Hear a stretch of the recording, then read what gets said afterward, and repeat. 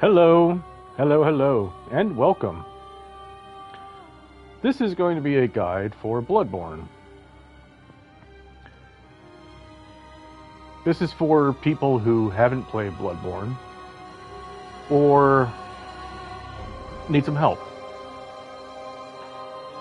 I firmly believe that anyone can beat Bloodborne.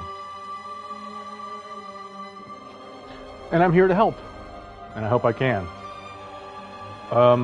There's also going to be a lore dive, so we will be looking through all the items and reading the descriptions. This is also going to be an easy run for people. Hopefully to make the game easier for people that are really struggling. So I'm going to have some tips along the way. There is going to be a bit of a preface before we get into the game proper. However, first and foremost, let's watch the opening game. So I do believe the opening cutscene, that is. I do believe anyone can beat these games, and by extension the other Souls games, all of modern From Software, Demon Souls and onward. So here we go. New game. Oh, yes. Pale blood. Well, you've come to the right place. Yharnam is the home of blood ministration. You need only unravel its mystery. But where's an outsider like yourself to begin? Easy, with a bit of Yharnam blood of your own. But first, you'll need a contract.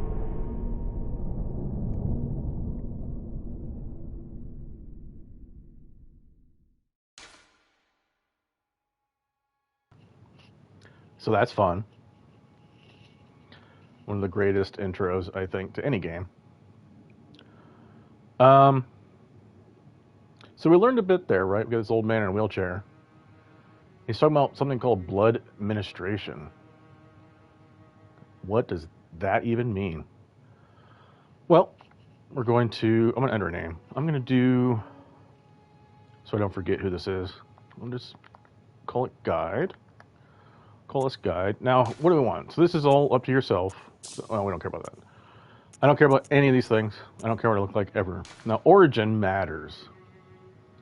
Origin is like your class, but there are no classes in Bloodborne.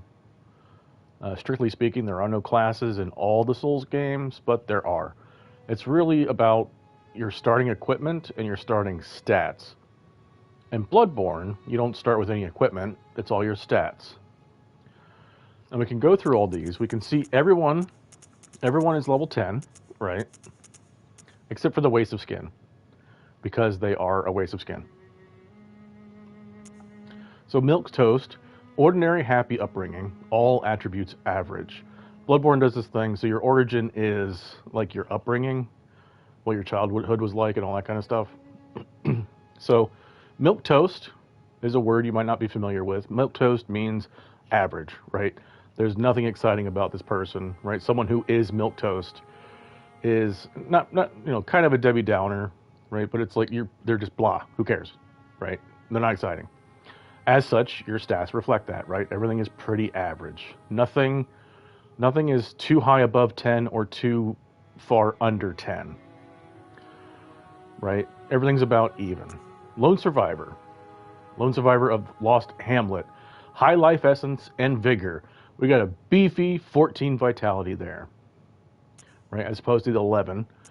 Not a huge jump overall, but it's something, right? You're far less likely to die with the lone survivor because you have more health.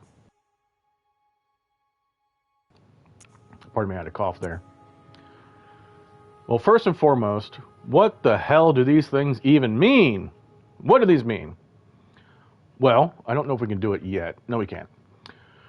So level is a number that just represents the overall strength of your character, right? This is very basic for RPGs, right? Blood echoes.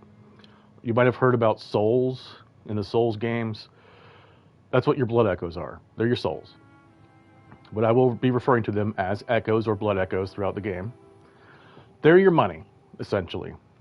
You get them through various activities, largely through killing things. Blood echoes are very important. Vitality is your health, it's your HP, right? The more health you have, then the more damage you can take until you die. Endurance refers to your stamina. And Bloodborne, this is purely what they are. Thanks for the follow, Figzani, is that how you say it? So in Bloodborne, vitality is purely your health, your HP. Endurance is purely your stamina. Everything else has to do with damage. Strength and skill are about physical damage. Blood Tinge and Arcane are magical damage. For this playthrough, we're not going to worry too much about Blood Tinge and Arcane because they can be a bit more advanced. So vitality is your health, endurance is your stamina. Bloodborne has a stamina system. Actions you perform require stamina. Once you run out of stamina, you can't do your actions anymore. This includes rolling, dodging, and attacking. You don't want to run out of stamina in combat if you're about to be hit, especially by a big beefy boy, because you're likely going to get one shot, which can happen in the game. So strength is damage you do or are going to do that involves your strength. Skill is the same for skill. Skill is like dexterity, if you're familiar with RPGs. That's really all they are. Like flavor-wise, they don't really matter, right? However, they correspond with certain weapons. So strength weapons are usually big, bulky weapons that are usually slow to swing, but hit heavily. Skill weapons, they hit frequently, but do overall, or each hit does less damage, right? So big, beefy, bonky hits for strength, and then quick,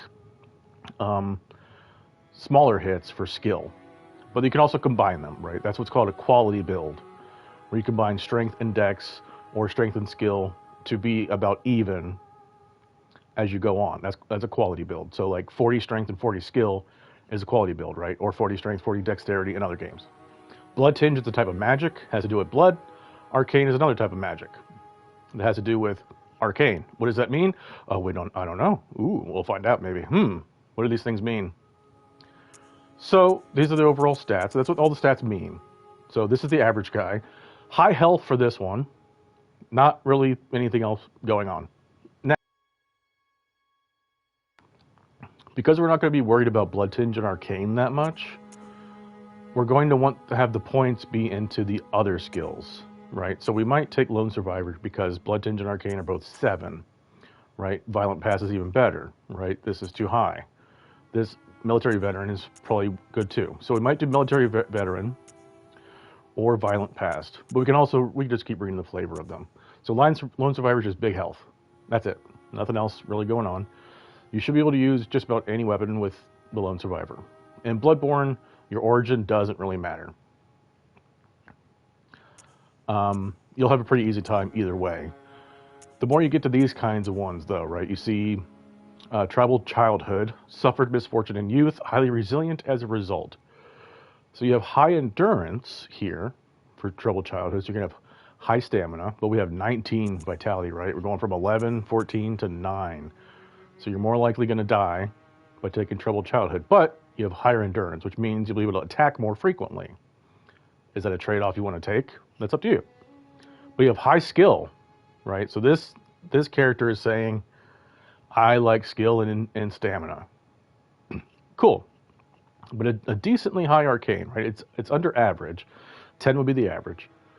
But, you know, it's still a bit too high for what we want. Violent Past. Terribly violent past. Rash, but stronger for it. What we got going? You also see they have different numbers of blood echoes. This matters in the beginning, but not really. You can always go get more blood echoes.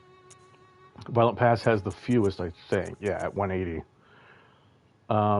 Big strength. That's about it. Big strength, a little less skill. Blood Tinge and Arcane are really low. We like this. We like this for what we want to pick. So Lone Survivor's okay. Blood Tinge and Arcane are both 7. But to min-max, right? We're not going to be too concerned about min-maxing, but, you know, we'll like do a soft min-max for the playthrough. Professional. Born Specialist, fit for sleuthing or academia. This is what I chose on my very first playthrough of the game. I did a skill build. So, thank you for following Strong Relationship. Thank you, thank you, thank you. Professional is like Troubled Childhood, but beefier. Right? So we're sacrificing a little bit in endurance and getting more skill. This is a great starting class if you want to go skill. But still to min-max, you want to do that 6 and 7 in Arcane, Blood Tinge. Military vet, experienced in war, a soldier with strength and skill. High strength, high skill, average vitality, average endurance. Blood Tinge and Arcane are perfect. They're very low because we're not going to worry about those right now. This might be what we go for. We're going to do really big damage on this. This might be what I'm going to go for. If you want to go Lone Survivor, you're too scared, you want high health, you don't care about, if you have to hit a guy 5 times as long as you live versus 3 times and still take hits, that's perfectly fine. It's perfectly fine. So I'm probably going to go military vet. We have Noble Scion. Scion to a respectable line with faith in your pedigree.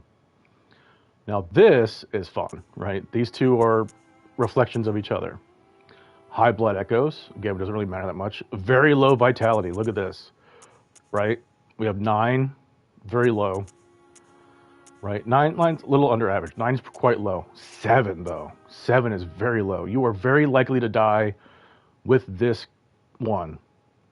Maybe more advanced players should take this one, right? This is the highest challenge. Waste of Skin is the highest challenge. Noble Scion, you might struggle a bit because its skill and blood tinge are the big beefy ones, as I'm sure you've seen. Everything else is below average. The problem with this is, and this is just the nature of Bloodborne, the magic stats, blood tinge and arcane, you don't really get things with which you can take advantage of those until a decent way throughout the game. So maybe more advanced characters. This goes with, you might know from the Souls games, dexterity and intelligence builds are very popular. That's essentially what this is, right? And then strength and faith builds are also quite popular. That's what the Cruel Fate is. We'll get to that in a second. So, very likely to die, low endurance, low strength, low arcane, a lot of blood echoes, 540. I think that's the highest of everybody. Yes, it is. So if you want to take the chance, go for it. You're probably going to struggle a bit. Very likely your early game is going to be finding a skill weapon and just hope for the best, right? What you're really going to be looking for with the Noble Scion is a skill and blood tinge weapon. And I think there's only like 3 of those in the game, maybe 2. Then we have Cruel Fate. Faced terrible hardships, but now confident in your purpose. Huge blood echoes, 500. Thank you for following God Maddie C. Really enjoy your streams and admire your content. Love to support you. I mean, okay, you're a bot, it would seem. Okay.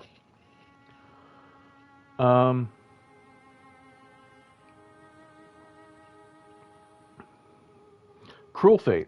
So average vitality, 12 endurance, fairly high endurance. Average strength, little under average skill, very low blood tinge, right? This had 9 arcane, right? This is a skill blood tinge build. 9 arcane is huge. This goes down to 5 blood tinge. Crazy. So this is mainly focused, this is kind of the strength and arcane build, but it's way more focused on arcane. So these two are probably for more advanced players. This is the highest challenge, as I said previously. You are nothing. Talentless, you shouldn't have been born. That's a fucked up thing to say. but it's funny. So this is as low as you can get. Level 4 is the lowest you can get for all the starting origins here. There are many challenge runs when people do this. I am going to do one of these eventually. Probably pretty soon. What does that mean? It means you stay at level 4 and you don't level up ever for the whole game. Now, I think we're going to go military veteran because we want damage. Damage is what matters. Appearance, I don't care. So we're good here. That should be everything. Let's go.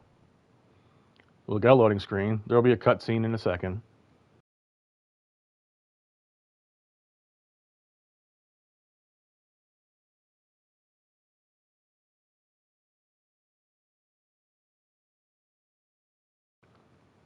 All this stuff popping up on the screen. We will read as we play, but they're kind of spoilers right now. There's a bit of a problem. This wasn't the case when the game first released. It used to just be the logo for Bloodborne. All right, cutscene. I'm going to shut up. Good. All signed and sealed. Now, let's begin the transfusion. Oh, don't you worry. Whatever happens, you may think it all a mere bad dream.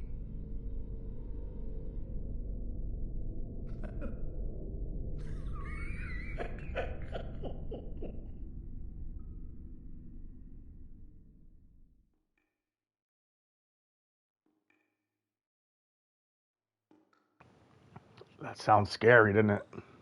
What does that mean, whatever happens? Are there bad things going to happen? That's a big puddle of blood. And that's a werewolf.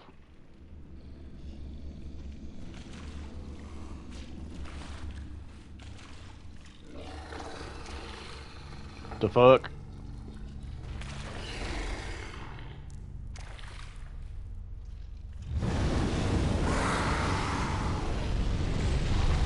And he gets set on fire. Good times.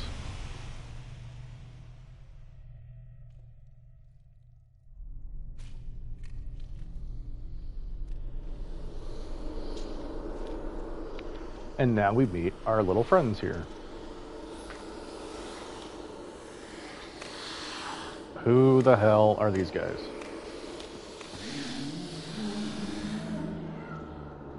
What the hell are these guys, right? So with the lore and the story of the game... Ah, you found yourself a hunter. So there was a voice here. Who was that? Who was that and who was she talking to? So, what was I saying? Right, for the lore and story of the game, I'm going to act like I don't know anything. For the mechanics and playing through the game, this is a guide, right? I'm going to help you guys as much as I can to learn things, figure out things, understand things.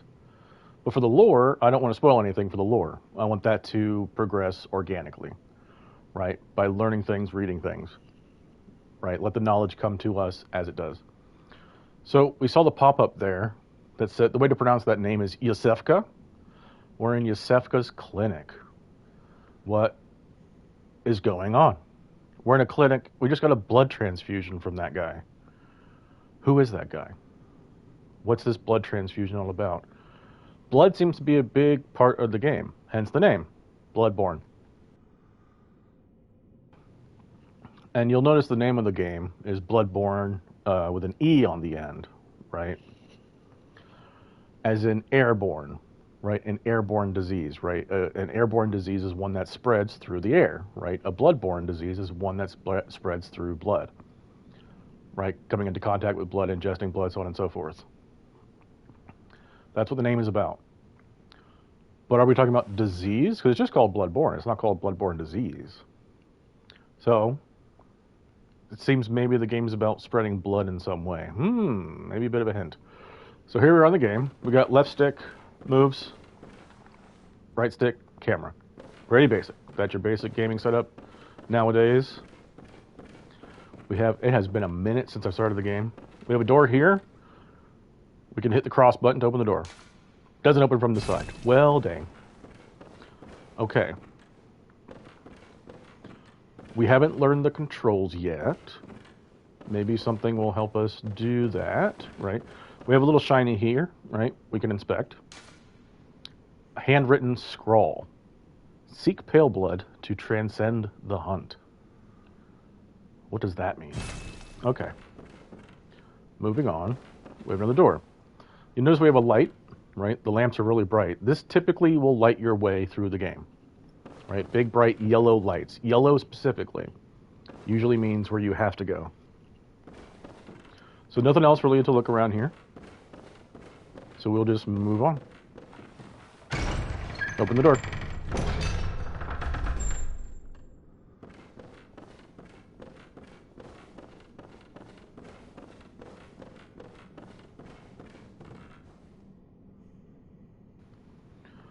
Okay.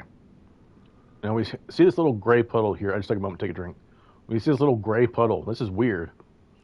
I'm playing offline right now, just to not deal with online shenanigans. These are messages throughout the game. If you're playing online, you'll see these throughout the game, these little puddles. There'll be messages from other players. But sometimes they're messages from the developers. So you can stand over it, view notes, hit the button. R1 button to attack with the right-hand weapon. Right, so we get out of that. So you'll notice this is a developer message because there's no rating system on the message. Now we're not going to see this playthrough because I'm playing offline, but you'll know what I'm talking about, right? It'll be a message that won't be like this. It'll be of the template for online messages, and it'll have a rating of whatever number, right? That's how many times it's got rated. So this is the tutorial. This is the tutorial to the tutorial, essentially. So we got R1 button. Well, we don't have a weapon. We have bare fists. So we can do this. We can hit it once. This is the biggest part to learning these games, is learning the controls and learning the animations. That is the biggest hurdle for people. Well, there's a bigger hurdle, which I will talk about later. First and foremost, though, mechanically, you need to learn the game. So if we hit R1, we just do this. What about if we hit it many times? I'm just spamming it. I'm just spamming it, and you see I'm not spamming anymore because I ran out of stamina. Right? See the green bar on the upper left of the screen. Right? Red is my health bar. Green is my stamina bar. So we can do what? 1, 2, 3, 4, 5, and we're out. Stamina management is very important in the Souls games. Very important. You always want an out in combat. And what do I mean by that? You want to have a way to get away. Right? So if I go 1, 2, 3, 4, 5, I can't do anything. I dodged there because my stamina came back a bit. But that left me very vulnerable. What we wanted to do, though, is we want to attack 4 times. That's going to be the main combo, and then we can move as needed. Right? I'm hitting the circle button right now, which we'll learn about in a second. Right? Dodging is very important in the games. So you always want to, for the most part, always have a little bit of stamina left to be able to dodge. Right? Essentially 1 attack's worth of stamina. You always want to have an out. Unless you're going to absolutely get the kill, then just go for it, right? Spend that stamina on the 5th hit to get the kill. We have another message over here. R3 to lock on / release on the target. Another very important mechanic in the games is locking on. Locking on means the camera will stay fixed on the enemy so that you can keep track of them. Very important mechanic. People fall prey, though, to always locking on. People often will struggle with crowds because they lock on, or really big enemies because they stay locked on, right? That could be your downfall. It is often, for a really big enemy, just better to just use the camera like it is, to move it around, and just follow the enemy. Usually big enemies move quite slowly, where you don't really need to lock on, right? I will also, just really quick, I have my camera sensitivity all the way maxed. Because this is how I personally prefer it. Now, there's a reason for this, right? The logic is the faster I can turn the camera, the quicker I can see something, right? You might want to turn it max as well, right? It might take you getting a little used to, but it is important to be aware of your surroundings in these games, right? You want to listen for things. You want to look out for things. You want to check every nook and cranny as well, right? If I'm going through an area, right, let's just say this is a big castle. Let's pretend we're in a big castle, right? And I'm going through. I want to check the corners for items, right? And then keep going through. The faster I can move the camera, the quicker I can check those corners and move on. Right? If I come into a room and it takes me, I turn the camera like this. This is taking me forever just to see if there's any items in the room. I just want to see if there's any items in the room. So I would recommend maybe turning up your sensitivity. Now we come up in here. We have a lot more tables, a lot more gurneys. I guess they're gurneys. Stretchers. We have a werewolf. Now, we can lock onto the werewolf. We see the werewolf's health bar. I don't know if you can see all the black on the right side. The werewolf is about 40% of its max HP. Now, if you can kill the werewolf, go for it, right? You'll do about, I think, like 10 damage, I think. I don't know, can we see? What is our damage? 25. Plus any, minus any resistances that the werewolf has. I'm not gonna try to kill him. I might do a little bit of combat. Get ourselves familiar with it. We come up here. He's munching on a dead body. He attacks us. Now we can look at the rally system here as well, which I'll get more explicitly. If you noticed when I took damage, my health stayed. It was orange though. I'm only doing 2 damage a swing. So if you can kill the werewolf, go for it. But many of you are probably going to die to him. I will end up dying to him as a demonstration. Now here's a rally mechanic again. You see that I'm healing as I took damage. As long as that orangeness stays on the screen, I can heal if I keep attacking. But we're just going to go ahead and let him kill us, because many of you are probably going to die to him. So we had 320 blood echoes, and now we died. So many of you are probably going to die. If you beat him, good for you. Seriously, awesome. Genuinely, good for you, especially if this is your first Souls game. That is awesome that you beat him. I'll see you in a minute. You keep going on up ahead. I'll see you in a minute. So we're being taken somewhere after we died. What's going on?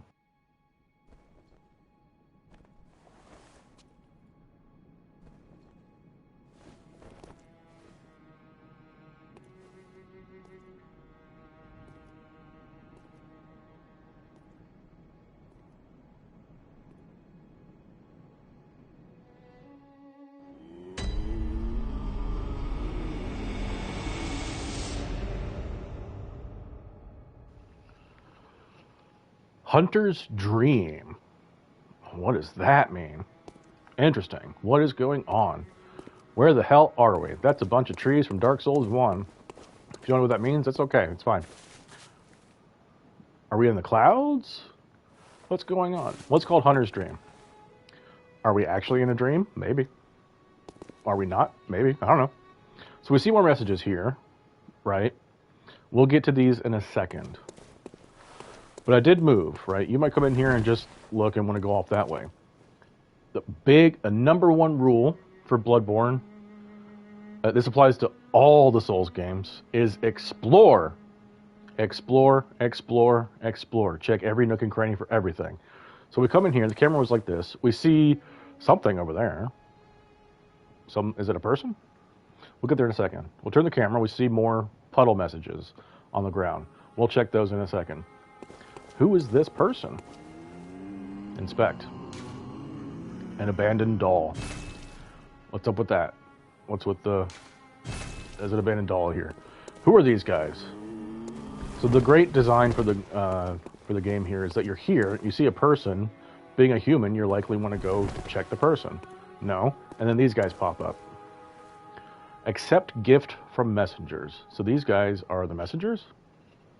And you'll see they're each holding a weapon. We'll click on it. The messengers offer you a trick weapon. Choose one. Trick weapons are wielded with the right hand and employed in beast hunting. Are we beast hunting? You damn straight we are. We say, okay. Okay. So, you might be asking yourself, what the hell do I pick? Well, whatever you want. It's really whatever you want. However, I will say this. The easiest weapon to use is probably the saw cleaver. and then probably the Hunter Axe, and then the Threaded Cane. I can see arguments for either or. The Threaded Cane is very R1 spam friendly. So is the Saw Cleaver. The trick ability for the Threaded Cane can be a bit hard to work with. The Hunter Axe is pretty easy to work with as well. So it might go down the list, right? Saw Cleaver is easiest to use. It's very straightforward.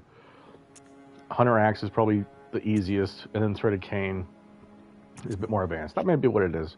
We'll stick with that. That is for actually using them, though. What's going to be the best one to pick so that you have the easiest time in the game? That's a different question. For example, the Hunter's Axe struggles on doing thrust damage. There's multiple types of damage in the game. And I'll explain that later. Thrust damage is important for some enemies. The Threaded Cane is pretty good with thrust damage, though. The Saw Cleaver, however, has its own things.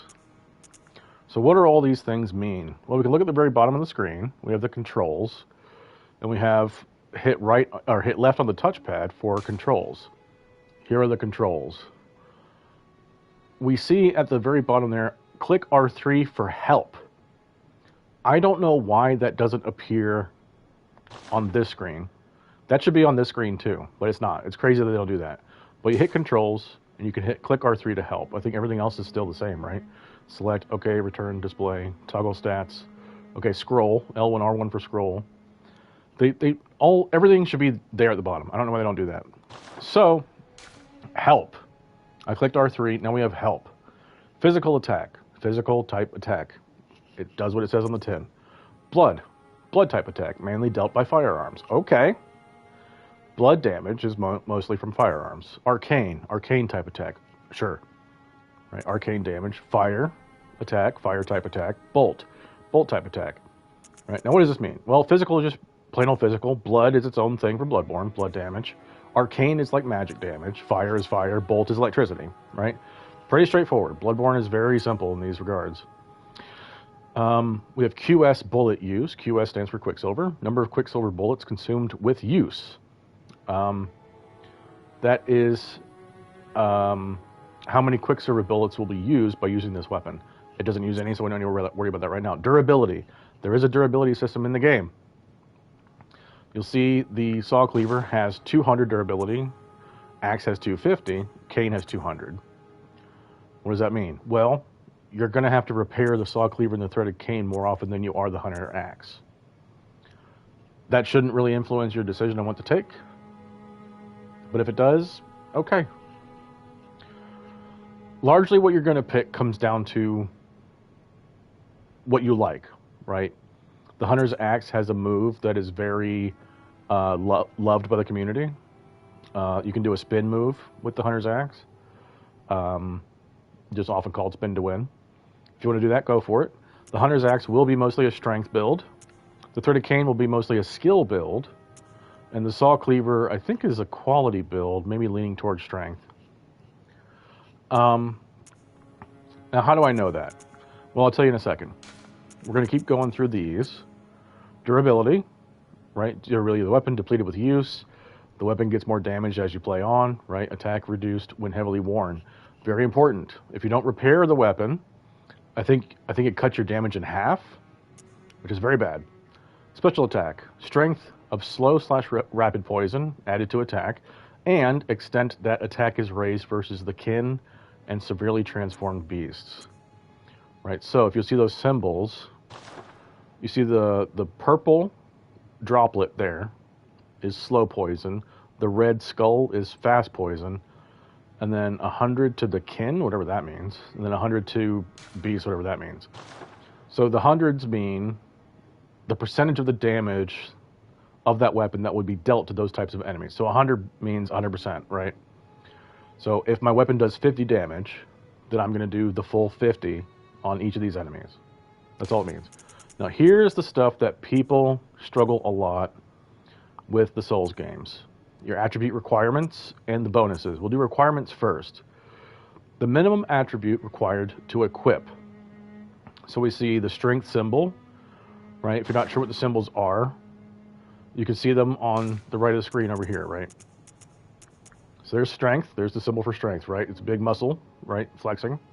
Strength, and then skill is just the hand, right? So the requirement to use the saw cleaver is 8 strength, 7 skill. That's it, right? The axe is 9 and 8 strength and skill. The cane is 7 and 9 strength and skill. This is how you can tell what kind of weapons are what, right? What their requirements are.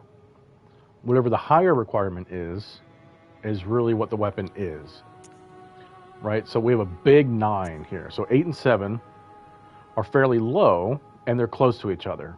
That's why it makes sense that the saw cleaver is probably a quality weapon.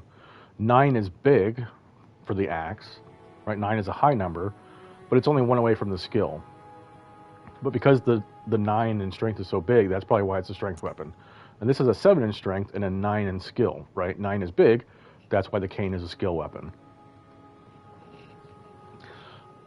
Those will, it will become more apparent what each weapon is as we go on. So these are the requirements. You have to have those to be able to use the weapon at all. But also what goes to what type of weapon something is the attribute bonus. This is the degree to which your attributes will boost attack, strength, skill, blood tinge, arcane. This is a rating system. Right, so going back to the saw cleaver, we see strength has a D, skill has an E, blood tinge has a line, doesn't do anything, and arcane is a D. This is in all the Souls games, ever since Demon Souls. What does this mean? This means, this is a rating system, right? It goes from E is the lowest to S, the highest, right? So it goes E, D, C, B, A, S. The lower the value at E, the less of a damage bonus you're going to get for that stat, that attribute, right? So for the saw cleaver currently, we're going to get next to nothing for having higher skill. But we're going to get more for strength. Not much more because it's only a D. So they're not too mixed together. The D on arcane will apply if we can get arcane damage on it, right? The arcane stat affects arcane damage, arcane attack, fire attack, and bolt attack. For the most part, when we're just doing damage, just normal swinging damage, you don't want to worry about the arcane rating. It's the other two. So D is quite low, E is very low, it's the lowest, right? The Hunter's Axe is also a D and an E. The cane, however, has an E in strength, but a C in skill. That's crazy. That's very high. These don't really matter that much for right now. If you're never going to level up your weapon, which, why would you not? The cane is the way to go. C, you can't beat the C over everything else. You just can't. But the cane, as I said, is a bit more advanced to use. We're going to go with the saw cleaver because it's the most iconic and it's very easy to use. There's also, we could also read what the weapons do. If we hit square over each of them, so we get more info here, right? This is everything that I've said previously, but it's more laid out. And we have the actual description of the weapon. Every item, weapon, armor, piece of armor in the game has descriptions. This is where you learn about the lore of the game, and also how things are suited, and any specific qualities or properties of the weapon. So we have the saw cleaver, one of the trick weapons of the workshop, commonly used in the hunting business. This saw, effective at drawing the blood of beasts, transforms into a long cleaver that makes use of centrifugal force. The saw, with its set of bloodletting teeth, has become a symbol of the hunt, and only grows in effectiveness the more grotesquely transformed the beast. That doesn't explicitly say what it means, but it does. Right? It does, but it doesn't. The saw has bloodletting teeth, like a saw would, right? Another word for this is serrated, right? The saw is serrated because it's a fucking saw. A weapon having a serrated property will give you a damage bonus on certain enemies, specifically beasts, as it says. That can be really good, right? We have the Hunter Axe, one of the trick weapons of the workshop commonly used on the hunt. Retains the qualities of an axe, but offers a wider palette of attacks by transforming. Boasts a heavy blunt attack, leading to high rally potential. Interesting. Right, so heavy blunt attack gives you high rally potential, which means hitting with this weapon will have you heal more during the rally window. No matter their pasts, beasts are no more than beasts. Some choose this axe to play the part of executioner. Axe is fun. Axe builds are really fun to go through the game with. Hunter Axe, Threaded Cane. Threaded Cane, I love my Threaded Cane. My first playthrough of the game, as I said previously, I used this. I loved it a lot. It was just fun. It was just really fun to use the Threaded Cane. I never really transformed it that much, though, because it's a bit hard to use. But in crowds, you know, the Threaded Cane can be really useful. One of the trick weapons commonly used by hunters on their duties. It is. We get a little bit of different wording. Sufficiently deadly as a rigid bladed cane, but also serves as a whip when its blade is split into many. What does that mean? Well, we'll get there in a second. We're not going to be using these two, but we can get them later. Probably should have said that earlier. Whatever you buy doesn't really matter that much because you can change later, right? It's going to take a bit of time, but you can do it. Not much time, right? It's still early game, right? If you realize you're not liking what you chose, you'll be able to pick one of the other ones fairly quickly. Concealing the weapon inside the cane and flogging the beasts with the whip is partly an act of ceremony, an attempt to demonstrate to oneself that the bloodlust of the hunt will never encroach upon the soul. Dope. So we're going to go with Saw Cleaver. Cool. So we got our melee. That's going to be our bread and butter, right? Your melee weapon is your bread and butter weapon. Except gift from messengers. It looks like we see guns. I'm seeing guns. Yep, indeed we do have guns. The messengers offer you a firearm. Choose one. Firearms are wielded with the left hand and employed in beast hunting. So we got the Hunter Pistol and the Hunter Blunderbuss. We see blood attack 70 plus 1. The plus 1 is the bonus from our bluntage. Plus 1 is garbage. Plus 1 is so garbage. We have a D rating for blood tinge on the pistol and on the blunderbuss. What's the difference? Well, this does 70 plus 1 damage. This does 20. You might think, poopy, blunderbuss sucks. Well, a blunderbuss, if you don't know, is like a shotgun. Right? Now, before you say, ooh, shotgun, gimme, gimme, gimme, the thing with the blunderbuss is it's slower and it's not as accurate. Now, why do you want to be accurate? Well, Bloodborne is not Call of Duty. You're not just going to go around blasting things to bits. You also have very limited ammo in the game. Weapons are more useful for parrying enemies in the game. And parrying is a lot of fun in the game. The Hunter Pistol lets you do it much more accurately, and you'll have better timing. There is nothing wrong, though, with choosing the blunderbuss. If you just want to go in the game and just blast things in the face with the blunderbuss, go for it, right? I think each, I don't know how many bullets there are in the blunderbuss. Maybe we'll describe it. We'll read the pistol first. So we have pistol made at the workshop for hunters stalking beasts. Hunter firearms are specially crafted to employ quicksilver bullets fused with the wielder's own blood, boosting damage against beasts. The pistol is a quicker draw than the blunderbuss, allowing for speedier responses to attacks. So here the game is explicitly saying you'll be able to parry more easily with the Hunter Pistol. Well, being able to parry lets you get out of situations quite a lot. That's why I find it handy. Also, what's neat too is, I don't know if anybody, you might not know what Quicksilver is. Quicksilver was a term used for mercury, right back in the day, about 100 years ago, 100 plus years ago, in the Victorian era. As you might have noticed, the game is quite Victorian. So they're mercury bullets fused with your blood. Cool. So we got the Hunter Blunderbuss. Very dope looking, right? They both look dope.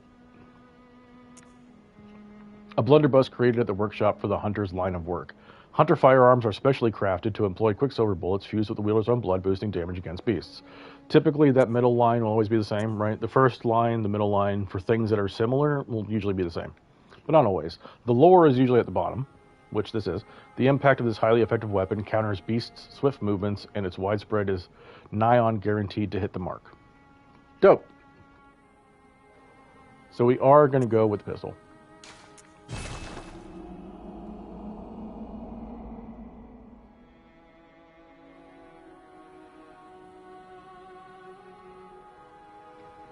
You might notice there on the HUD, we have a 10, right? It used to be 0, but now we have 10. Because we just got a firearm, we now have 10 bullets. That's what that is. The icon above it, I don't think we've learned what those are yet. But the icon next to the 10, that's how many quicksilver bullets we have. We have another thing here, accept the gift from the messengers. A notebook received from the messengers. Leave messages with these loyal servants to share them with hunters in other worlds. We got a notebook. So the notebook is a multiplayer item, and it lets you leave notes, which I said previously, right? You can leave messages to, informing people where something is, right? Or you can troll people. People troll all the fucking time in the game, and I can't stand it. It leads to, I think, the elitist mentality to a lot of the Souls players. You're going to have to look out for trolls. Now, trolling in the game is a bit... trolling in Bloodborne is a bit harder to do because there are no illusory walls in Bloodborne, except for in the Chalice dungeons, which we won't worry about yet. But in the base game, there are no illusory walls. The Souls games often have illusory walls. Well, what does that mean? Well, it's exactly what it sounds like, right? It's a wall where if you attack it or roll into it, you realize it's fake, right? And then usually behind it is some sort of treasure. Bloodborne doesn't have any. So, if you're going to play online, beware of troll messages, right? But also, leave notes for yourself, because whenever your message gets raided, you fully heal, which is very nice. We can read the lore from the notebook.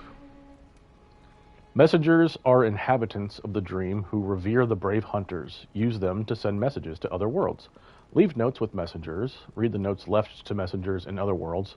And rate notes to reach out to hunters across planes of existence. Note online use only. Cannot use this item offline.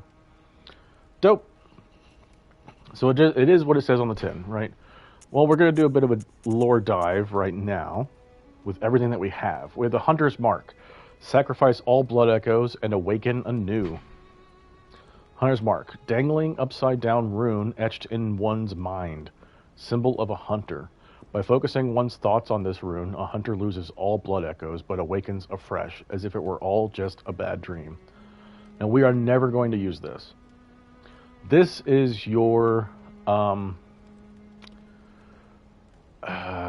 what's a good analogy? This is your very last minute reset button, right? If you find things are just overwhelming you too much, you want to reset the game, you can do it. However, you are going to lose all your blood echoes, right? That's a heavy price to pay. You'll notice the symbol is a bit similar to the symbol in Berserk, right? It's just missing the upper half, the upper square section bit, which Miyazaki did on purpose because he's a big fan of Berserk. Which this was a very nice treat for people first playing Bloodborne. It's like, that looks awfully like the Berserk symbol. So that's the Hunter's Mark. That's what that is. We have our saw cleaver and our pistol. We can't equip them from here, right? We don't want to discard. Don't discard. So you can't equip them in the inventory. We'll do that in a second. We have our armor that we're currently wearing. We have our black hood, foreign garb, sullied bandage, and foreign trousers. Black hood. What does this say? Hood worn upon awakening to the nightmare of blood and beasts. Perhaps its wearer had to stay out of sight and travel by cover of darkness. Without memory, who will ever know? Huh. Okay. The foreign garb. Clothing worn upon awakening to the nightmare of blood and beasts. Not typical clothing for Yharnam. Perhaps it is of foreign origin. It is said, after all, the traveler came to Yharnam from afar. Without memory, who will ever know? So this is hinting we're in a world that we don't belong. Right? Are we in a real world? Have we been transported to another planet? Like, what's going on? We don't know, right? This is very much, this is essentially just a plot device to say, you're not from here, but you're here. There you go. Have fun. Play the game, right? This is essentially what this is. Sullied bandage. Bandage worn upon awakening to the nightmare of blood and beasts. Terribly worn and unsanitary. A faint memory recalls blood ministration involving the transfusion of unknown blood, not long after the nightmare began. So we were resting on the table there. The old man gave us the transfusion, and then he put this bandage on us, right? That's what this is saying. We weren't wearing it initially, but then after he gave us the blood administration, we're now wearing this. But it says a faint memory recalls blood ministration involving the transfusion of unknown blood.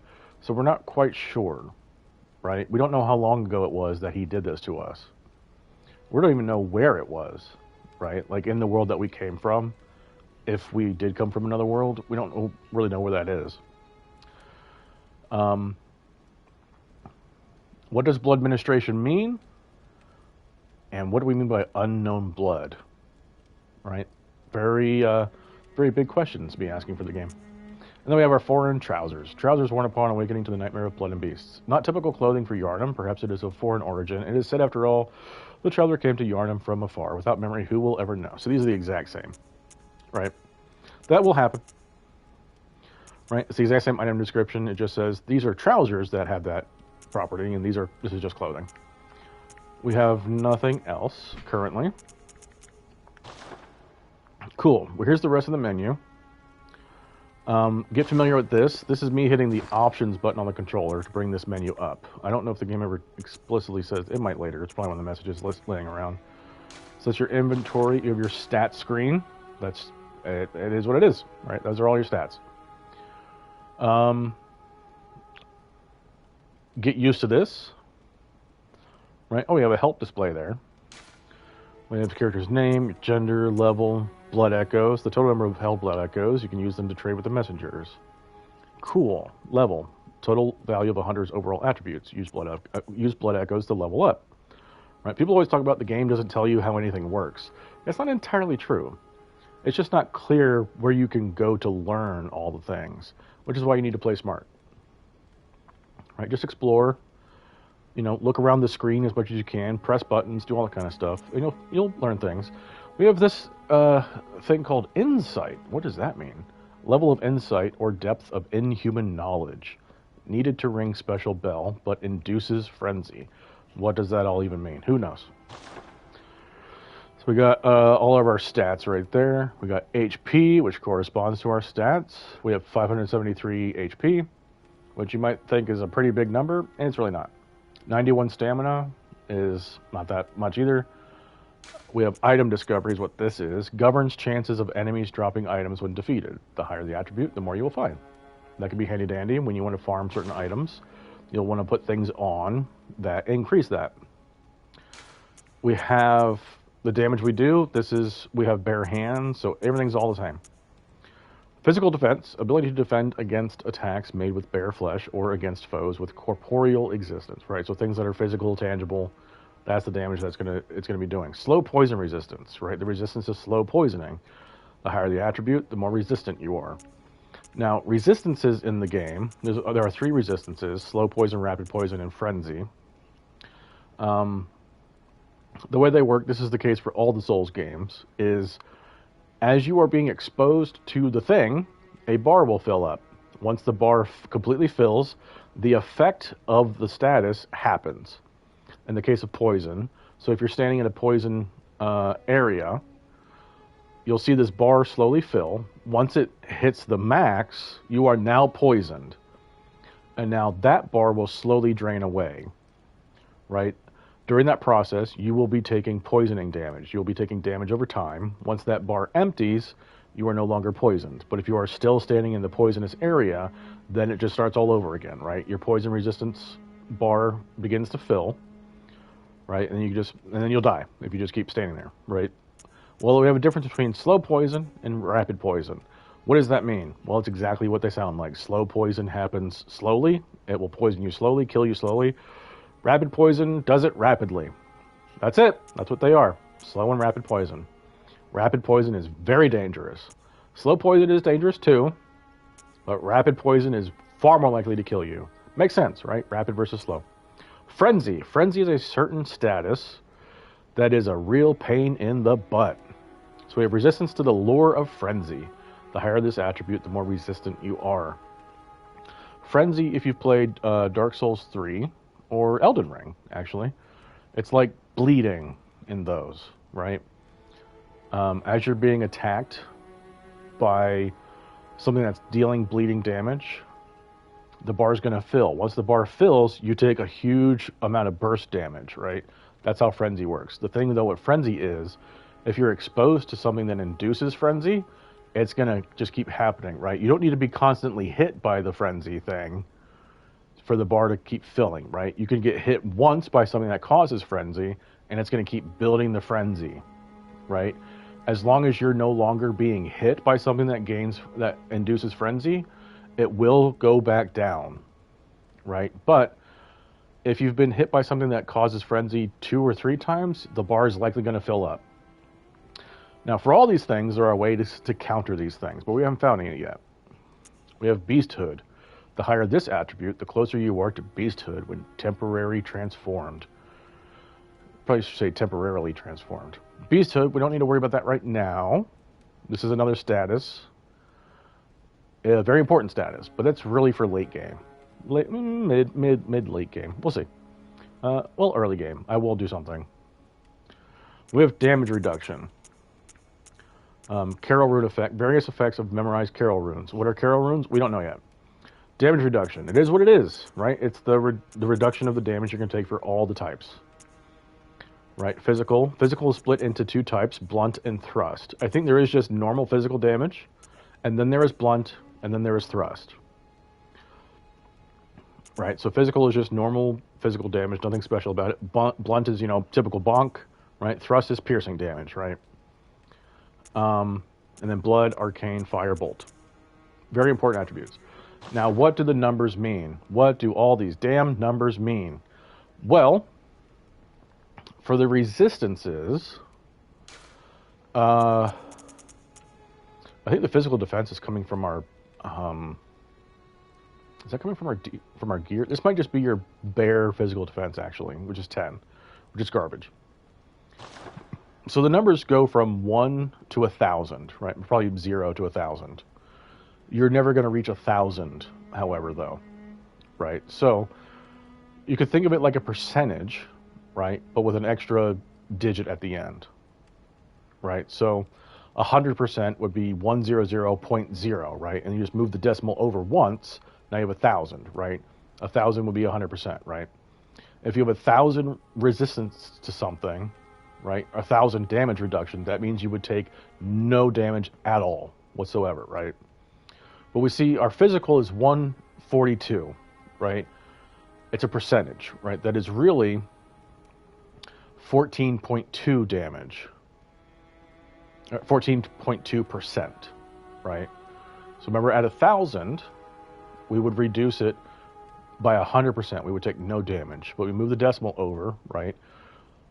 Our physical damage reduction is, we are reducing all physical damage we take by 14.2%. That's how that works, okay? The game never explicitly says this, right? It's just, you kind of need to understand, but you can figure out higher number means better, right? But that is how they work. This is the case for all the Souls games, I believe. I don't know if there's any exception to that. Anybody that knows can say so. But that is how it is. Why do they do it that way? I don't know. I think it just has to do with the way they code the game. But that really is what it is. It's a percentage, right? Just move the decimal over to the left once, and that is the percentage of how much damage you're going to reduce it by. So we got all these things. That's the stat screen. System, right? You can explore these at your own. Now these are our arms, right? Our weapons. So we have 2 boxes for right hand and 2 boxes for left hand. So we have this. You can see the number there at the top of the icon, right? This is our first weapon that we can hold in our right hand. And this is the second weapon we can hit. You see the 2? And the icon also says right hand weapon 2. On the menu here, you can hit L2 and R2 to change these menus. Right, so I'm now mashing the R2 button. Right, you see I'm scrolling through all the things. Right, this is convenient for you to be able to navigate all the menus without having to do this. Right, instead of going in and out, in and out, in and out. Right, you can just hit the button. So we want the pistol. That's all we got. We have no other armor currently. It is what it is. Do we have any quick items? Nothing that we want to use. Cool. We have weapons. Awesome. Now what? Well, first and foremost, we need to learn our weapons. We should take some time to do that here in the Hunter's Dream.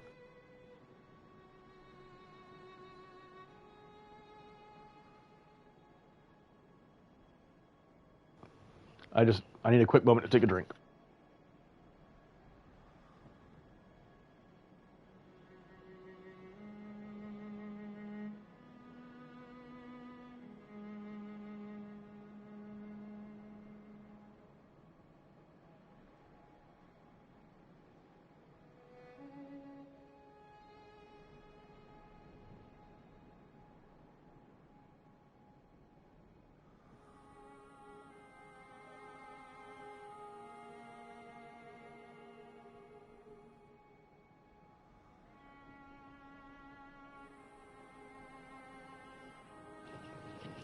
Had to refill my drink, actually. Okay, so we need to learn our weapon. This is gonna be what makes us get good at the game, right? And we need to get good at the game. That actually brings me to the preface that I want to get to getting good at the Souls games. First and foremost, the big hurdle to these games is not the games themselves. The big hurdle to these games is yourself. So step number 1 to playing these games, enjoying them, beating them, is you need to get over yourself, right? And I don't mean that in a mean way, right? But you do need to recognize your limitations. You need to check your attitude, right? You need to check yourself before you wreck yourself, right? If you're coming into the game with a bad attitude, you're going to have a bad time, right? You need to recognize you need to recognize how good or bad you are at the game, right? If you absolutely suck, that's okay. It is okay to suck at the game. Just don't get mad, right? You can, I'll give some rules to go by, right? They're going to be vague or contradictions. Or tautologies, right? And that's just be fun, right? So I would encourage you to, it's okay to get mad, but don't get mad, right? If you die, it's okay to be frustrated at yourself that you died, right? However, 99% of the time you die, it's your fault. You need to accept that, right? People need to you need to exercise some humility, right? General humility, but also intellectual humility, right? General humility, what does that mean? I'm talking about humble yourself to recognize your limitations. You might be lacking skill in the game, right? That is okay. It's okay to not be a master of the game. Intellectual humility, right? You don't know everything, right? You don't know everything of the game. You probably don't even know 1% of the game, right? Depends on where you're coming from with the game. And that is okay, right? You will learn more as you play. You need to get over yourself, right? With every death, you need to be trying to learn something. If you're not trying to learn anything, you're not going to get any better. If you're not getting any better, you're going to keep struggling. If you're going to keep struggling, you're going to keep getting frustrated until you end up throwing a controller across the room, right? Which is bad. These are all bad things, right? I want everybody to play these games, and I do firmly believe anyone can beat these games. All the Souls games. And I am an evangelist for these games, I want everyone to play these games because they are some of the greatest gaming experiences of all time. I think Bloodborne might be my favorite game of all time. Baldur's Gate 3 is up there too, right? These games are not that hard. I promise you, these games are not that hard, right? I just mentioned Baldur's Gate. Baldur's Gate 3 Honor Mode is way harder than any of the Souls games. I promise you, way harder, right? At least the first playthrough on these games, right? NG plus 7, that's a bit rough. But for the first playthrough, you can do it. I promise you, you can do it. But you do need to get over yourself, okay? Accept your mistakes. Recognize that you fucked up. Recognize where you can learn, right? It is your fault. And this is not trying to point the finger, right? Fuck you, you're to blame, right? But no, you're the one playing the game. You're in charge. It is your fault. Just accept it, right? The sooner you accept it, the quicker you can correct it and then wreck face. And you will wreck face in these games. I promise you. If just put in the work. There might be a bit of a learning curve, but that's okay. That's okay. The games are challenging, right? But they're not hard. They're not like hard, meaning you're just banging your head against the wall. They're not. They're challenging. I promise you also, people, I say this all the time to my friends with these games, that to play these games, you need to be smart. But you don't need to be that smart, right? I encourage people to, it's better to play smart than to play well, right? There's that enemy that you can sneak up on. It's smarter to just sneak up behind them and get a visceral attack than being awesome and just facing them head on, right? If you want to actually just get through the game and have fun and enjoy yourself, but still be challenged, play smart. Don't be too concerned about playing well. But also, playing smart and playing well often go hand in hand, right? There are some enemies where it's like, I definitely don't want to fight this guy head on, right? Because they will one-shot me, right? And there are generally enemies in the game that will one-shot you. They're usually in the dungeons, though. I don't know if there's, I can't really think if there's anything that will one-shot you in the main game. There might be, doesn't matter. But, you know, play smart. Be more concerned about playing smart. What do I also mean about playing smart? Explore. Look at every nook and cranny. And what do I mean by look at every nook and cranny? You don't need to like physically go to every single square inch of the game, right? No, just have the camera look at things, right? Just pan through, right? I can't see behind these gravestones, right? Imagine that these are boxes or walls or things, right? Just as you're walking by, pan the camera over, right? Just have a look over. Look at every nook and cranny, right? We're walking around, and I'm constantly moving the camera, right? Is there anything to see? What's going on? Who's this guy? Right? We're not going to worry about him right now. But you'll see I'm moving around, moving the camera around constantly, right? That's something really quick. I'll take care of I'll get to all these things in a minute. But you want to keep moving the camera, right? Explore. Look at every nook and cranny. Try to find items. These games throw so many tools at you to help you. So many. You just need to find them, right? You just need to be willing to go find them. Now, what else? So you need to get over yourself, right? Recognize your limitations, right? Accept responsibility for your fuck-ups, right? You attacked too many times, right? You should have saved what I said previously, right? It's probably like 30 minutes ago now. You should have saved that extra stamina so you can roll away instead of attacking that extra time, right? So on and so forth. I promise you, the smarter you play, the better off you'll be. But you don't need to be that smart, right? It's very common sense things, right? Very common sense things. Maybe don't run into that huge mob of enemies and just try to spam the weapon, right? Maybe don't do that. Maybe don't surround yourself by 20 enemies, right? This is what I mean, right? Not doing that is playing smart, right? It's not hard to play smart in these games.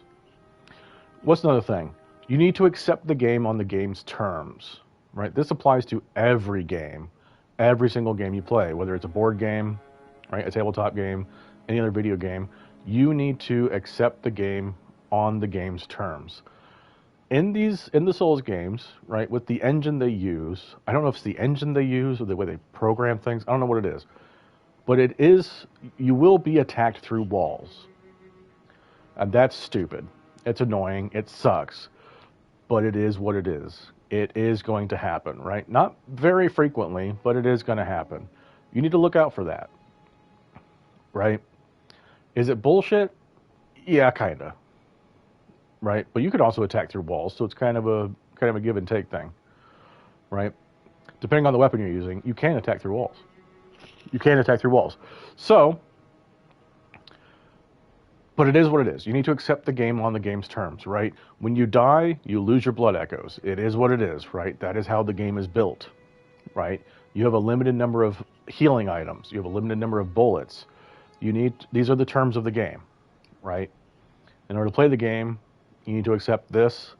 You need to accept that you're probably going to get your ass kicked, right? And if you do, it is what it is, right? Try to get better. See what you can learn. Maybe play slower. Maybe play faster, right? Experiment. Do all these kinds of things. But you also need to learn your tools. So I'll probably have more attitude things later, but I can't think of anything else right now. So first and foremost, right, get over yourself, accept the game on the game's terms. So we need to learn our weapons. We got the saw cleaver and we got the pistol, right? What does the pistol do? It just shoots, right? So it's L2. Well, did we even learn the controls for that? Let's go around looking at these. I don't know if there's a proper order for these. After taking damage from an enemy, there is a period of time in which attacking the enemy in return will restore a certain amount of your HP. This is what's called the rally mechanic, right? And you'll notice, I can't do it right now, you'll take damage and you'll see some orange spark kind of things coming off of you, right? There'll be a little bit of an aura around you and these little orange sparks. And your health bar, you see the health and stamina bar have that white line on it, right? So the white will move, but in front of it to the right, it will be orange, right? That's the amount of health you can heal if you keep attacking. It will go down over time, though. It will progressively go down, right? It won't just quickly disappear, but it will progressively go down and quite quickly. And it will start doing that rather soon, right? So you'll take a hit, and I think you have 2 seconds to attack an enemy to heal a bit. This is what makes Bloodborne so much fun. One of the many things that makes Bloodborne so much fun. It encourages more aggressive play, right? You don't need to be as methodical as you do in the Souls games, right? You could be a bit more aggressive in Bloodborne. Bloodborne is a lot faster than Souls games. We have another note. R1, when next to staggered enemy, visceral attack. Very important. So a staggered enemy will be an enemy that has collapsed in some way, right? Like they're taking a knee, right? Or they'll like drop or something, or their head will like lower to the ground. If it's a big enemy, like the head will lower to the ground.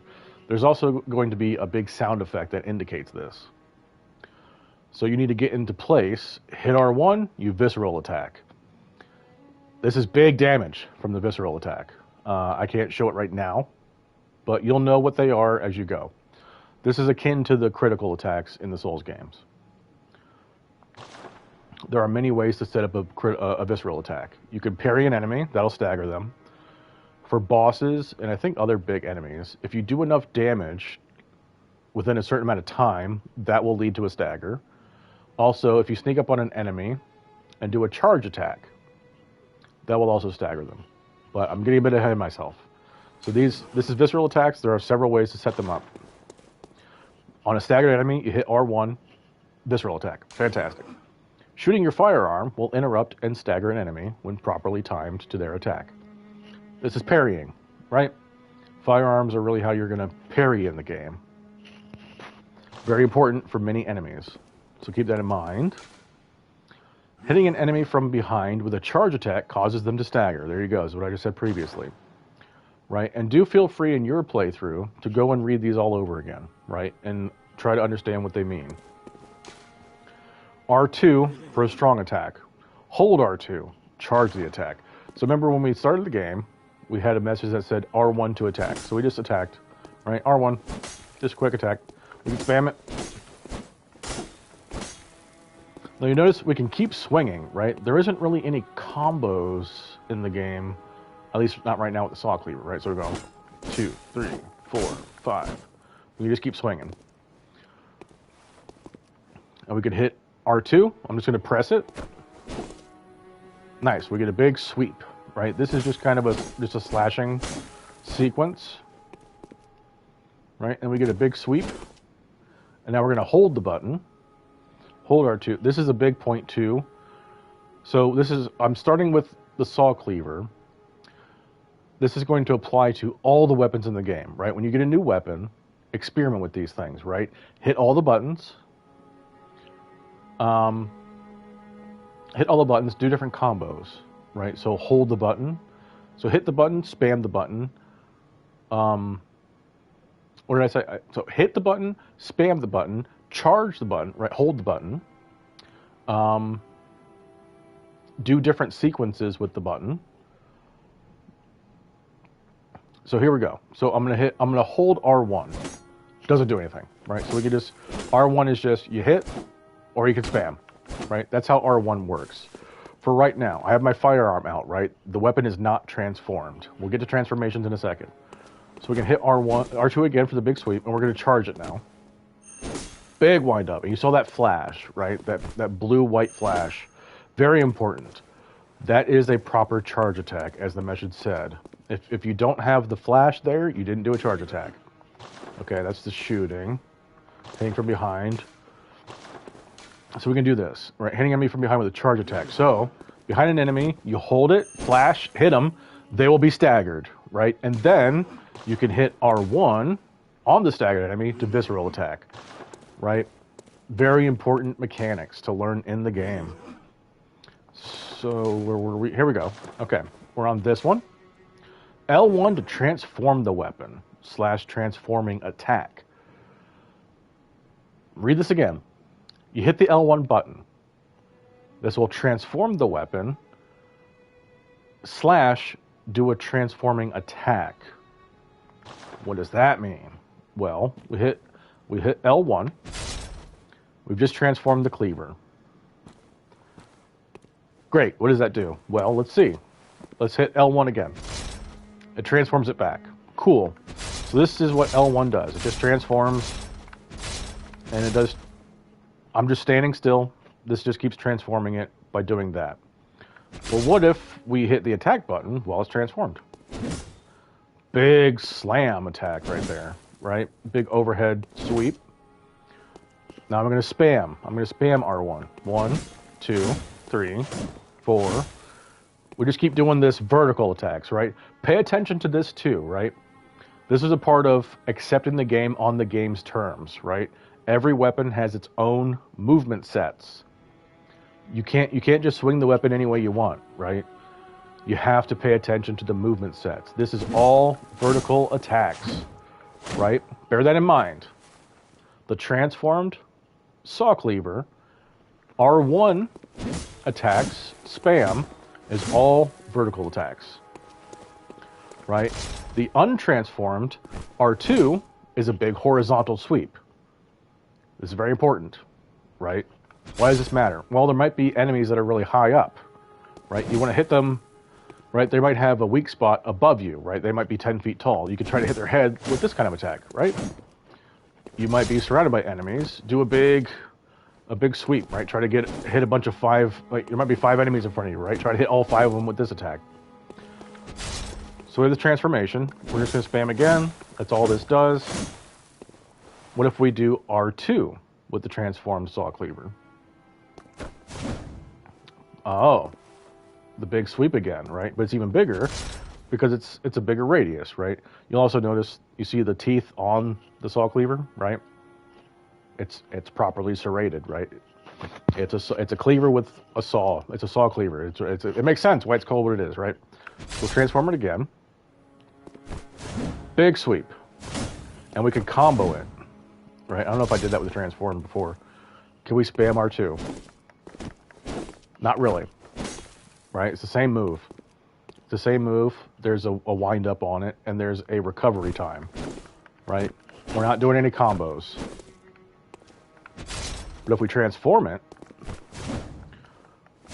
we can do combos. They're very slow, right? Very, very slow combos. But you see the bigger range we have with it transformed, right? It doubles the length of it, and we can combo. This is a big keep away. That's a big keep away combo right there, right? We're surrounded by enemies, or we have like a half circle of enemies in front of us. This is a big keep away. Keep away from me. Go away, right? Very nice. And we charge. A big sweep again, right? Fantastic. Big, big sweep. Ooh, how about that, right? So I charged R2, and then I hit R2. Look at that, right? So this is what I'm talking about with different button combinations, right? What if we do, let's go back to this, like what if we do I'm going to do R1, then R2. Didn't really combo that, right? They didn't really, what happened was the attack from R1 finished, and then the animation for R2 started and finished, right? These didn't synergize together. There is no combo to be had here with R1 and then R2, right? That doesn't mean you can't do that attack, right? Like you could hit one enemy really quick and then do a little bit of a sweep, right? That's viable, but they don't combo very well together. Just bear that in mind, right? But we do have, we could combo with these and then charge R2, R2, and then charge R2, right? Did that really combo? Oh, it didn't come out. I got the button press fucked up. And that just charged. So it didn't really combo together. But we beautifully have this charge up and then combo onto that. That's gorgeous. Can we do a charge and then R1? That does combo, right? That's a nice combo. You see how the animation, the animations flowed into each other, right? They weren't awkward like this, right? Those are two separate animations that aren't flowing together, right? The one started and stopped, and then the next one started and stopped. The other thing I probably should have said before was with playing the game on the game's terms is Bloodborne, as all the Souls games do, uses a queued input mechanic, right? What that means is you can't really just spam things, right?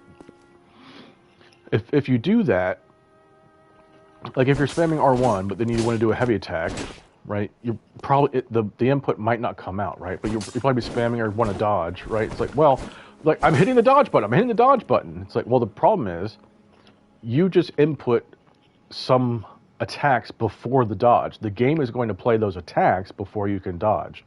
This is why you need to be a bit methodical with your inputs, right? Bloodborne, there is some leniency with it because the game is much faster.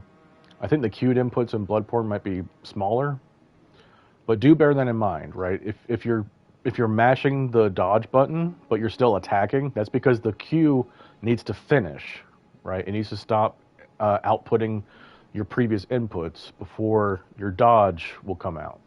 Right? Bear that in mind. That's part of playing the game by the game's rules. So we had the charge, and then this flowed into each other. Nice thing right there. And what else did I do? We did charge, then R1, R1.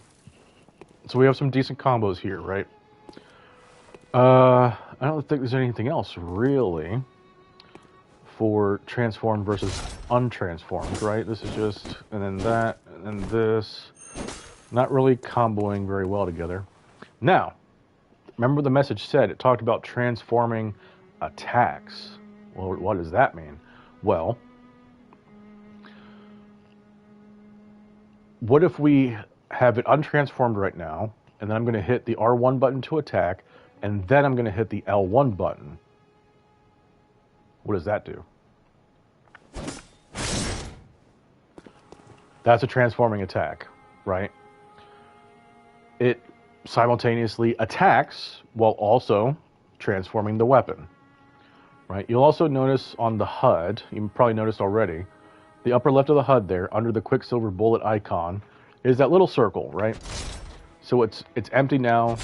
Now it's filled, empty, filled, right? This is just to indicate the transformation status of your weapon, right? They put that there for convenience. I don't really get much use out of it because it's like you could tell pretty well whether it's transformed or not just by looking at it. But in case, I don't know if people might be confused, and that's why they put it there. There it is, right? Look for the yellow circle there for what it is. So, what can we combo? Well, we can spam this. Can we do any transformation combos? What would we do? Let's experiment, right? How about we do R1, L1, and then R2, right? R1, L1, R2. Didn't quite combo very well, right? That was just this attack. This attack, it did R1, L1, that comboed, right? And then it just brought out the R2. Didn't really combo. Right, let's try again. What if we do 2 R1s and then L1, right? R1, R1, L1, R1, L1. So, okay, so I did do more than what I said. So you want to keep experimenting with this, right? Let's just constantly keep doing R1 and then L1, right? So R1, L1, R1, L1, R1. Not too crazy, right? What if we did R1, L1, L1, R1? R1, L1, L1, R1, right? So notice how the animations worked there. All right, let's do it again. Out, come close, and then swing. Right, so we do a quick attack, right? This is very close, right? A quick attack that's in front of us. We're not doing a big sweep. This is a right to left downward thrust, right? Downward swing. Right to left downward swing. This is really what these are, right? It's just alternating that, right? Right to left downward slash, and then left to right downward slash as we're doing this, right? So right to left, left to right, and then across, and then up. And then it does a sweep, and then I think it cycles after that. We don't have enough stamina to do everything. You're going to want to try to figure out the greatest transformation combo you can do. If I remember correctly for the saw cleaver, I think it's R1, R1, L1, R1, L1, and then repeat. I think that's what it is. If I'm wrong, I'm wrong. That might be very, very wrong. So this will be like this. I did it wrong. Stamina back.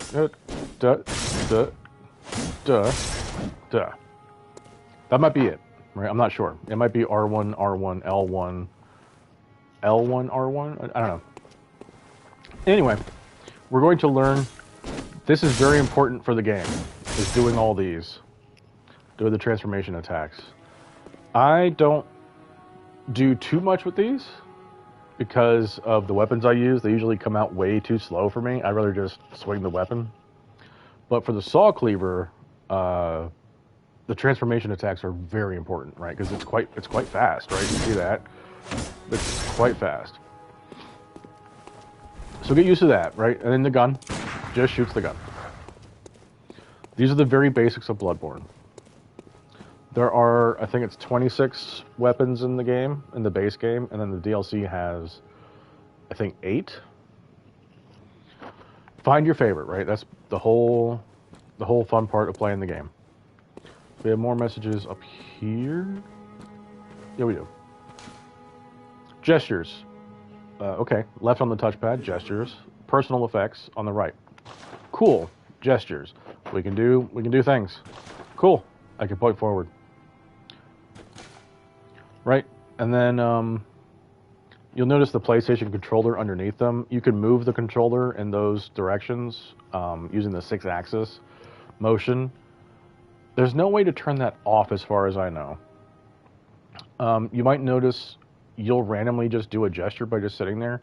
That's because you moved in such a way that made the controller move, or you just straight up moved the controller in such a way that made one of these things come out. Right? It's going to be annoying. Try not to do it in combat, right? Try to sit as still as you can in combat. I don't know if there's any way to turn this off. Doesn't matter. So those are your gestures, right? They're fun to use, right? We can do Hunter's Salutation. Hello, hello. Right? I like to sit down. We got Conviction. It's popular. right? And you can hit triangle to switch. This is the list of all the ones you have. These are your gestures, right? You use these in multiplayer stuff, as you like. Very important though is right on the touchpad, personal effects. Right? This is essentially your tool belt, right? These are your quick items. This is not the list of things that you can do that you hit the square button for, right? It's not those. These are all things that you're going to use frequently, but not quickly. Right? So if you're familiar with Dark Souls, like I would put my homeward bones on here, right? There is an equivalent in Bloodborne to the homeward bone. I put those on here. There's several items, right? Usually multiplayer items I put on here, right? So just, keep aware of the personal effects. We don't really have anything to put on, right? You can put the notebook on there if you want to, right? If you want to do a message, right? You can we can't use it right now because it's offline, right? But if you're going around and you're like, I want to put a message down. You just hit the button, write a note, there you go. How do I take it off? Cool. So very handy menu is the personal items menu. These are a bit hard to see now because the dirt. So you have one here. Entrusting your notes with the messengers will allow hunters from other worlds to read your words. It is what it is, right? It says what it says, right? Write notes so other people can read them. That's what it says, right? It just says it in a flavor way. That's who the messengers are. The notes held by the messengers contain the written wit and wisdom of hunters from other worlds, right? It's just the message system, just writing the notes. They're letting the player know, people who are new to the game, that's what these things are, right? There's just notes written by other people. We have here, assist the hunters of other worlds by using the small resident bell. So this means you can be summoned to help somebody kill a boss, or whatever, by using the small resident bell. What is that? We don't know. We don't have it yet. Doesn't matter. But do keep it in mind, right? That's what you're going to use for multiplayer, where you come into their world. Receive assistance from the hunters of other worlds by using the beckoning bell. Right? So you beckon people to join, where you're the host. You use the small resident bell to be the summon. Pretty straightforward. This is just learning a little bit of multiplayer here. More messages. We have this message. L plus circle to run. Probably should have gone this way first. So that is what it is, right? You use the left stick and you hold circle to run. You'll see my stamina is draining. Be aware of that, right? You don't want to run into an enemy, need stamina to dodge, but you're out of stamina because you were running, right? Be aware of that. There is also, it'll probably just say, I was about to say what it is, but it's probably a message that says it. Square to use an item. Down on the D-pad to toggle items. So we don't have any right now.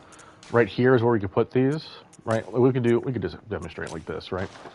I'm gonna hit down on the D-pad. You see we're switching between these, right? And then I could hit square to use the hunter's mark. I don't want to because it'll just be a waste of time, right? And then if I had the notebook, was able to use it, we could hit square, right? Because I can't use it, we get that animation where your character will just scratch their ass. So yeah, these are your quick items here. Hit down on the D-pad to get those to happen. Hit square to use them. And you can, on the menu here, right, you see where it says remove, right, really quick. If you want to just take it off really quick, you just hover over it, hit square, get rid of it. Cool, moving on. Switch weapons, right. So, because we don't have any weapons here, right, this is our first right-hand weapon, second right-hand weapon, first left, second left, right? If we just switch, it's empty, right, because we don't have a weapon there. But we are going to have multiple weapons in the game. So get used to that, right? Left and right on the D-pad changes those respective weapons. Cool. Up on the D-pad. This is very important, this mechanic. Up on the D-pad, emergency quicksilver bullet replenishment. Use with caution. Performing this action drains HP. Yes. Right, I don't want to do it right now because we can't heal.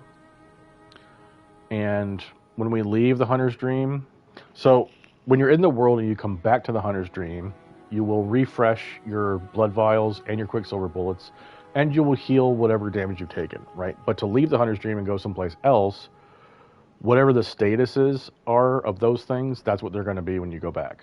I'm pretty sure. Right? I know that's the case for vials and bullets, but I'm pretty sure you don't heal when you go back. Which is why I don't want to do this right now. We can do it in a second, though. We'll hit up on the D-pad. I think that's about it right now, right? So you want to really get used to your weapon. There are many weapons in the game that are R1 spam friendly, right? This is one of them. This is very R1 spam friendly. You just keep spamming, blah, blah, blah, blah, blah. Hopefully you hit everything, right? But you probably just want to do 4 attacks, right? We want to leave stamina to be able to roll away, right? So 1, 3, 4, roll away if we need to, right? And then just wait for the stamina to come back, and then go back in. 3, 4, roll away. We might keep running away like this if the enemies are coming at us, right? 1, 2, 3, 4, roll away, run away. They're chasing us, attack, attack. Right? Very easy to play like that. Just simple R1 spam. So we have the doll. We've read the messages really quick. We have gravestones. What do they do? Ooh, maybe we'll find out later. Bath Messenger. What's he got going on? Trade in blood echoes with messengers to buy and sell items. This is our shop. That's all it is. Pretty basic. We can purchase items. We can buy blood vials from him, and bullets, and Molotov cocktails, and pebbles. Anything else? We can buy armor. We can buy a set of armor. Well, currently we're broke. Totally broke. Because that damn werewolf killed us. Right? I am going to read these, though. Right now. Because you can't... these aren't items that you actually hold. The blood vials and the quicksilver bullets. You don't actually hold these. Meaning they're not in this, right? They're not in your inventory anywhere, right? So you can't read the lore of those except in the shop. So we're going to do that. Blood vial. Special blood vial that restores HP. It does what it says on the tin. Special bullets used to hunt beasts. Right? It's just your ammo and your healing. Cool. Blood vial. Special blood used. Look at that. I love that picture right there. It's just so nice. Special blood used administration restores HP.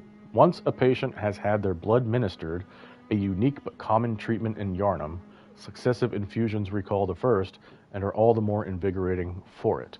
No surprise that most Yarnamites are heavy users of blood. We got some nice lore right there, right? Once a patient has had their blood ministered, a unique but common treatment in Yarnum, successive infusions recall the first and are all the more invigorating for it. What does that mean? So, once a patient has had their blood ministered, that's how the game opened, right? The old man was giving us blood ministration, right? Blood ministration is a unique but common treatment in Yarnum, right? So there's something going on in Yarnum where this weird thing, this weird treatment that is very common is happening. Successive infusions recall the first, right? So that's essentially what you're doing when you pop a blood vial, right? Is you're giving yourself a blood infusion, and it recalls the first, right? And are all the more invigorating for it. So your body is essentially reacting to the blood vial as it did with administration, right? To be able to heal you. That's what it's talking about. That's what the lore of the world is talking about, right? Because you might ask this question: why do I heal with a blood vial? That doesn't make any sense, right? Many of you might not even care, but that's what it is. Right? Your body is like, I remember this happening before. It made me feel better. And that's why you get better with the blood vial. That's how I'm understanding it. I think that's what it is. If anybody wants to correct me, like Body Video or something, then fine. Quicksilver bullet. You see we have a thumbprint on there, which I think is neat. And your blood, right? You see the blood in it. Special bullets used with hunter firearms. Ordinary bullets have no effect on beasts, and so quicksilver bullets fused with the wielder's own blood must be employed. The strength of quicksilver bullets depends greatly upon the wielder's blood tinge. Nice. Right, well, what's the deal with that? How come normal bullets don't work? Well, it's the typical werewolf kind of thing, right? You need silver bullets. But quicksilver is not silver, it's mercury. Why? And how does that make sense? Doesn't matter. We have Molotov cocktails. Explodes in raging flames when thrown against an object, one of the oldest hunter tools available in the workshop. Since the tragedy that struck Old Yarnum, fire has become a staple in beast hunts and is thought to cleanse impurity. Certain types of beasts have an abnormal fear of flame. It is what it is. Molotov cocktail. Pebble, which looks like an eyeball, weirdly. Small pebbles found throughout Yarnum can be thrown at foes. Quite thrilling. Indeed they are. Genuinely, actually. The pebbles can be quite handy. I'll use some as we get going in the game proper to show you the usefulness of the pebbles. We have the Yarnum set here, the Yarnum Hunter set. We can read these. Yarnum Hunter Cap. Ludwig, the first hunter of the Healing Church, once recruited Yarnumites to serve as hunters. This hunter's attire was made for new recruits and has excellent straightforward defense, but not nearly enough to allow an ordinary man to stand any real chance against beasts. Interesting. So we're learning about someone named Ludwig, who is the first hunter of the Healing Church, right? So the name Ludwig is important. He's the first hunter of the Healing Church. What's the Healing Church? He recruited Yarnumites to serve as hunters, right? These people that were recruited by him used this kind of armor. Used this armor. Cool. What does that mean in the overall story of the game? We'll find out. We have the garb, same thing. The exact same thing. All the lore is the same. I think this is the case for all the sets in the game. Cool.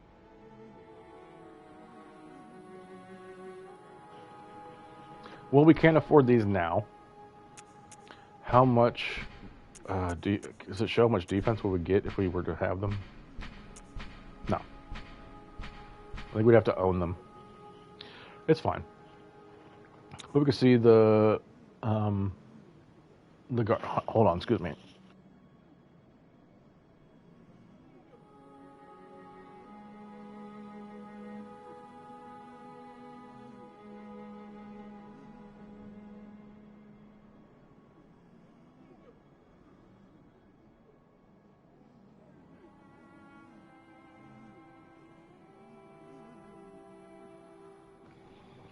Ah, sorry about that. I just started coughing because my mouth and throat got so dry.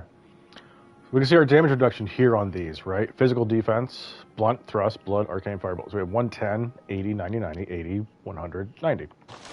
What do we have right now? So it's way lower, right? 110, 80, 90, 90, 80, 100, and then 90 is what it was, right? So our gear right now, our armor freaking sucks. For the most part, armor doesn't matter in Bloodborne, but it does. Many people will tell you that it doesn't matter at all. It does. It's not game breaking, right? If you go around naked, you could still survive, right? You're gonna have a bit of a hard time, but it does still matter, right? Do you need to min-max your armor? No, not really. For certain situations, you probably should. Like places with a lot of frenzy, right? You should put on armor that has high frenzy resistance, right? That's important to do. For the most part, though, it does matter, but it's not the end of the world, right? If you want to go fashion over form or fashion over function, that's up to you, right? I always go function over fashion. Do we have anything else? No. One of the reasons you might want to start with an enemy start with an origin that has more blood echoes is to get these sooner, right? I did want to say that until I started coughing because my throat was dry. You are going to need 2,500 blood echoes total to get all these, right? As you can easily count them up, which is a bit of a steep price in the early game, but it's not really that big a deal.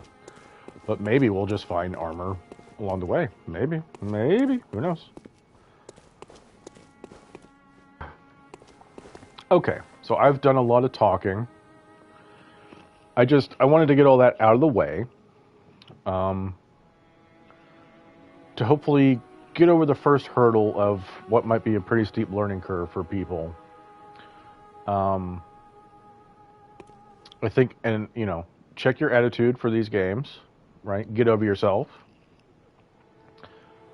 Play the game on the game's terms, right? You just need to accept it is what it is, right? Once you can get over those hurdles, right? Once you get in the right mind state, the right attitude towards the games, you'll really enjoy them, right? You'll recognize, oh, I should have done that better. I should have done this better, right? You know, just accept you fucked up, right? Damn, I fucked up. Well, next time I'll try not to fuck up, right? That whole thing. Learn as you go, right? Play smart. You don't need to be that smart to play these games, right? You do need to be smart to play these games, but not that smart. Explore, explore, explore, right? So here we go. Awaken at a selected location in Yarnum. First floor sick room. Now, why am I going here? Well, the messengers were here, and that's curious, right? This is how we're going to travel throughout the game, right? I just kind of did that without saying so. So we have the Yarnum headstone, right? We also have more headstones. Is that going to be, well, it says Awakening headstone. Maybe we'll get more areas for those. But for right now, we just have the first floor sick room. Well, let's go.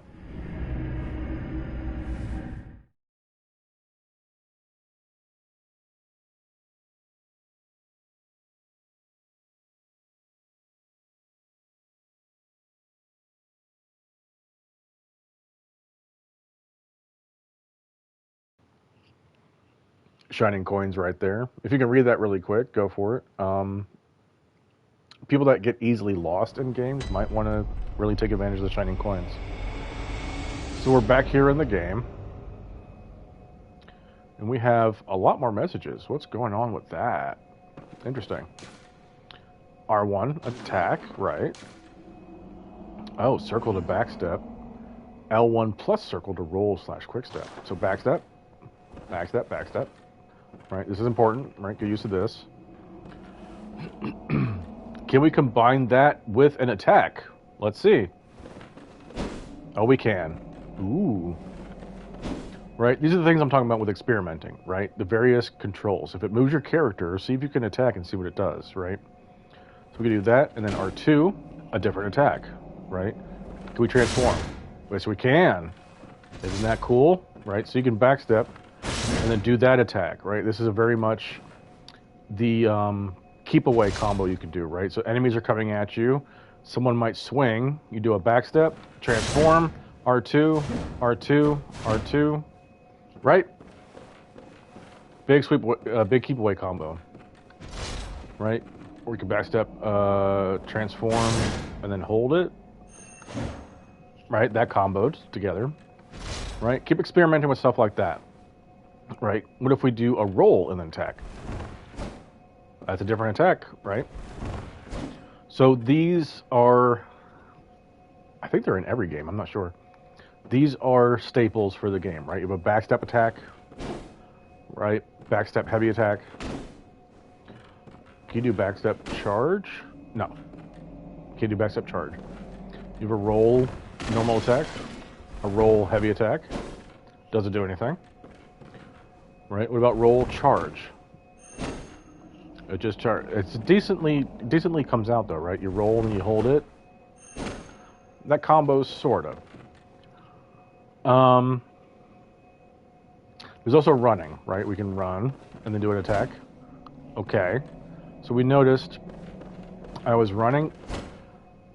Right when I hit the attack button, I'm letting go of the running button and the analog stick, right? So what does that mean? It means part of the attack is the character running forward, that little bit, right? Keep that in mind, right? You got to use the animation. Attack, let go. So you're running attack, right? Because this is important to keep in mind, right? Because there are many running attacks where you won't run forward. We could do a running heavy attack, right? A bigger sweep, right? Still running forward. I think that's the same. Is that the same? No, it's not, right? That's left to right, right? R1, left to right. Running, R2, right to left, big sweep. What else? Jumping attack, right? Is that, yeah, it's not R1 forward. So you're gonna flick the movement stick in a certain direction. I'm gonna go forward, right? I'm gonna go this direction, while simultaneously hitting the R2 button, right? So we're gonna flick the stick forward while simultaneously hitting the heavy attack button. This is what's going to be called a jump attack. I didn't get it. Here we go. Come on. There we go. That's the jump attack. This is very handy to mix up your moves. In PvP, this can really throw people off, right? Because it's a quick, I'm coming at you in your face, right?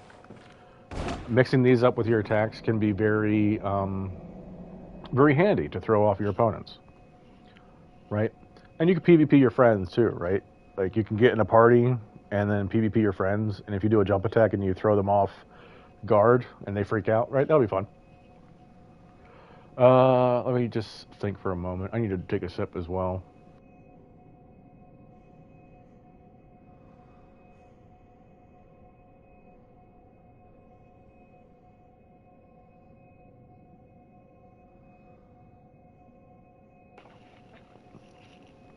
Okay. Anything else to learn for the moves? I don't think you can do it. You can yeah, you can. Of course you can. Right, so backstep, transform. I think you did that, right? You can roll transform. Right? Running transform. That's what I was thinking. Running transform. No. So you run around. You can you can transform your weapon as you're running around.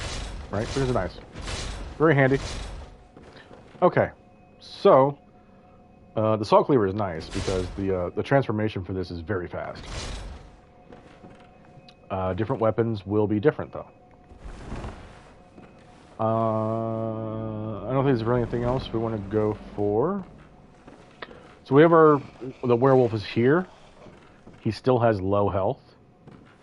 But he might, can we notice? No, he doesn't have them. I'm going to grab this is our bloodstain. Acquire our blood echoes that we had. Typically, when you die, if your bloodstain is near an enemy, when you respawn, the enemy might be holding your blood echoes. I should have realized I should have died over there, so we could have seen that. You will know the enemy that has your blood echoes because their eyes will be glowing purple, right?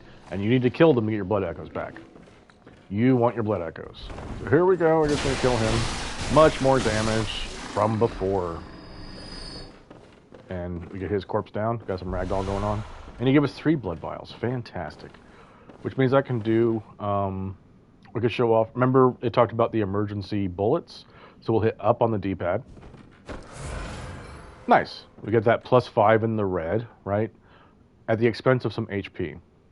You can keep doing this to constantly supply yourself with bullets. However, you will only be able to have the +5, right? You can't just keep doing this and get like +30, right? That's not how it works. +5 is the cap, right? If you shoot the gun, we'll be down to +4, and then you do the ability again, you'll go back to 5, right? So this would be really handy if you're in an area that doesn't have a lot of bullets for you to pick up, but there's a lot of blood vials, right? You can just do the emergency bullets, heal, and then pick up a blood vial on the ground. You notice that the werewolf here had blood vials. Different enemies will have different drops, right? So if you kill a werewolf, before you pick up the item, maybe heal, right? Maybe do the emergency Quicksilver ability and then heal, and then pick up the items on the werewolf, right? It's very likely going to be vials. You can only carry a limited number of vials and bullets, so that's what I'm talking about, right? Because if you're at the cap and you pick them up, they're going to go to the storage, right? But if you use it, you'll pick up whatever you can to fill the cap, and then the rest will be sent to your storage. I might be getting a little ahead of ourselves, but it is what it is. Did I not read all the messages back here? No, I didn't. Let's do that really quick. Backstep, roll, quick step, options menu. We have that. Open the menu. L2 to shoot. Right. Cool. Did all those before. That's the lock on. This is the attack message. Cool, cool, cool. And then what's this? When locked onto a target, you will quick step instead of rolling. Right. So we're free floating, right? We're free roaming. And I dodge. I hit the dodge button. I roll. I roll instead of quick step. This is very important in the game, right? rolling and quick-stepping have their own merits. I think rolling has more iframes than quick-stepping does. I'm not sure. People can check that. I've heard that's the case, but I've heard that's not the case. But it is sometimes easier to get away by just rolling away. We have, very important is the triangle button, right? Hit the triangle button to restore HP. Uses a blood vial. The way healing works in the game is it's like a cross between Demon Souls and Dark Souls, right? What do I mean by that? Well,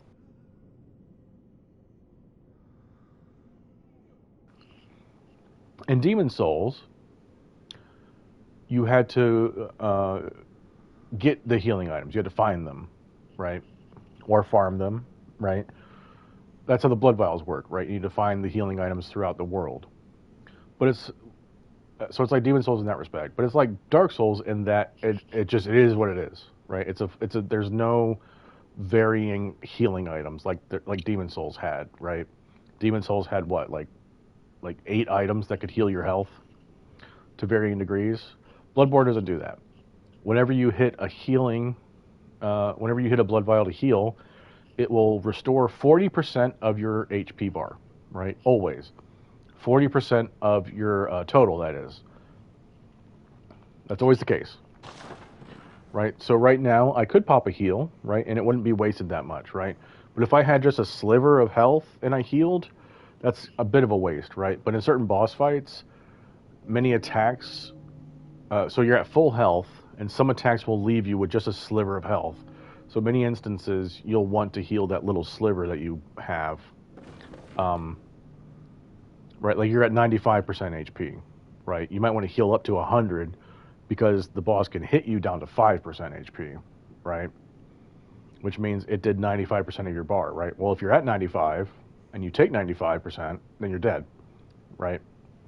I hope that made sense. All right, cool beans. Let's go.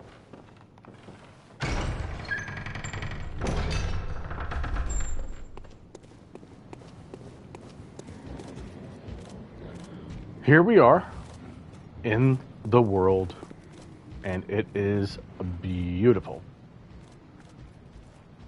Take it all in, right? Another piece of advice I would give is, it's going to be a contradiction. You should try not to be in the moment, but be in the moment, right? It's okay to be in the moment. Take things in, right? When you come to a new area that's pretty, look at the pretty thing, right? It's nice to look at the pretty thing. But for the most part, you want to try not to be in the moment, right? So being in the moment is you're fighting an enemy. You want to focus on that enemy. Looking at the pretty thing, right? You see an NPC, you should go talk to that NPC, right? That's being in the moment. But also try not to be in the moment, meaning think what you could do, right? Think about what you should do, right? Think about how you could improve. Reflect on your previous battle, right? Reflect on your previous boss fight, right? Should you be practicing parrying more often, right? Should you change the weapon? That kind of stuff, right? If the more you think as you're playing the game, right? Like you keep track of things, right? Like, oh, I went over here. Like I've explored this part of this area. Cool, I did that already, right? Let's see, I'm gonna go over here. Let's keep moving the camera, keep looking at things, right? Explore, explore, explore. Check every nook and cranny, right? Look at all those things, right? As you're playing, like think about what you could be doing and what you have done, right? Be in the moment, but don't be in the moment. Search the body for some Quicksilver bullets. Very nice. Cool. Open the gate.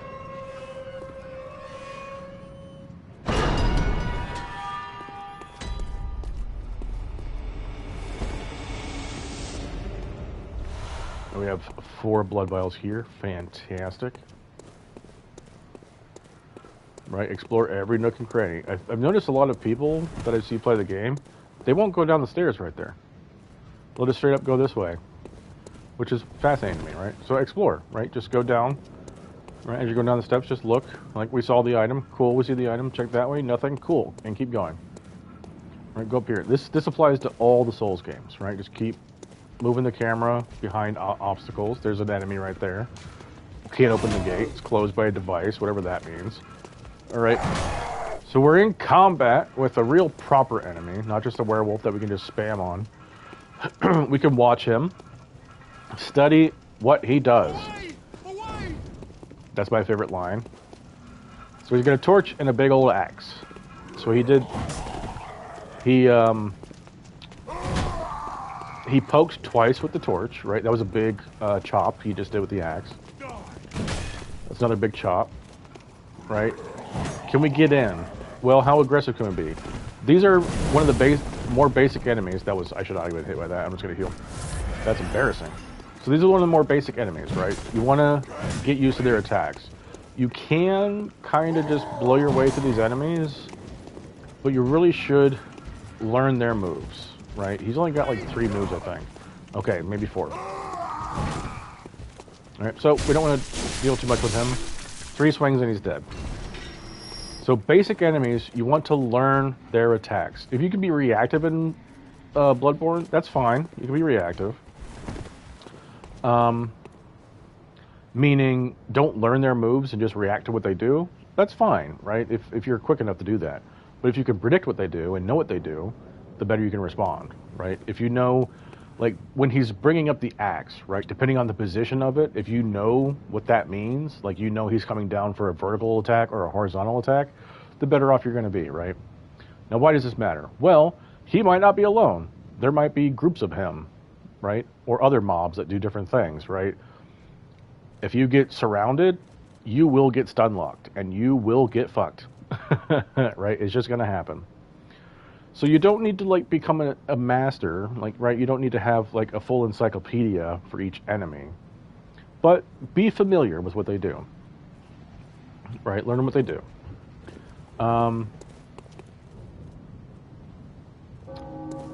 We could try to parry. We could probably try to parry the next guy.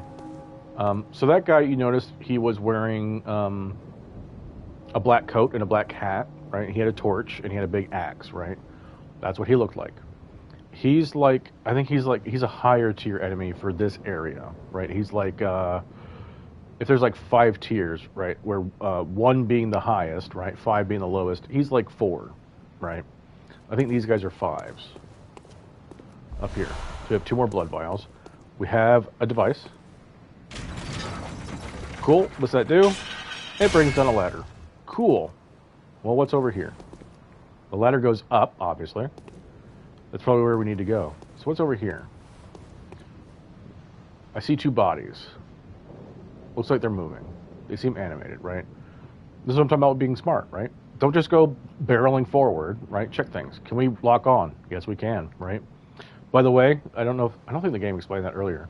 While you're locked on, you can move the right stick, right? I hit left on the right stick to change targets, right? You can do that, right? Get used to that to keep track of everything, right? How you are locked on depends on the direction you're going to move. So I'm locked on right now.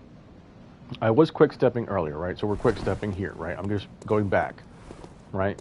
I'm not hitting the stick. I'm just hitting the button, right? I can hit the stick and the button, right? I go farther. Notice that, right? A very fast quick step, but I don't go that far. If I hold back and hit the button, I go farther, right? I can also use a stick to go to the side. To the side. Learn how the distance is, right? Get used to how far you're moving when you quick step, right? How far you move forward, right? I don't know why that took so long for me to get that out. Quick stepping forward is also very important in Bloodborne, right? It can be very advantageous to quick step forward. Now you see, I am locked up. I didn't mean to aggro him.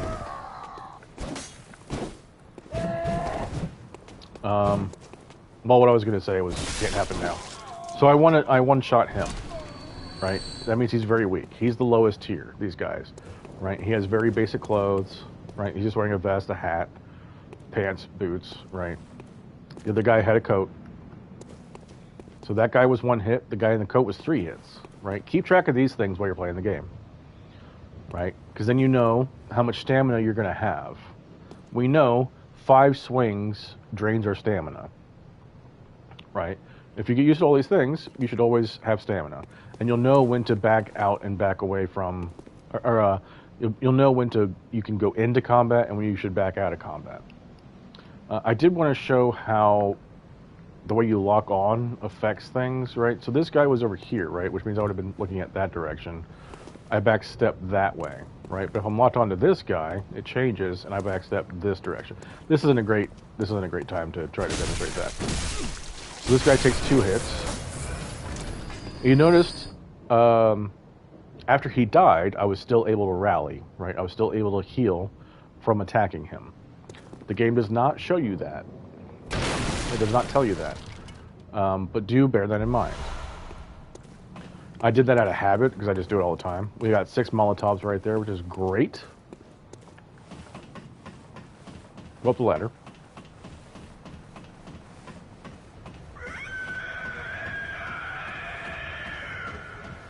What the hell was that? Spoopy. That was a hell of a shriek. Light the lamp. Cool beansies. This lamp now transports you back to the hunter's dream. Upon death, you will awaken at this lamp. Cool. Well, we hear coughing. Notice we have this lamp here that's red. We can go explore it. We have a gate. Open it. Can't. Doesn't open from the side. Cool. Maybe that's a shortcut. So we have a lit window with a red lamp in front, right? Nothing else looks like that in the immediate vicinity. Maybe we can check it out. We go in front of it and it says talk. Let's talk. Oh, you must be a hunter. And not one from around here either. I'm Gilbert, a fellow outsider. You must have had a fine time of it. Yarnum has a special way of treating guests.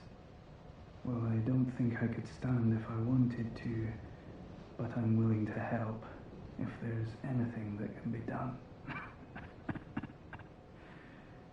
This town is cursed. Whatever your reasons might be, you should plan a swift exit. Whatever can be gained from this place, it will do more harm than good.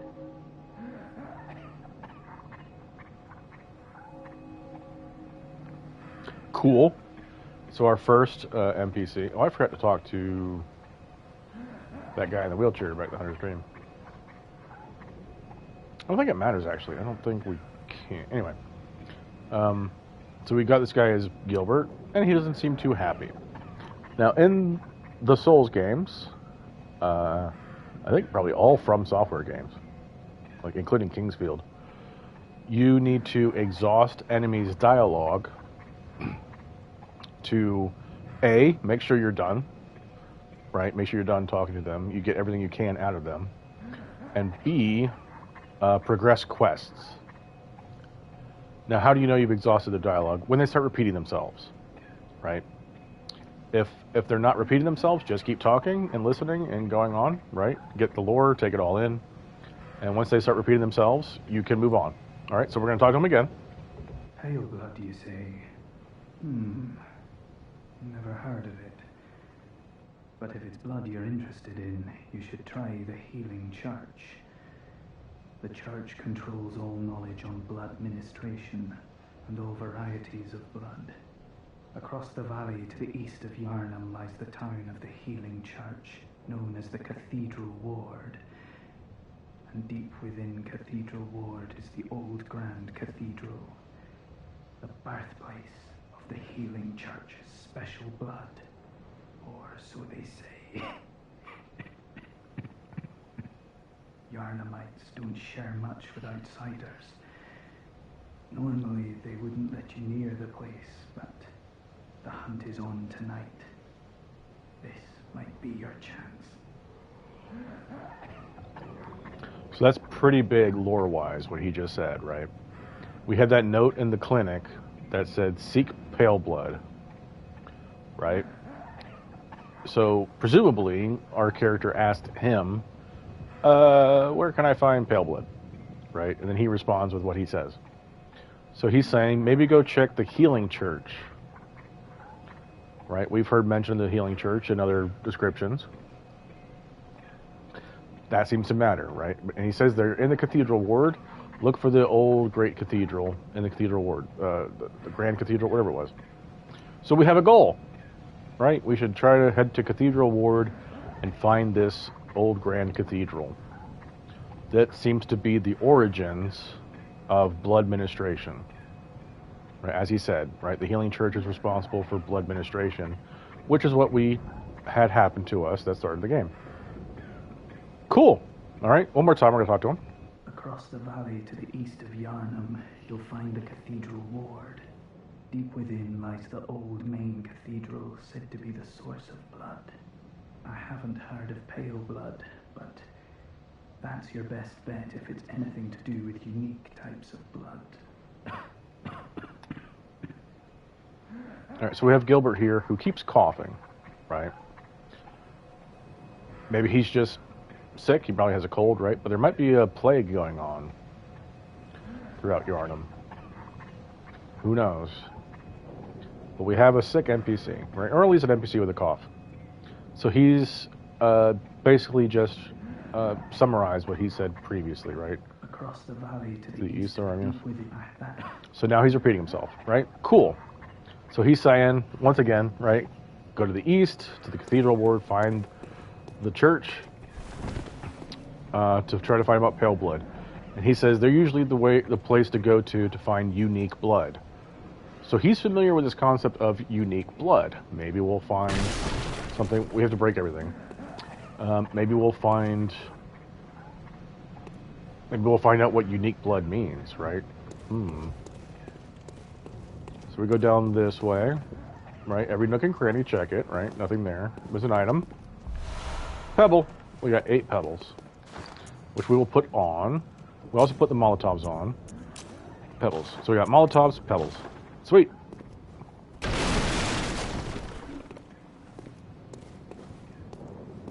Look at this, man. This is so dope. It's very Victorian, isn't it? Right? Very Gothic. Very dope. This is my kind of horror.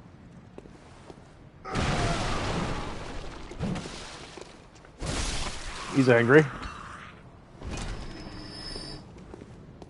Okay. So we have, this is broken. We can drop down here. There's a guy right there. We see there's a red lamp, right? And then we see an item. This is part of playing smart, right? What happens if I drop down? Well, I drop down, I kill him, get that item, maybe talk to the person. Supposedly there's a person there, right? Red lamp. And then what? Well, there's the steps. I don't see anywhere else I can go. Oh, there's enemies down there. Well, let's check our other option. We can go down these steps. 2 enemies. That's 2 swings. This guy's got a shield. He swung the shield, that left him open. Cool. Right, those enemies right up there, like beyond my head, right? We saw them earlier where I was standing. And we see a mob right here. Pitchforks and torches. Is this Frankenstein? Right, are we in Frankenstein? So we're gonna come up. That was, me not paying attention. I'm just going to heal again. Alright. It wasn't very methodical there, but with groups of enemies, if you can R1 spam, it's very often okay to do so. Look at that gargoyle. Gorgeous. Okay, he sounded a lot closer. We're going to hit this switch, this lever. Opens the gate. Should be pretty familiar where we are, right? This is the beginning of the game. Not really much of a shortcut that really matters, but, you know, it is what it is. And then we have this big guy over here.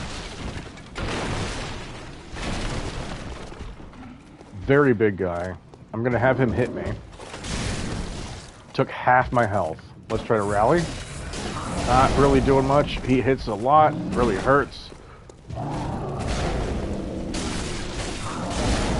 We're not doing too great damage on him. Alright, so I'm going to heal. Maybe we can do a different strategy for him. Right? I did about 1/4 of his health, right? But I'm not doing crazy damage on him.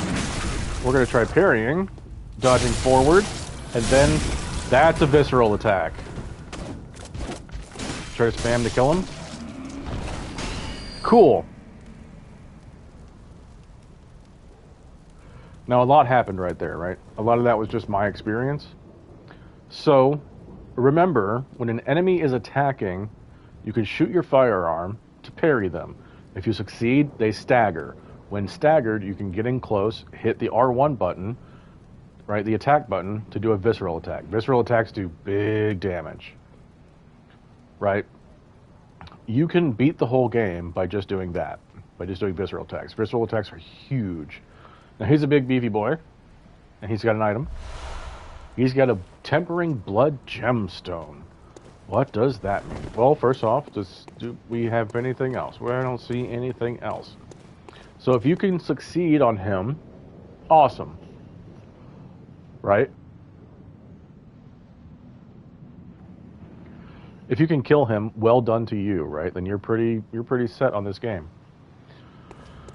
But you want to pay attention, right? Learn him. Learn their attacks. Read them, right? I'm incredibly familiar with these enemies. And I didn't want to die. So, if you need to just observe him more and learn all his moves before you try to parry, go for it, right? But you can also just bait out an attack. Try to bait out an attack. Like, he was running up on me, right? That usually means he's going to swing. Right? Now, how do I know this? Just from playing the game, right? He usually does that. When he runs up on you, I think he always does that, actually. He's running up on you, he's going to swing, right? So from your perspective, he's going to swing left to right. And he swings pretty fast, right? Fast attacks can usually be, are usually the easiest ones to parry.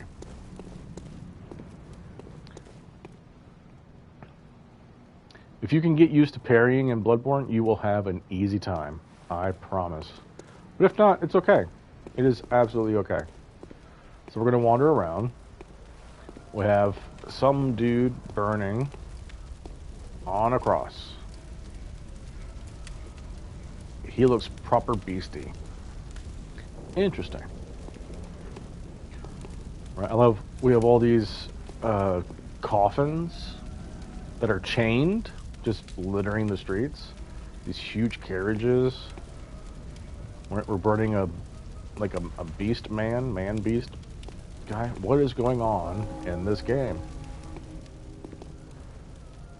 A very ornate coffin right there. Right, take it all in.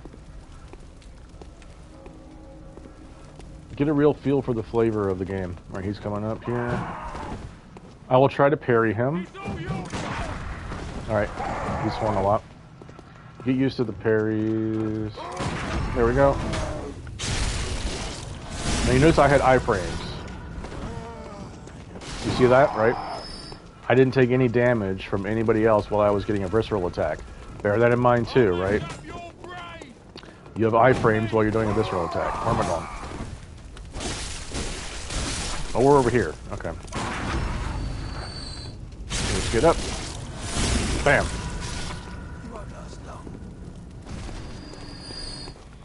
Easy peasy, right? Now, if you find yourself struggling with normal combat, try parrying, right? But do be aware of your ammo, right?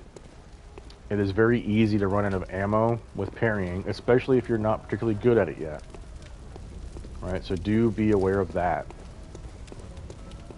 Otherwise, just take your time. It is absolutely okay to just take your time through the game.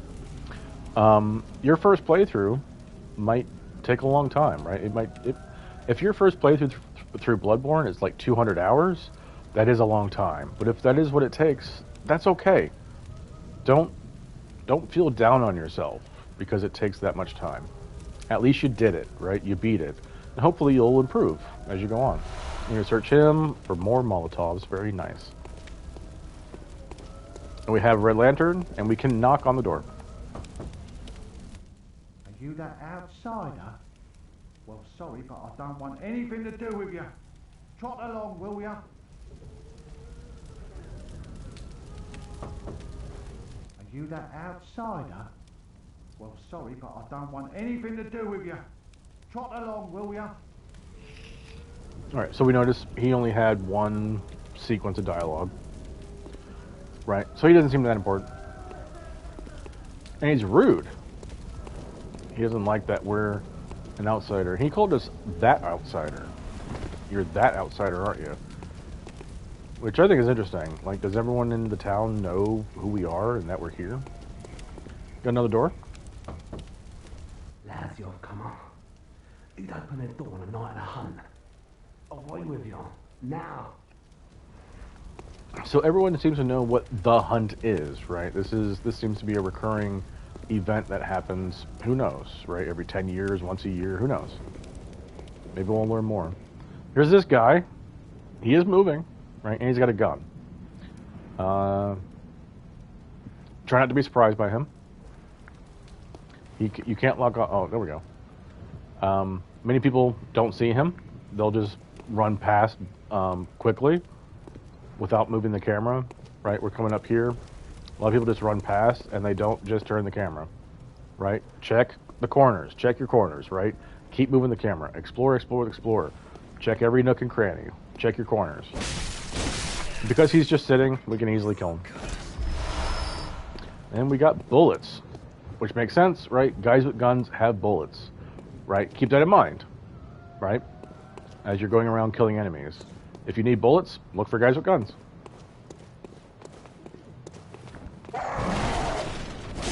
This guy right here, really quick. This is important. Bloodstone shard. Now, oh, I didn't read the. Okay, we've gotten several things. These we know. Here we go. We just got this, the Bloodstone shard. Embed in weapon to fortify. Get a big picture of that. I love how this looks. It's so dope. Bloodstone shard. A solid shard that forms in cold blood. After death, a substance in the blood hardens, and that which does not crystallize is called a bloodstone. At the workshop, these bloodstones are embedded in weapons to fortify them. Okay, interesting. Right, well, this is under the materials tab. You might understand what that means. We can use these to make our weapons stronger, right? Easy peasy. And we have the gem that we got earlier. A tempering bloodstone gem. I don't want to go too deep of a dive into blood gems, but they are very important. Blood gems in Bloodborne are extremely, extremely important. They're not too big a deal right now, but for the late game, end game, right, in successive playthroughs, right, for the same file, right, NG+, NG+2, so on and so forth, blood gems are vitally important, right?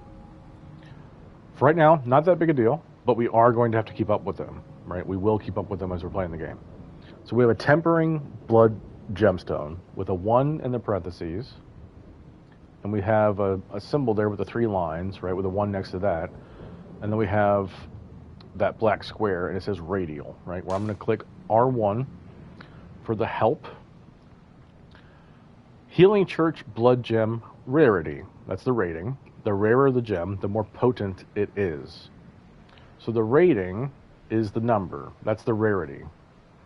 The rating goes from 1 to 20. Right?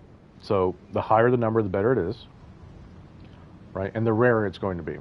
Rarer, quote unquote. And then we have the shape. Shape of blood gem. Must match weapon in order to fuse. What does that mean? We don't need to worry about it right now. Okay? But these are important. So rating matters, shape matters, and what it actually does matters. It says physical attack up plus 1.1%. How do we use them? Well, we can't yet. Right? But blood gems are vitally important in Bloodborne for getting your character stronger.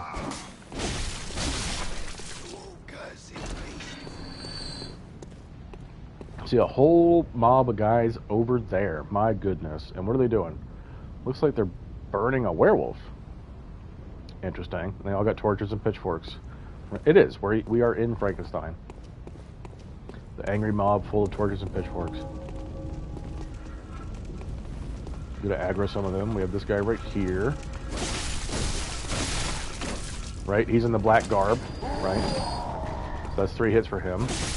There's this guy, he's also 3 hits, right? He's in like a gray coat with a sword, right? Same enemy that we just did. 3 hits. Right, keep track of that stuff, right? How many hits it takes to keep each enemy, right? Learn their moves, so on and so forth.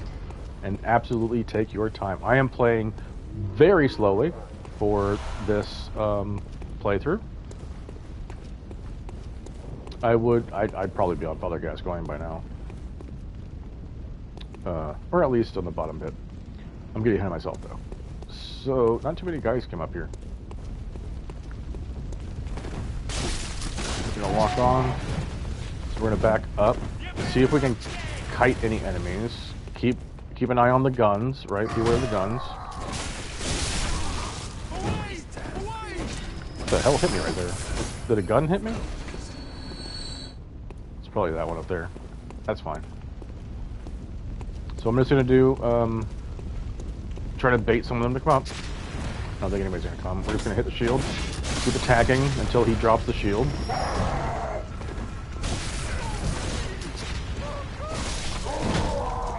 We need to get our stamina back. That hurt. Okay. There's many vials. That's weird. 1, 2, 3. The gun's gonna shoot soon. There he is. As you play the game, you'll get a feel for when different attacks are gonna go off. If you watch the gun guys, right? They load, right? So it's the right, now the left. He's waiting. It's because I'm too far away, that's why.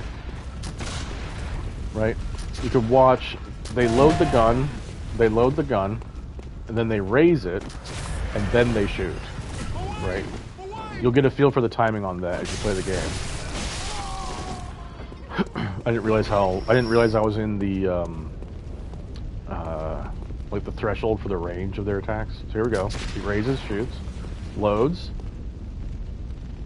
aims, shoots. It's hard to keep track of both.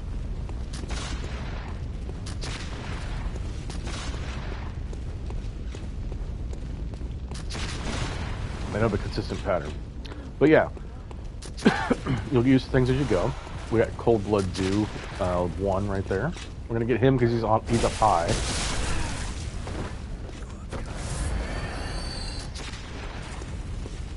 Why am I so low on blood vials? Have I healed that much? We have a dog. Dogs are notorious in Bloodborne. All the Souls games really, but especially Bloodborne. Get the dog first. If nothing else, just shoot the dog.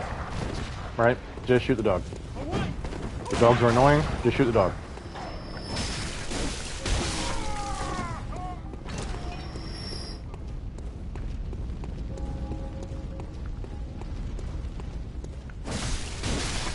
He wasn't being that aggro. That's really weird. The gun guys were being weirdly aggro, not aggro.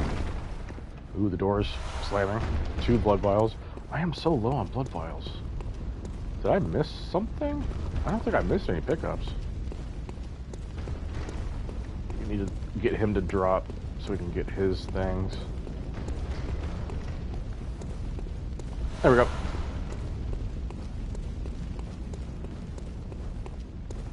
I've healed way more than I wanted to, but I feel like 6 is, down to 6 is way too much. I feel like I should be around like 14. Did I miss any pickups? No. Oh well. Okay, moving on.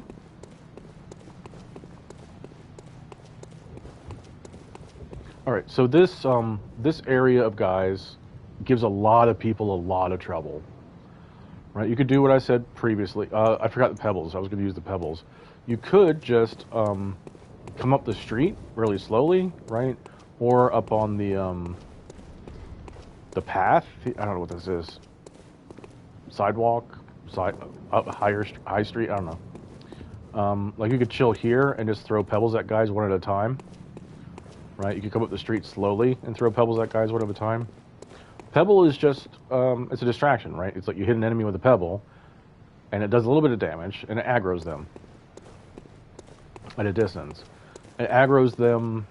So if you walk towards an enemy within a certain range, they're going to aggro, right? What the pebble does is it forces you to aggro them. It forces the aggro, right? You do damage to them, they're going to say, huh? And they're going to come at you. We're going to move on. Someone sounds angry. Check every corner. Another bloodstone shard, very nice. Right, another body. 2 blood vials, very nice, we needed those. Another door. I don't reckon you're from round here.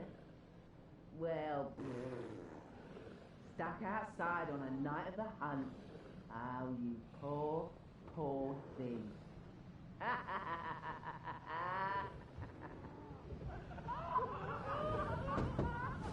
don't reckon you're from round here.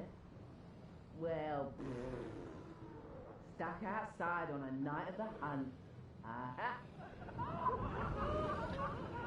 So there's a lot of residents that are like this, right? They have one-off lines, right? They only have one dialogue path. They're mostly there just for fun / flavor. So we have here a lot of breakables.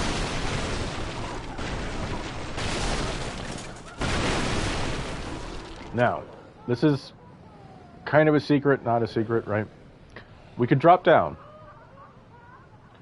right? I recommend we don't right now. If you want to, you can. If you do, I recommend going to the left, right? Where my head is, go that direction. And then open 2 doors. And then go through the doors, up some stairs, and then open a gate. Right, we'll get that later. But if you absolutely want to drop down right now, then that's the way you should go. But I highly recommend not dropping down quite yet. We're gonna go over here first. We have our first instance of crows. The crows are infamous, famous, notorious, hated, right? For a certain thing that they do, which I'm going to try to provoke.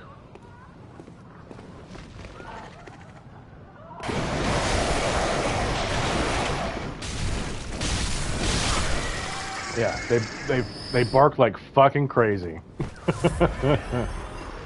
That might scare you if you're going in completely blind.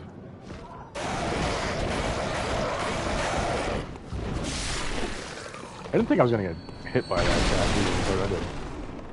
So here we have oil urn. Now, can you put 2 and 2 together?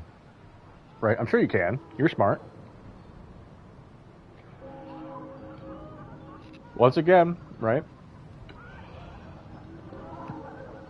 You need to be smart to play these games, but you don't need to be that smart, right? And if you're even smarter, right? Just a little bit smarter, you'll have a much easier time. Well, we just picked up oil, and we have Molotovs. Can you put 2 and 2 together? Right? Do you think we could? Do you think those things synergize with each other? Right? Well, let's see. Let's put the oil on just in case. And we'll go over, look at this guy. That's a big dude. That's who's been banging on the door. Well, he seems really scary. We could try throwing an oil at him. And then a Molotov. That's almost all his health. We just hit him. I could have just shot him, right? Either way. You could just shoot him, wait for an attack. Either way.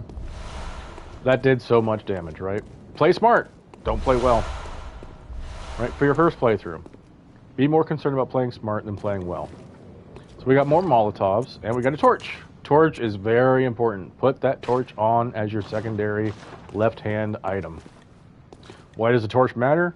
Well, it does fire, right? You can hit L2, stab, stab, stab, stab, pokey, pokey, right? Pokey with the fire.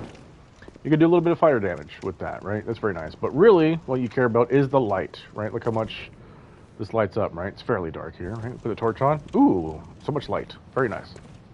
We want that. There are a lot of dark areas in Bloodborne.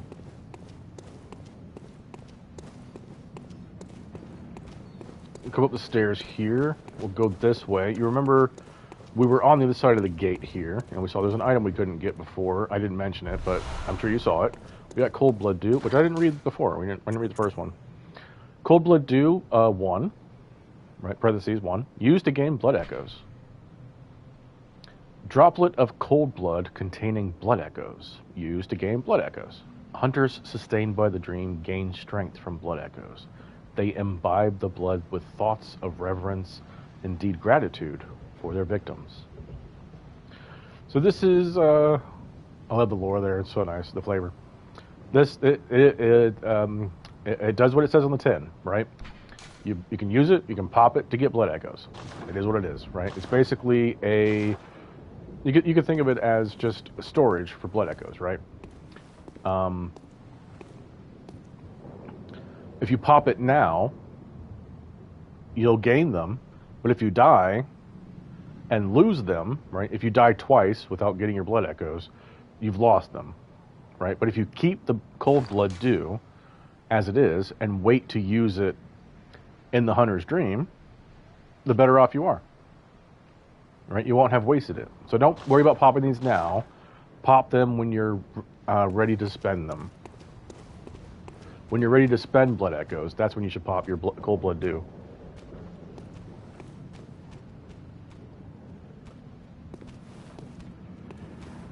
Here's some movement up ahead.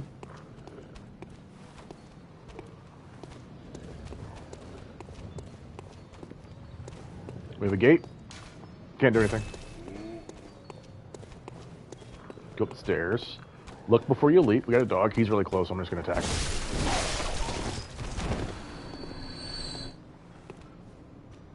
Now we have a mob. You try to bait somebody. Okay. We can bait him. That's fine. Swing. 1, 2, 3. I like to bait the dog. There you go. He's first, that's fine. Target the dog. God damn it. I'm out of stamina. Bam. 1 blood vial. Okay, so we have a gun dude. We can get the dog to come first. And it doesn't matter. The dog's not looking, so we can get him. And then the dog. And you might, depending on how well you're doing, you might not want to grab these quite yet. I'm going to, though, because we need them. That's 6 blood vials on that body. Right? If you're at like 17 or 18 blood vials, maybe don't pick those up quite yet.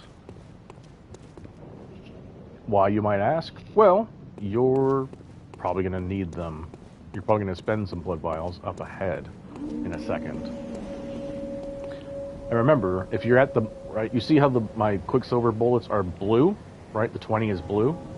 That's the cap. That's how many you can carry on your person at a time, right?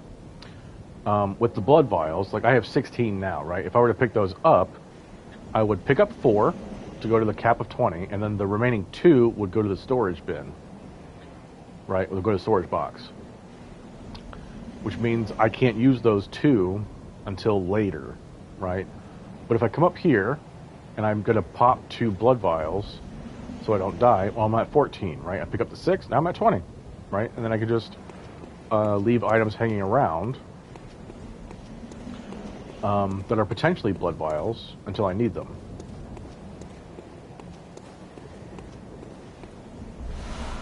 Another bloodstone shard. Very nice. How many do we need to level up? I don't think we know that yet, do we? Right? I know what it is. But you as a new player might not know.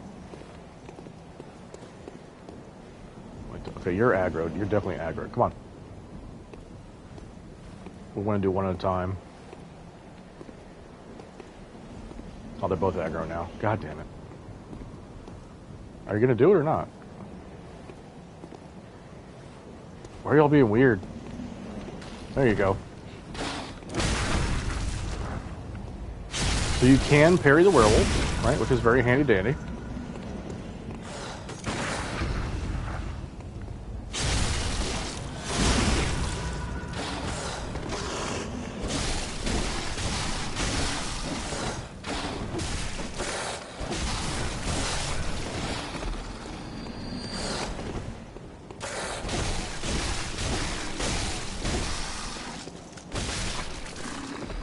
Oh, that was sloppy. Yeah, we heal. 3, I'm pretty sure the werewolves always drop 3. That's okay. That I wasn't min-maxing picking those up, but it's fine. You don't need to be too concerned about min-maxing pickups. Get this guy here. All right, just keep checking your corners, keep checking your surroundings, keep the camera moving. We see an item right there, right? We can drop down and get it, but once we drop, we can't come back. Maybe we don't want to get that just yet.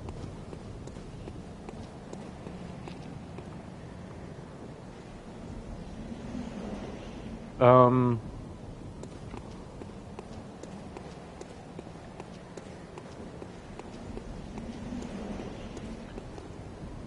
think the order I want to do things. We could keep going forward down the bridge. We don't want to do that yet. Okay.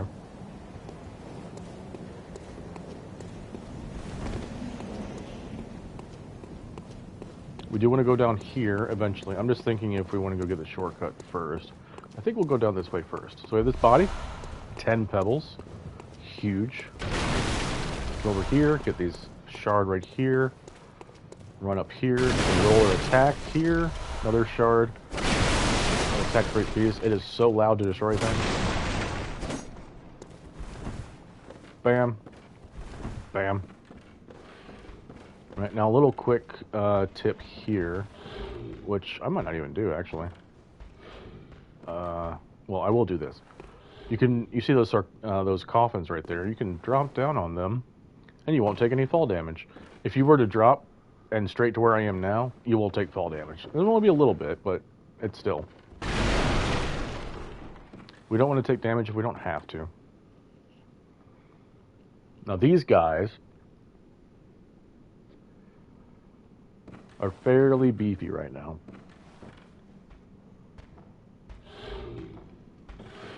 Hello, just me, Rainbow. How are you? Okay, he just fell. Well, was not expecting that. I was hoping to kill him. So this is a perfect instance of the AI being quite stupid, but also quite smart. Or flip that. The AI is quite smart, but he's being dumb. Because I'm close to him, he's aggro on me, but he realizes he can't come to me. That's why he turns around and he starts walking off. He's going to go back to his patrol. You're good? I am good as well. Playing Bloodborne. What could be better? We need to keep an eye on that guy. Is he going up? Yep, he's going up the ladder. So we need to wait for him. Oh, this is annoying.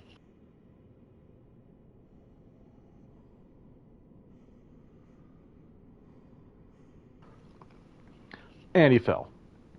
I legit have never seen this before. Come on, buddy, you can do it. You can do it. You just gotta walk a bit. You can make it. Okay. Well, we're gonna have to deal with the other guy first. We're gonna bait him. Come on. Come on. Swing. That was so bad.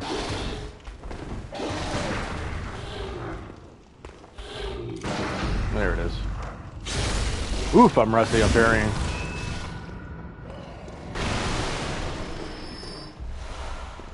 Two vials, very nice. Have you given up? Yeah, he gave up. Okay.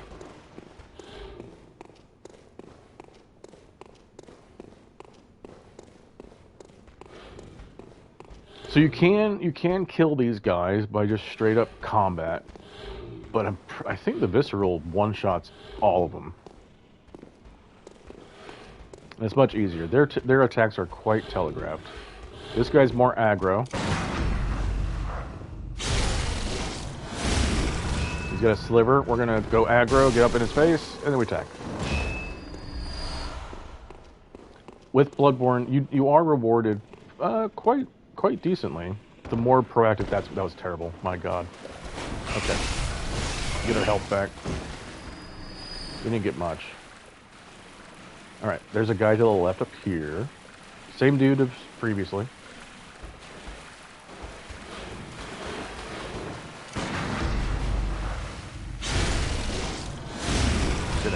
He's got more health. I think he's the strongest one here.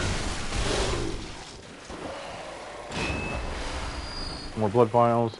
And now we finally have some armor. Some proper armor. Which we will read in a second. What was I going to say, though? Right. Being aggressive on Bloodborne. Bloodborne rewards you for being more aggressive. But also, you should also be proactive in Bloodborne. Being proactive and aggressive are not the same thing. Proactive means you should be doing things, right? Don't wait for the world to do things and then you react to it. You should be doing things constantly, right? That's playing proactively. You should play Bloodborne proactively, but many times with enemies, when you visceral attack them like that, and they're one shot, maybe two shot, getting close, right? Go, go, go, go, go. Get them down. Because if you wait and hang back and if you try to kill them with a visceral attack, right? So you parry, visceral attack, he's got a bit of health left, and then you wait for another parry, you might miss, and he might hit you, right? So if you can play a bit more aggressively, it's great. With crowds like this, though, like the rats, you should definitely take your time. The rats have a big leap like that, and it's just 2 hits. And then we go up, 2 rats. They could stun lock me if they get really aggressive. Okay, cool. He's not even jumping. Cool. Easy peasy. And we have these groups. We have this group up here. There's 4 of them. Where's the other guy? Where's the beast guy? He's right there. This is a little awkward. Maybe 2.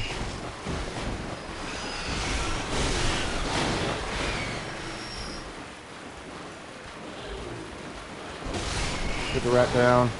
2 hits here on the rat. And on him. How much damage do we do? That's not too bad. We just kill him. Sweet. Get a shard. Throwing knife. The rats do drop throwing knives.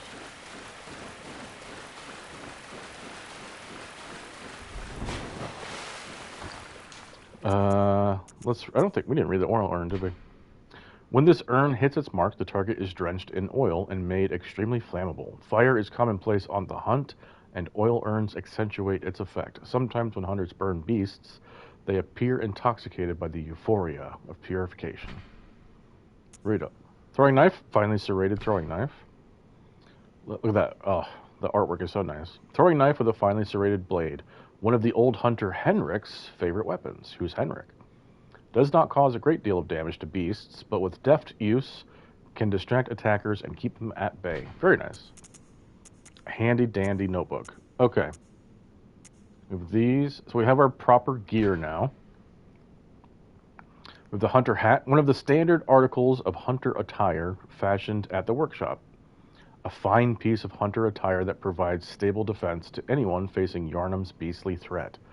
Recognizable by its withered feathers, this cap is fashioned after one of the old hunters.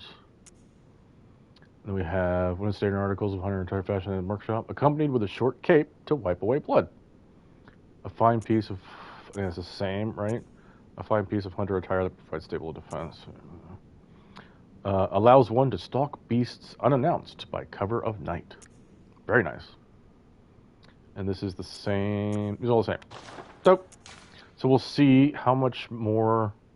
So the window in the middle, right? So damage reduction all the way down to beasthood, right? We'll see how this improves, right? It's all blue, right? That's fantastic, right? Except slow poison resistance goes down by 3, which sucks, but it's not that big a deal. This is a huge benefit, right? I should have put this on earlier, but I'm stupid and wanted to go kill things. So put this on as quickly as possible, right? All blue. Very nice defense, right? This is almost double physical defense, right? Very nice. Put this set on, and we look sick as hell. Oh, yeah. Can we get closer? Oh, yeah. Looking dope. Can we do... Where is it? It's wave. Hello, I'm a hunter. All right. Now, this set is basically the same with... Not quite, but basically the same as the set in the shop. And you get it for free. So you can go the whole game with this. If you really want to buy the set in the store, go for it. I think it has higher poison resistance, actually. But I miss it again. God damn it. I never miss that.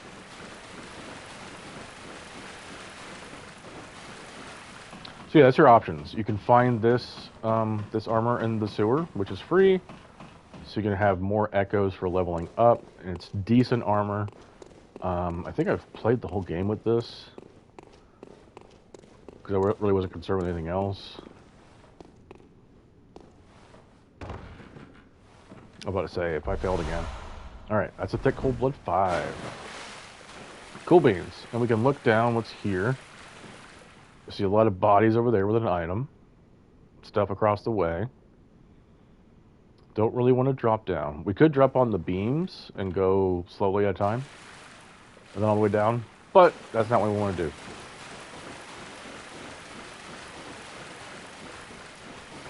We want to go up the ladder. So we're done with this bit of the sewer. The armor set is what we really wanted. I could go. We'll go back to the shop when we go next time we go to the shop. We'll see what the difference is with the armor is. If I remember correctly, I'm pretty sure. Well, that's the Yarnum Hunter set, and this is just the Hunter set. Anyway, I don't think they're that different. But I think the Yarnum set has more poison resistance. Anywho, we want to backtrack now to that drop that we saw earlier.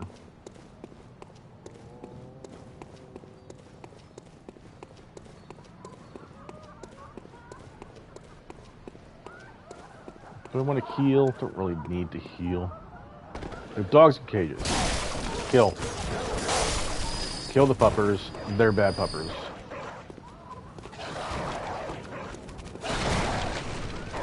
Right, you totally missed it, dude.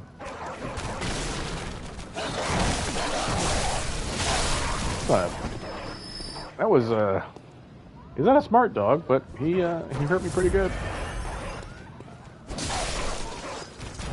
Never had that happen before. And we'll top off. Alright. Hello.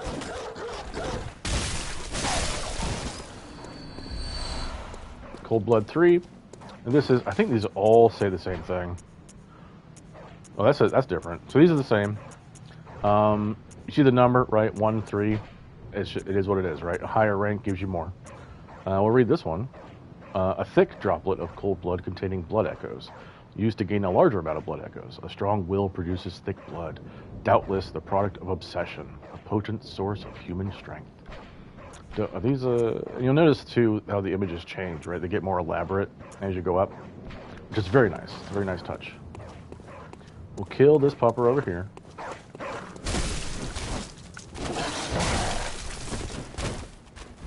Nice if I could actually, my goodness. Okay. Don't feel bad. He's a bad dog. Do you know of any safe places? Oh, I didn't do the thing I was supposed to do. Oh, well. Anyway. So, we have someone asking for a safe place. What does that mean? Well, let's knock. I've heard I have. Shutting up indoors isn't always enough. Well, if you hadn't have got off your arse, it wouldn't be in this mess. You're obligated to help me, you hear? So what'll it be? Are you going to tell me you're not? That's a big fat no. I should have known. You're good for nothing. No respect for the elderly is what that is. That little good you outsiders do. Go on, admit it. You think we're all mad, don't you? Well, go and stop it. I know all your tricks. You don't have to be mad to hunt here, but it helps. All right, do it again. Talk to her again. So what is it now? Are much better ways to pass the time. Unless you found me a nice, safe place. Right, so this is a prompt that keeps happening, right? This is a big hint, right? Don't forget about her. Yeah, I should have known. But we can only say no for now. Good for nothing. Go on. Go. Cool. We have to break things. It's just part of the game. You have to.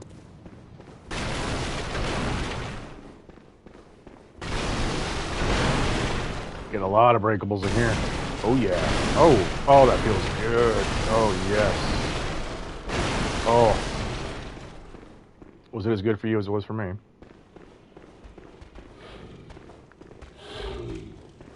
Alright, one of these beastie guys from before in the sewer.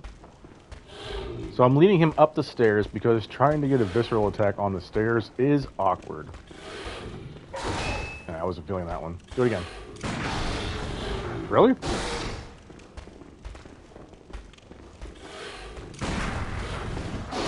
Okay, you're not being nice. Or I'm being bad, that's really what it is. I'm sucking, that's what the problem is. Okay. Down, break.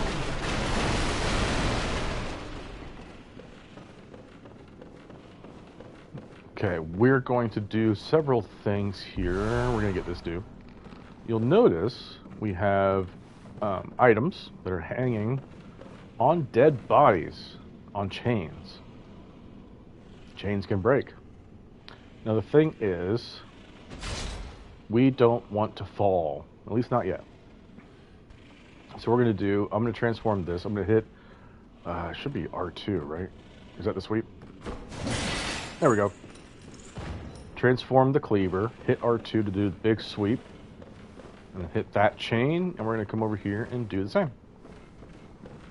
We're going to turn around. Make sure that when you attack, you're not going to walk forward and fall off, right? So you're going to probably do it like this. Very nice. So now they're down there. All right, there's that one, and then the other one is, you can see it right there. Well, the bridge is in the way, but it's there. That's all that's here in this area, but we see a door. Hello, hello. One of the greatest NPCs. She's a meme, and we love her. Oh. A hunter, are you? And an outsider? What a mess you've been caught up in. And tonight of all nights. Here, to welcome the new hunter. Prepare yourself for the worst. There are no humans left. They're all flesh-hungry beasts now. Dope. Still lingering about. What's wrong? A hunter unnerved by a few beasts. No matter. Without fear in our hearts, we're little different from the beasts themselves. And we got our first gesture. Shake off the cape, just shake it off. What are you still doing here? Enough trembling in your boots. A hunter must hunt. There's the meme. She said the thing. What are you still doing? And now she's on repeat. Okay, so she's done. We've exhausted her dialogue. We can move on. I probably should have got the shortcut first. That's probably not going to help new players very much. I will get the shortcut in a second. But there's a reason I'm not getting it quite yet. Where the dogs were, instead of going down this path, right, down into where we are, go the other way, and you'll eventually find the shortcut. If you don't, if you really need it right now. Or you can just keep watching, and then I'll get it in a second. So to get down, we can't go back, right? We fell through that window. We can't go back. There's no way to get back up. We have to go down to go up, right? You got to get down to get up. Usually you got to get up to get down. So we're going to try to drop on that doohickey there to not take fall damage. Good. Took only a little bit. If we didn't do that, we would have taken a lot more. So I'm going to try to do a charge attack stagger on this guy. He's staggered, visceral attack, and he's dead.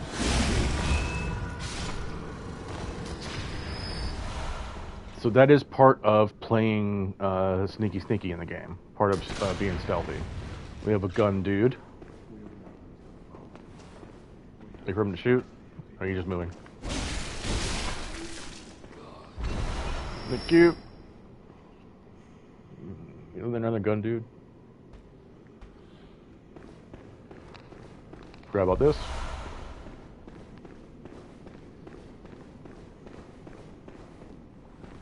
That should be all the items. Now the thing with this guy is, this is a bit of an awkward place to try to fight him straight up. So I'm going to try to be stealthy.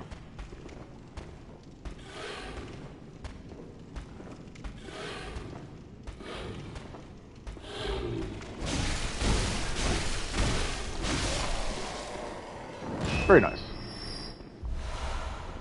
Stun lock is OP. So now we're going to come out this way. There's going to be 2 gun guys and another beast guy. We are going to want to fall to get these items. We don't want to do that yet because the way to get out is to go to where these guys are out here.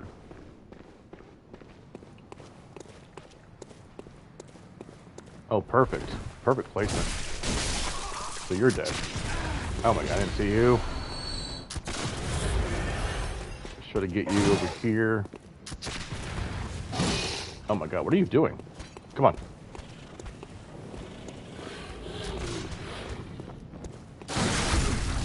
Fuck. Nice. So you see, I took a hit, right? But I healed with the visceral attack.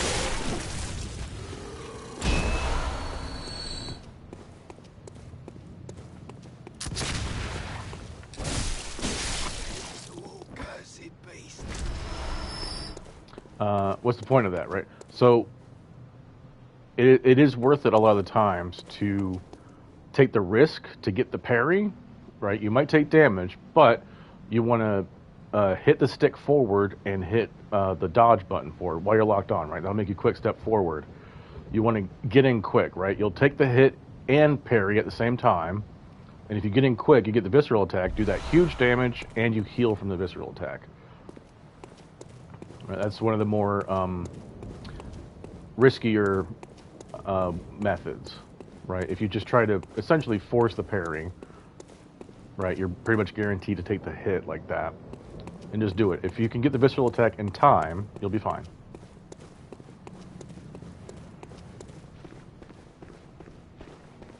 Now we want to, I do know, I just started my NG +6 playthrough. And I learned where the spear was, but now I don't remember which one it is. I think it's this one. We'll see. So we want to drop down, get the rat here. And we essentially healed from the rally from falling. Want to get all the rats. Be careful as you're doing this. Keep an eye on the rats, right? Any of the rats that are going to go crazy, hit them first. You'll stun them. We'll grab this saw spear. That's what we want. That's going to be our weapon for the foreseeable future.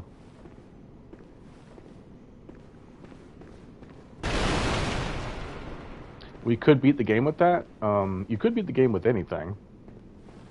Of all the starting weapons, you should take the saw spear over all the starting weapons, in my personal opinion. But you know, play what you want. You'll see why we want the saw spear in a moment. I think the damage is... It is slightly worse. But it has 2 Ds, right? You see, strength and skill are both Ds. Is it worse? Let's see, 98. And then that's 94. Yeah, it is slightly worse. But it's fine. It's fine for right now, but we are going to switch it. That should be everything up here, right? Well, we're going to now drop down here.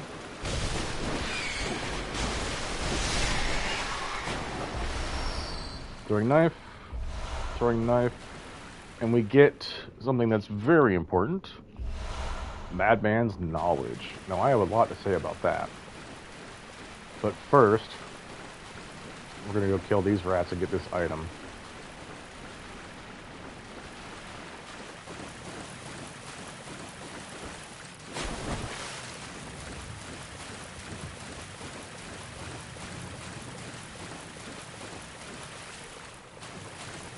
Remember what I said previously. Why we didn't drop down earlier is because the only way to get out is to drop into the water and then go over here to the ladder. And the ladder is a long climb, and that's the bridge where the 2 gun guys were, right? So you'll very likely get shot while you're climbing up the ladder by the 2 gun guys. That's why we didn't drop down first.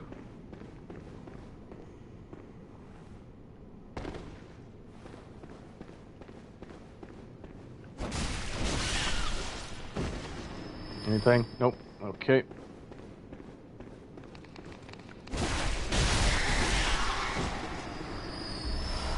And 2 bloodstone shards. Fantastic. Throwing knife. Alright.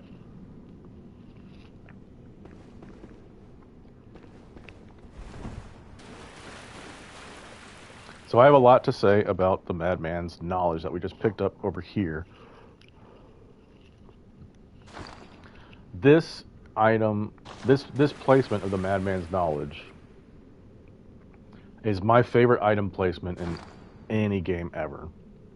Now, why? Well, first off, we need to read what it is. I didn't read the Bold Hunter's Mark, did I? Dangling upside-down rune etched in the mind of a hunter. The image upon this parchment allows one to envision the rune with clarity.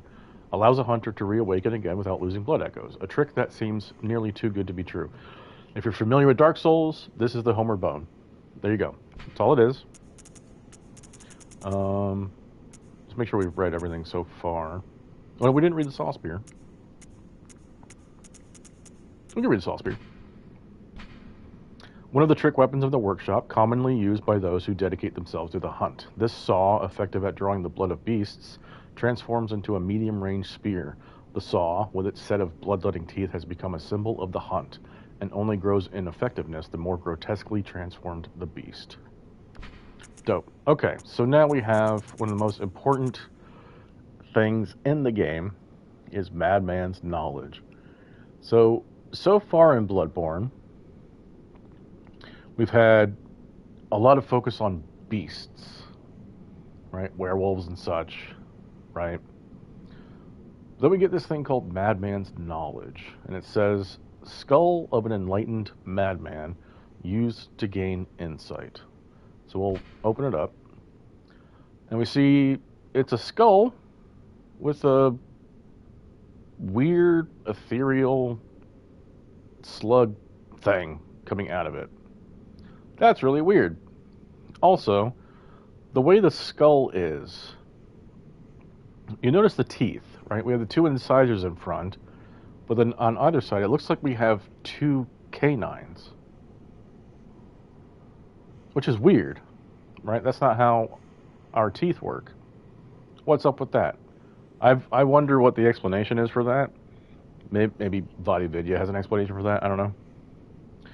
So let's read the whole thing. Madman's knowledge. Skull of a madman touched by the wisdom of the great ones. Used to gain insight.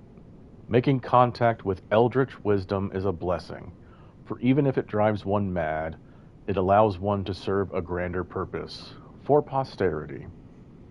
Holy shit, right? What's beautiful about this is if you don't know what these words mean, you might not think anything of it, right? But this item gives the game away for Bloodborne. Right? So far, and we're not that far into the game, it's been very gothic horror. Right? But this gives the game away for what's to come. Now, if you don't know what the Great Ones refers to, you might not think anything of it of reading this, right? And you might see the word eldritch and be like, that's a weird word, but okay. And then you just move it, right? It says use to gain insight, right? So you can... Oops, I didn't mean to do that. You can use it, and you'll pop it, and then you'll be on your merry way, right? I'm probably going to talk for a while here, so if you... And it's going to be spoilers, so if you don't want these spoilers for people watching on YouTube, fast forward probably about 5 minutes. Well, we're really when Madman's knowledge is off the screen, then I'm done. What's great about this is this gives the game away for what's to come, which is Bloodborne isn't just gothic horror, it's Lovecraftian horror too, right? Great Ones is a Lovecraftian concept.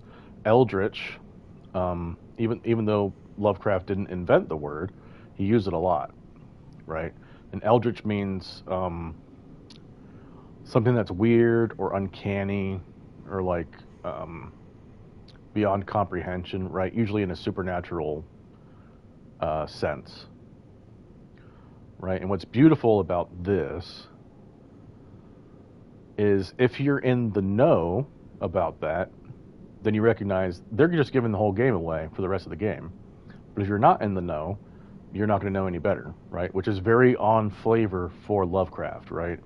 Because Lovecraft's works were very much about having too much knowledge, right? If you're an intelligent person, if you're knowledgeable, if you're curious, very often leads to your downfall, right? Happens all the time, right? And there is a difference between being intelligent and being knowledgeable, right? Intelligent is like how easily you can learn things, how quickly you can learn things. Knowledge is the collection of information.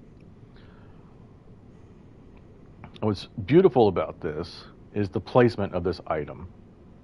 It describes what the rest of the game is going to be. And to find it, you need to kind of go out of the way, right? You need to be somewhat smart, like play the game somewhat smart to find this, right? Pretty much everyone's going to find this, right? That's the whole point, right? Is to give the game away.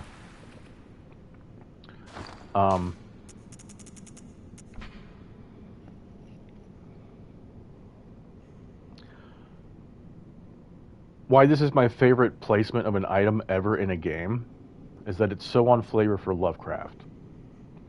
You need to be fairly smart and curious to find this item. And getting this item gives the game away for the game. You gain insight into the game on a meta level, but consuming it also gives you insight in the game itself, right? The character gains more insight, right? Which means you as a player, being very much like a Lovecraftian protagonist, come across the thing that's going to make you go more insane, right? And it also makes the character go more insane. That's what the insight is all about, right? I think it's just brilliant that they place this here, right? I might be reading way more into it than it deserves. I don't know. But they intentionally place this here. You don't see reference to Great Ones or Eldritch beings for quite a while into the game, right? We have still a bit of a way to go before we start seeing those things. But if you're in the know and you find this thing, then you're like expecting all that stuff to come, right? But if you're not, right, because you didn't find this item or you don't know what the words mean, then you're going to be completely blindsided about all the shit that's left. That is to come in the rest of the game, right? It's beautiful. I love it. All right, moving on.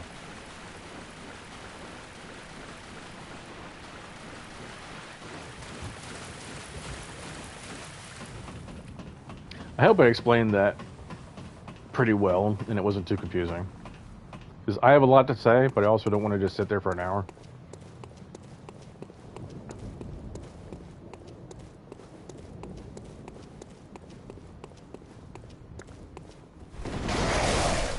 Okay, you're gone. Boom, boom, boom.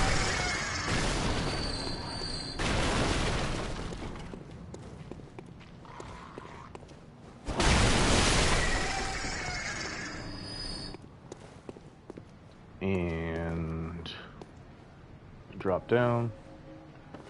God damn it. I can usually do those flawlessly.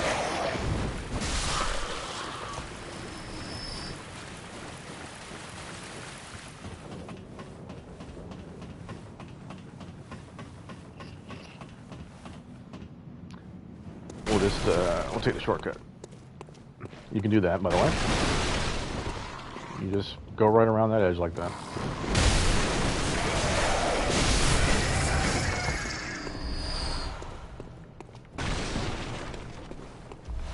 Pebble, oil urn.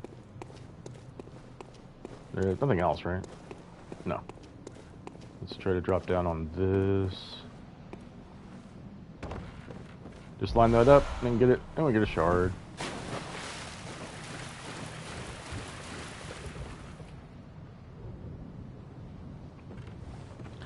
Probably. Should we heal? I guess we don't really need to heal.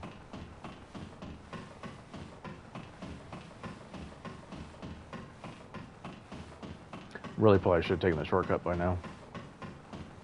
But it is what it is. If you're following along, playing for yourself, you'll be okay.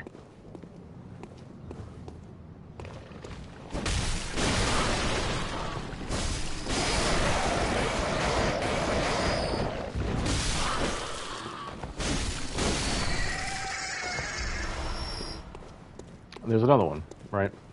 You need to go out of your way to find these. I love it.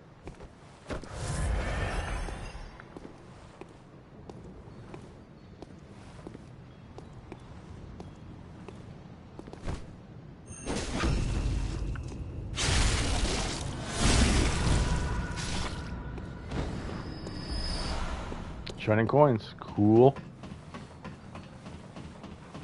If you're concerned about getting lost, you can farm those guys for shining coins. I probably really wouldn't recommend it. That's going to take a long time. But if you really need to. And here we have another one of the more important NPCs in the game. Something I want. I guess the knife, I don't really care. Alright. Who are you? I don't know your voice, but I know that smell. Are you a hunter? Please will you look for my mum? Daddy never came back from the hunt, and she went to find him, but now she's gone too. I'm all alone and scared.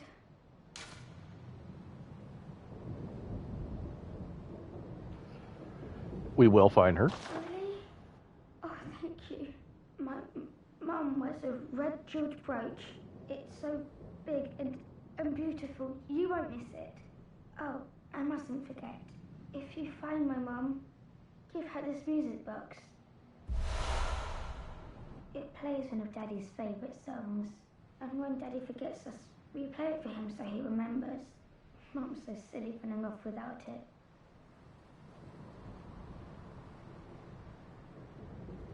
My mum wears a red jeweled brooch. It's so big and beautiful. You won't miss it. Oh, and if you find her, give her this music box. Please, I know you can do it. My mum... Oh. Okay, she's done. We got a music box. Music box. A small music box received from a young Yarnum girl. A small music box received from a young Yarnum girl. It plays a song shared by her mother and father. Inside the lid is a small scrap of paper, perhaps an old message. Two names can be made out, however faintly. Viola and Gascoigne. Interesting. Viola and Gascoigne, eh? So we're going to come down here really quick. We don't have to do this right now because we can get it in a second. But anyone who's like really freaking out about the shortcut, we'll go get it now. And this is the item that we could have dropped down to get. More cold blood.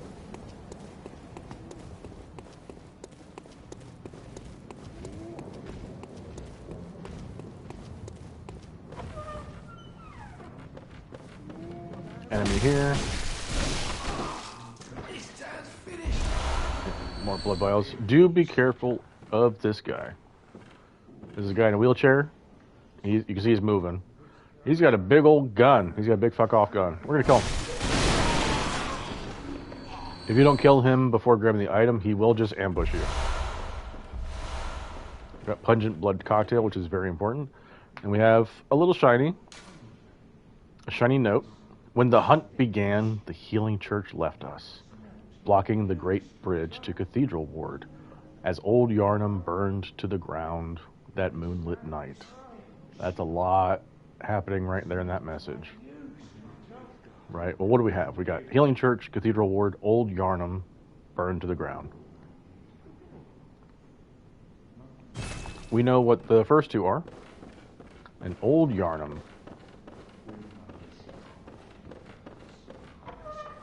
What happened in Old Yarnum?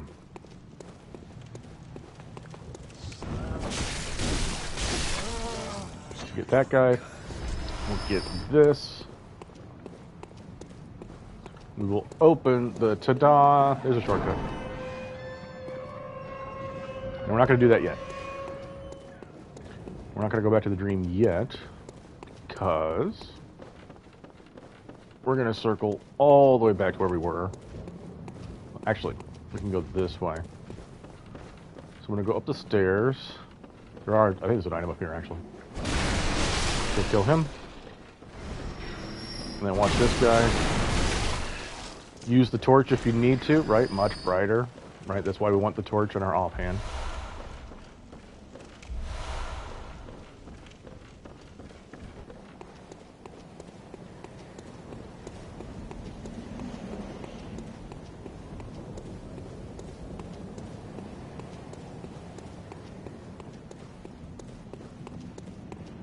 We're going to go back to where the girl was.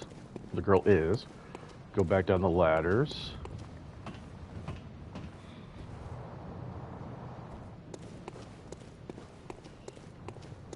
We're essentially doing a twofer, but spread out.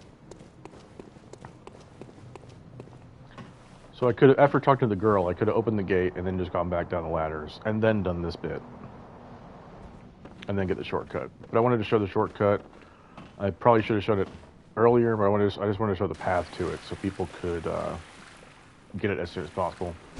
These are a bunch of dead dudes. Well, faking being dead.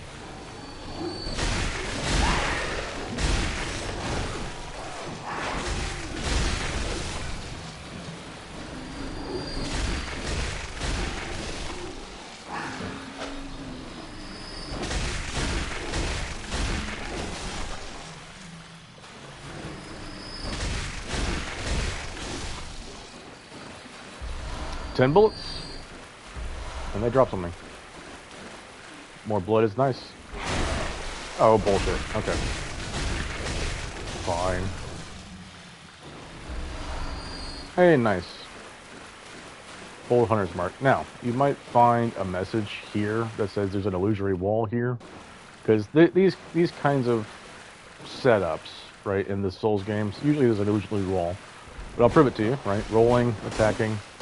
Nothing here. There's absolutely no illusory walls in the base game of Bloodborne, right? Or the DLC, I'm pretty sure. So don't be fooled by those.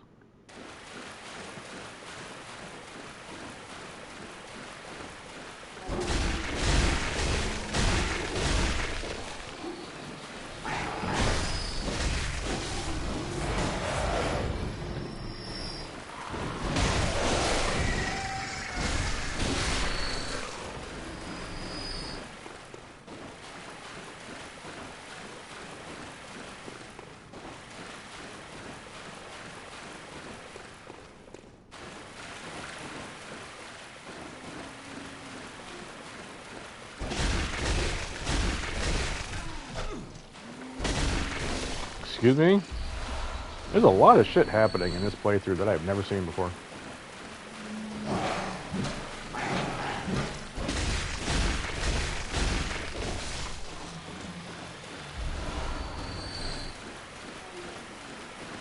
It's a little awkward with two of them.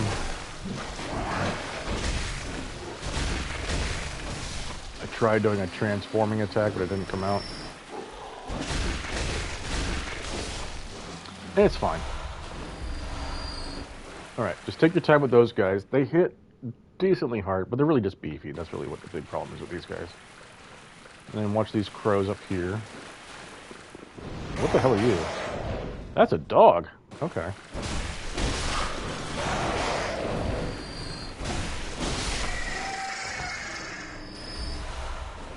Where's that dog from? We probably... God, did we kill that dog like 20 minutes ago? So here we're going to grab this ladder first really quick. Go up the ladder. What a thrill. Okay. We're going to get the second shortcut of the area.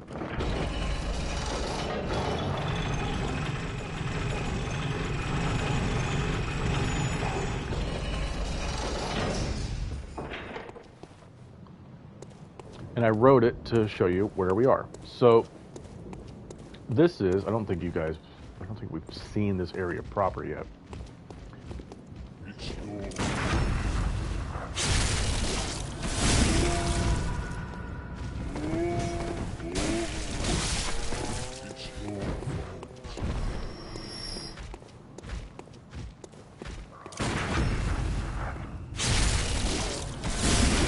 See, if you can get good with parrying, trivializes so many enemies.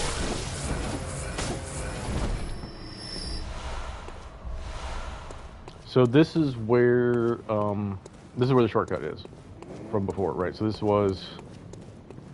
that's the stairs we went up to get the cold blood dew, right? That's the path we went down to open that door. And that's just this path. I probably should have turned the camera and looked down the stairs here. And you can just go along this way, up the stairs. Right, this is the building that we opened the door for. Right, steps here, gate. Beyond the gate is the lantern. Right, nice.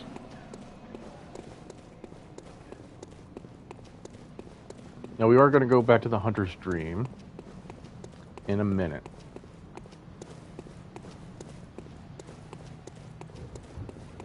But first, we want to do something.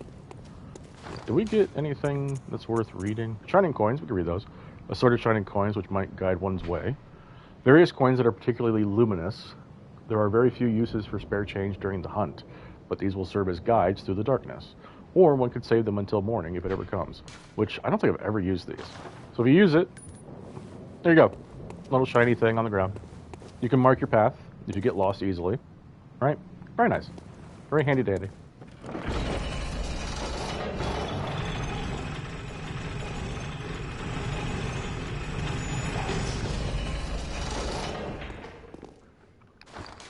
Oh yeah, was there anything else?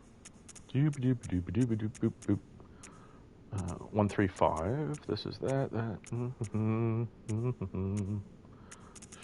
Did we read the torch? I don't know if we did. A common torch formed by wrapping a pine resin-drenched cloth around the end of a long stick. Hunters choose torches not only because the hunt leads them to the darkest nooks, but also because certain creatures they encounter are possessed of a deathly fear of flame. That is a bit of a hint. Good. It'd be nice if I actually remembered to read the damn things. So we're going to go back down the ladder that we went up. And we're going to go into this tunnel. Now don't be intimidated by the big boy right there. Because he is a big boy. He's got a lot of health. We're going to do a charge attack. Up the piggy butt.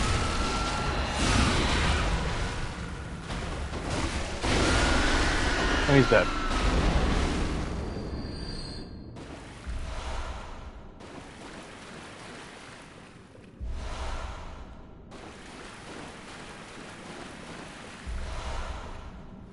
Saw Hunter badge. This is what we want. What does that do? Was ist das? Right, well, it's a key item.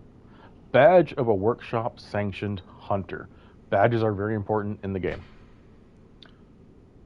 Look at that artwork. It's so good. Badge crafted long ago at the workshop attests to one's prowess as a hunter of beasts. The workshop is gone, and no group recognizes this meaningless badge except the messengers in the bath, who understand its profundity. Certain things can only be entrusted with a hunter in possession of this badge, or so they believe. Now, what does that do? Well, we are finally going to go back to the hunter stream. And we will see. Do you remember what was in the shop? Probably not. You can rewind and look at what was in the shop. The badge there is going to add more items to the shop.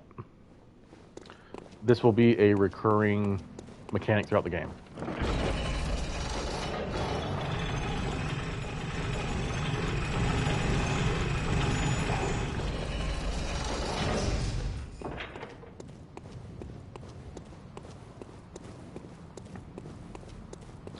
I probably could just use Bold Hunter's Mark, but I tend to not use a thing if I don't really need to.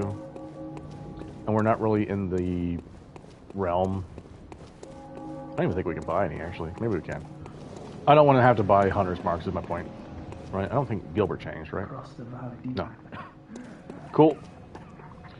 Well, actually, hang on.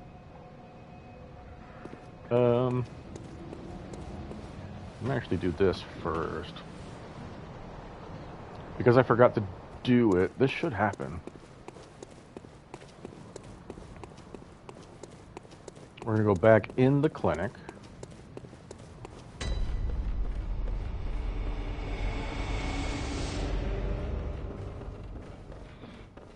There's the first lamp, right? This is where we came back into the world.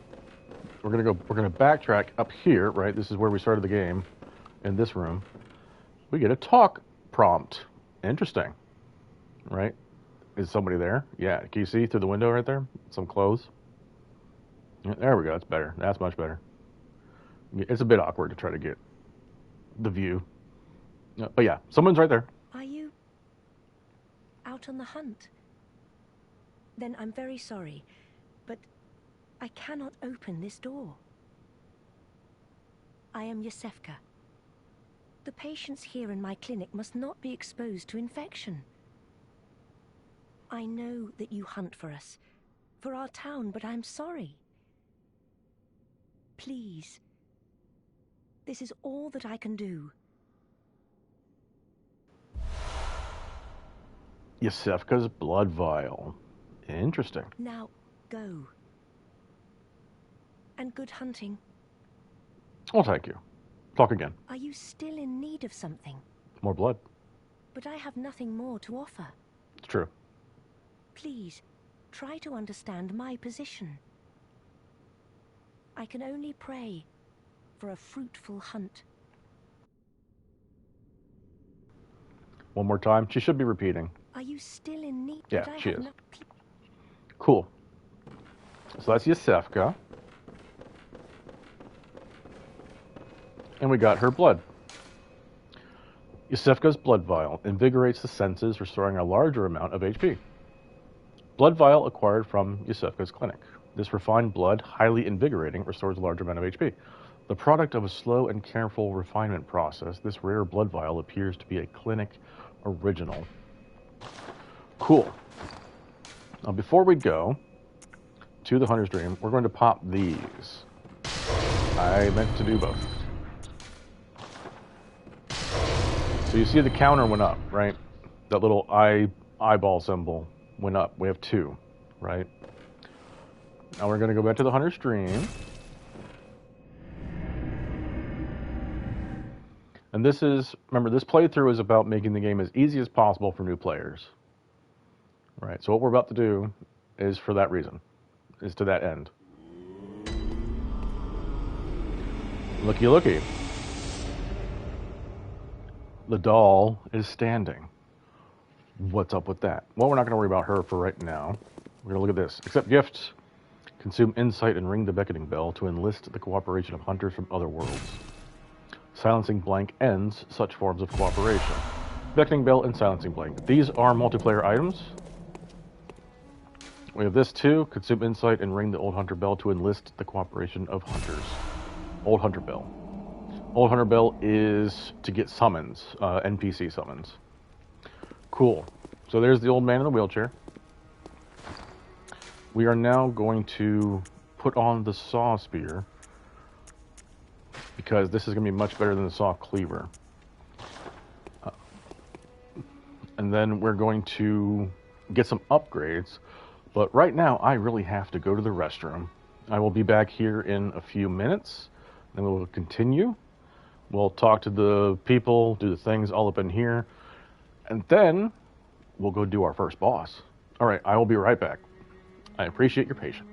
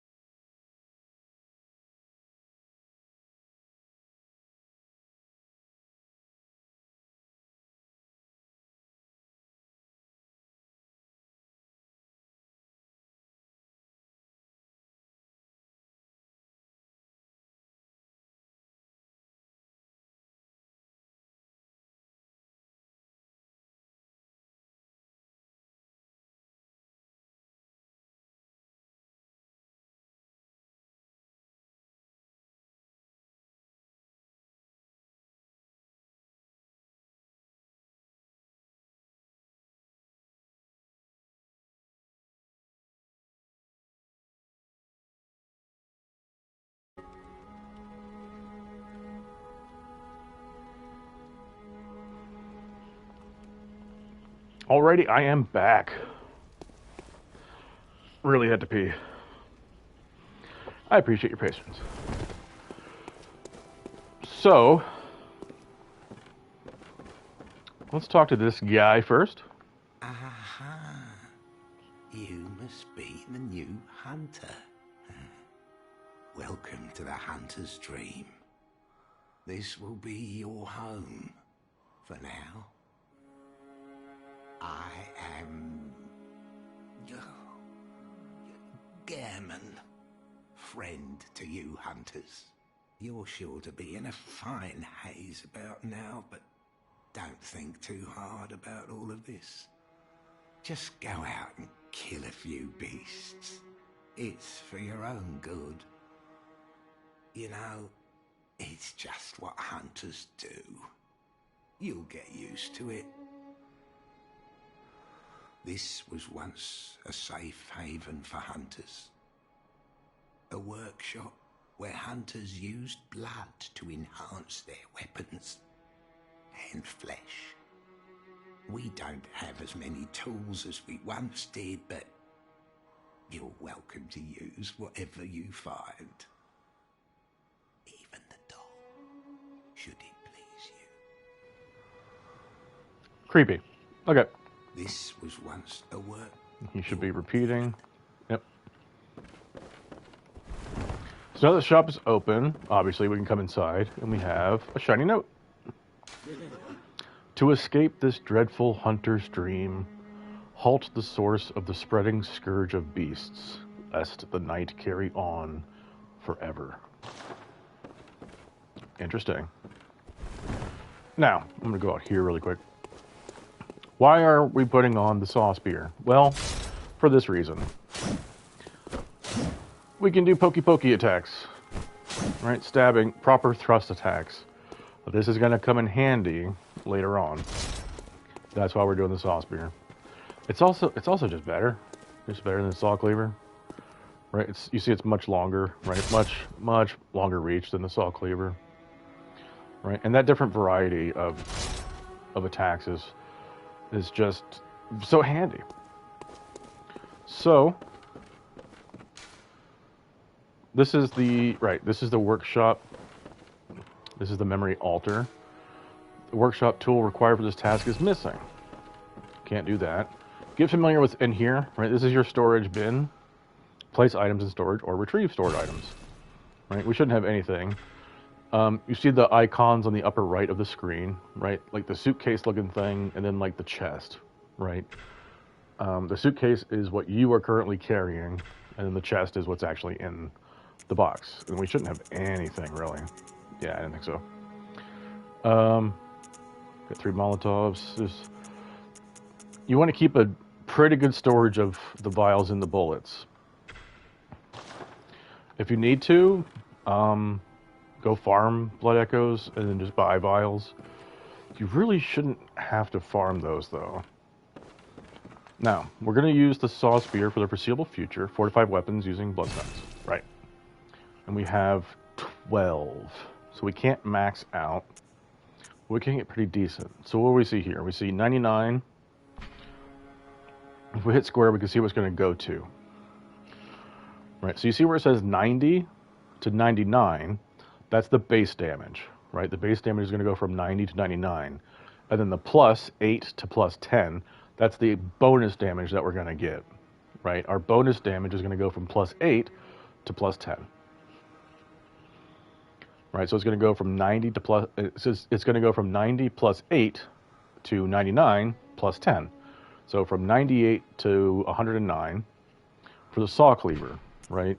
But the saw spear is going to go to 104. Which is not big a deal, but we are going to probably grab a level. So we will fortify the saw spear twice. Now, you notice how you see the boxes there above all the upgrades. You see how that one box is flashing blue, right? And then this one has the second box flashing blue. So this means if we upgrade the saw cleaver to +1, we'll get that first box to light up, right? If we get the Saw Spear to +3, the second box will light up. Now, what are those boxes? That's a good question. Repair items with reduced durability. Is it worth repairing the Saw Cleaver? It's only 90. Probably not, to be honest. Don't really need to. It is only 90. But 90 is not anything to sneeze at. That's half of a blood vial right now, right? Isn't it? Yeah, the 180. Yeah, we don't need to worry about that right now. We're going to level. Hello, good hunter. I am a doll, here in this dream to look after you. Honorable hunter, pursue the echoes of blood, and I will channel them into your strength. You will hunt beasts, and I will be here for you to embolden your sickly spirit. I guess I gave the game away, right, by saying, let's go level.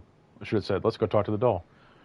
If you notice, I think this is true, the voice actress for the doll is the same as the Maiden in Black from Demon Souls.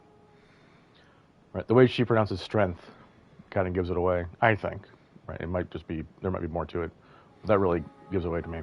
Anyway, we'll just talk to her. Did you speak with Gehrman? He was a hunter long, long ago, but now serves only to advise them. He is obscure, unseen in the dreaming world. Still, he stays here, in this dream. Such is his purpose. Little background on Gehrman. Ah, the little ones, inhabitants of the dream. The messengers. They find hunters like yourself, worship and serve them. Speak words they do not. But still, aren't they sweet? So sweet. Ah. I think she's... Yep, okay. So now we can level. Use blood echoes to raise stats and level up. Very well. Let the echoes become your strength. Let me stand close.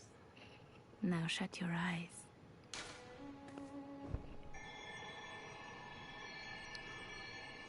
Cool. All right. So what do we got going on here? Well, get acquainted with this screen. Right? Character's name. Right? Your level blood echoes is the echoes you have required, right? Keep track of this number. That's what you need to level up. Right? Insight is your insight.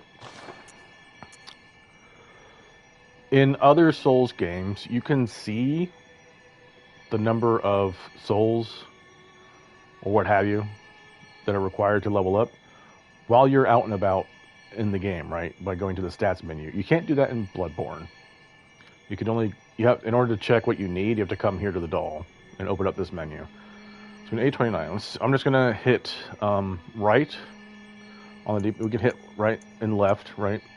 You hit right on the D-pad to increase. Left decreases, right? So I'm gonna see how many we can get. 6 levels. Okay, that's pretty decent. So we can do... So what you want to see is, in Bloodborne, like all the Souls games, the various attributes have thresholds.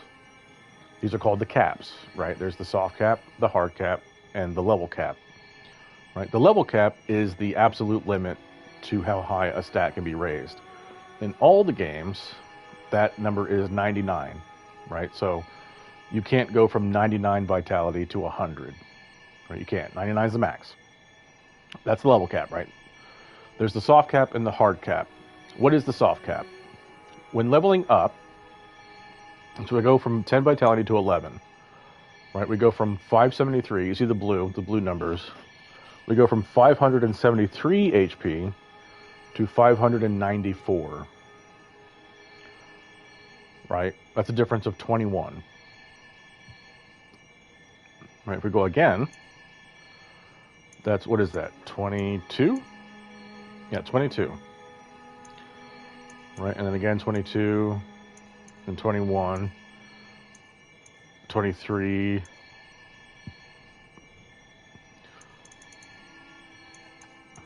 right? So it's around 20 is what we're getting. The soft cap is... the soft cap is 25, right? I think that's the case for everything. So what does that mean? Well, for every point you put into a stat, until you hit 25, you'll get the biggest bonus for leveling up that stat, right? Once you hit 25, to go past 25, you're going to get less of a bonus than you previously were, but it's still pretty big, right? And that bonus will carry on until the hard cap, which is 50, right? So, for vitality, let's say it's 20, right? Every point I put in, I get 20 HP until 25. At 25, up until 50, I may get 10 points, right? Or 15, whatever it is, right? Probably 15. I'll get 15 up until 50, right? And then from 50 to the level cap, right? To go from 51 vitality to 50, or to go from 50 vitality to 51, I might get 9 points of HP, right? So it's, each level is about diminishing returns. Whatever your build is, you want to hit the hard cap at least, right? Endurance, the hard cap is 40. You want to get endurance to 40 as quick as possible, but you don't want to sacrifice anything, right? You don't want to sacrifice damage, you don't want to sacrifice health. If you can spare a level, and you're not going to get much of a bonus by putting it into anything else, put it into endurance. Endurance at 40 is like a hard cap, right? When you hit the hard cap on vitality, you'll still get HP with each level, but it won't be that big of a number. With endurance, you can, so from 40 to 41, you won't get any more stamina, right? You won't get any points of stamina and endurance past level 40 until like maybe 46, right? So like 46 endurance, you'll get 1 more point in stamina, which is crap, right? We can do endurance right now, we get 2 points, right? 2 points there. 2, 2, 1, 2, 2, right? Every level, we mostly got 2, right? But to only get 1 point of stamina every 6 or so levels, that's crap, right? So 40 endurance. Once you hit 40, you don't need to worry about endurance ever again. If you're going for a max level character, endurance should be the very last thing you max out. I'm not really concerned about our health right now. So before you level up, you want to really get an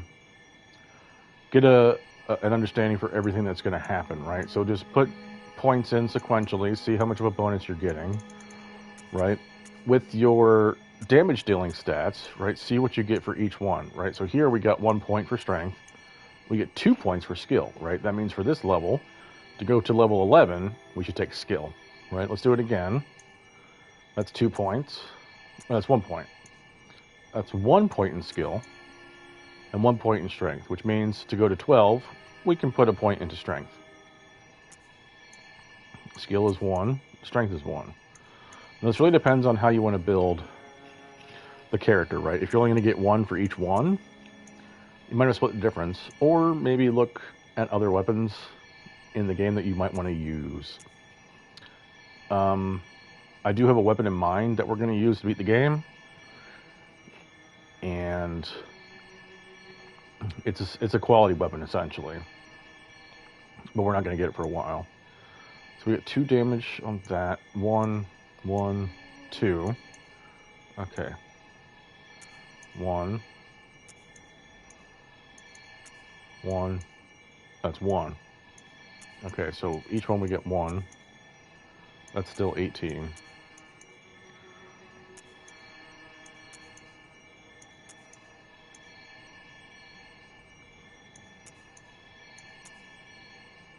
$21. These aren't big bonuses. We only get 1. We might put a point into endurance, maybe vitality. We'll probably do vitality. This is pretty decent, right? So we're going from, I don't know what it was, 14 strength to 16, and then 13 skill to 16, with 1 point vitality. It's pretty decent. That's pretty nice. We're getting 7 extra damage. I'm okay with this. This is how I'm leveling, right? You definitely follow for whatever build you have in mind. Farewell. Now, you should always spend your blood echoes. Spend them, spend them, spend them, right? For newer players, you probably want to come here a lot sooner to spend them, right? Especially if you're dying a lot, absolutely come here and spend them as soon as possible. I'm just going to repair this just to have it be repaired because we don't have many blood echoes left. Since we're about to go fight a boss, I shouldn't die to the boss, but since we're about to go fight a boss, right? Good rule of thumb is to get your souls or blood echoes as close to 0 as you possibly can, right? That way, if you die, you won't... Because if you die in a boss room, your blood stain stays in the boss room, which means the only way to go get your blood echoes and leave to use them, you have to use a hunter's mark, right? Which you don't have an infinite amount of. That's why it's way better to... Before you go somewhere that's going to be dangerous, like a boss room or a new area, go spend your money, right? Go spend your blood echoes. Go spend your souls. Now I'm going to... We'll get 3 of them. Right? That knocks us down to 11. Right? We buy 3 blood petals. I have... Why not? Buy a pebble. Right? Knock it out. We have one blood echo. Whoop-de-doo. Fantastic, right? Spend your blood echoes. Don't hoard them. We're going... So we got the sick room. Central Yarnum.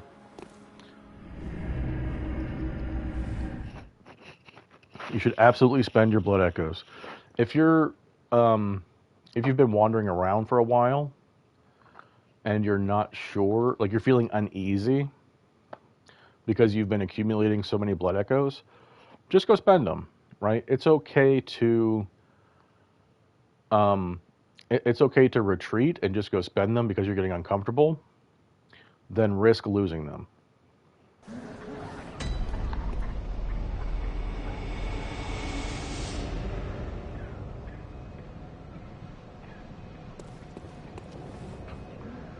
But also, it just is the case.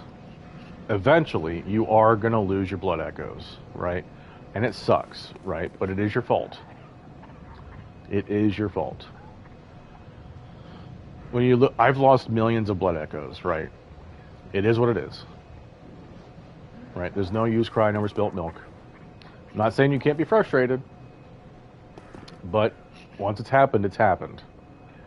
Right? Just get used to it, right? If you feel you should train yourself, right? Go accumulate a bunch of blood echoes and just lose them automatically, or lose them intentionally. Right? Just to get used to it. It won't sting as much, though, because you're doing it on purpose. But I don't know. Across the So he's the same. He should be a 2-shot now. Yep, cool. You notice, though, I swung more times than I needed, right? He died in 2 hits, but I still swung an extra time. That's essentially double tapping, right? You want to be sure to double tap. Ooh, he had like 1 HP. So did he.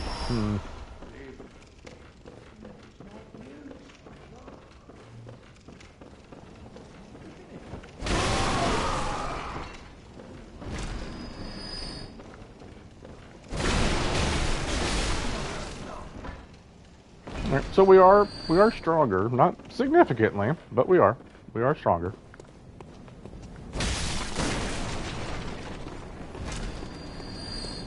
That is just how the level up process is going to be in the Souls games, right? Little by little, you'll improve, right?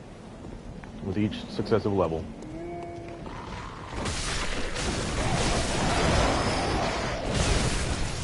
Oh, he's still swinging.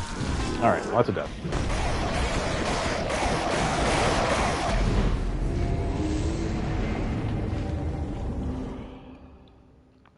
First death was stupid. I might try a deathless run one of these days.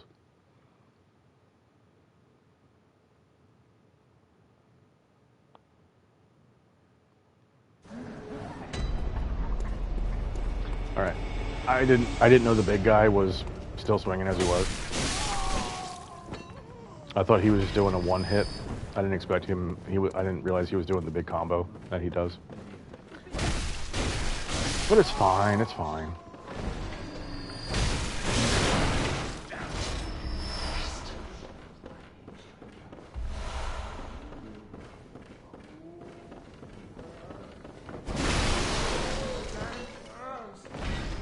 Alright, let's try again. Who's got him? Looks like the big guy does. Yeah, he does. Okay.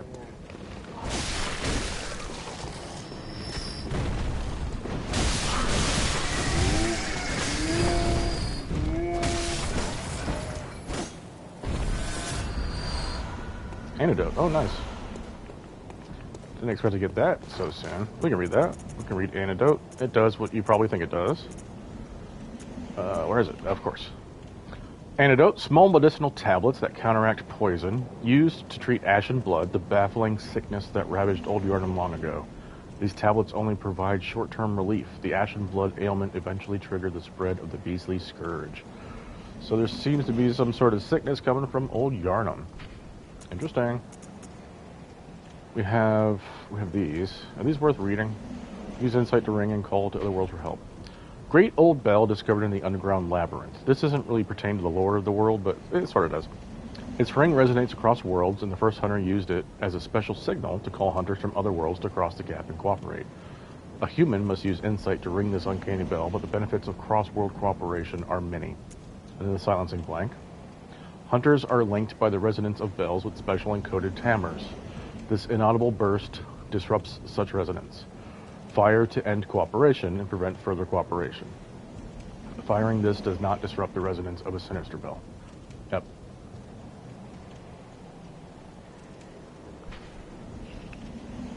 So, I guess I could explain these, but I don't really need to. So, if a sinister bell is being rung, then you can be invaded, right? Beckoning bell is you looking for cooperators. Silencing blank sends them home, right?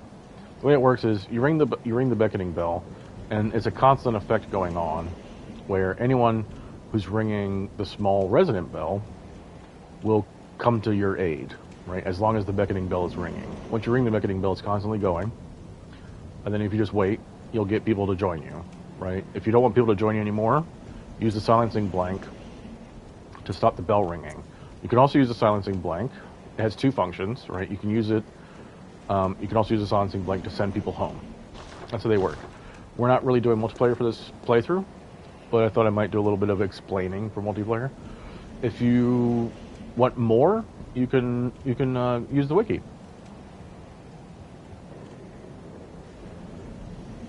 The wiki will probably explain way more than I can.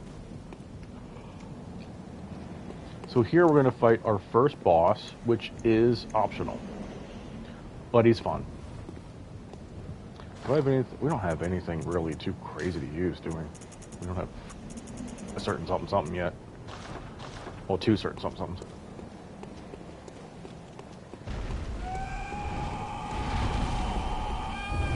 Hello.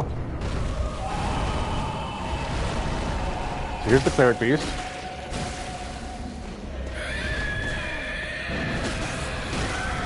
You want to try to stay behind him as much as you can and wail on him. He's jumping again. So when he jumps, you want to get a feel for the jump, right? If you can roll as he's landing, you should get away from him.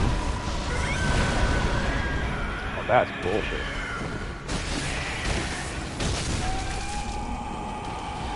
So if he collapses a little bit like that and grabs his leg, that means you're doing good. That's a grab. That's his grab, which he missed. I'm just gonna grab these bullets, guys. So his half.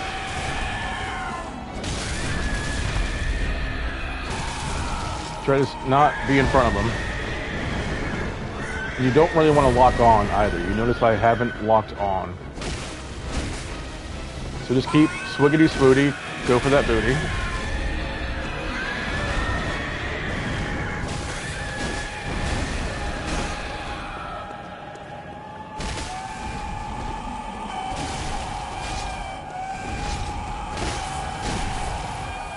And he's dead.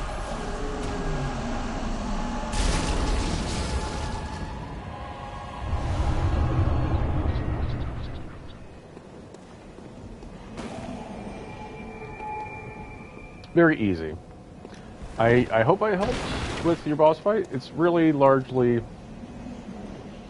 stay behind him, don't lock on, right? But keep the camera on him, right? Keep moving the camera manually to stay on him. Watch what he's doing. His jump attack, just run away from him, right? Wherever he is, he's going to jump, and you just run away from him, right? And then you'll get a feel for when he's about to land, right? So he jumps, and then it's about a second, maybe two, is when he lands, right? You'll get a feel for that as you keep playing. You'll get a feel for when he's about to come down, right? And as he's about to, go ahead and roll, right? Keep rolling away from him. His grab that he does, he brings his arms out very slowly and deliberately, right? And then he'll grab you really quick, right? When he does that, he's like doing like a T-pose, essentially, right? That's how he's bringing his arms out. When he does that, just stay away from him, right? Either get behind him, try to stay on his butt, or just run away, right? Very easy to do. And then otherwise, just, stay behind him and keep whacking. And you should get him down pretty easily.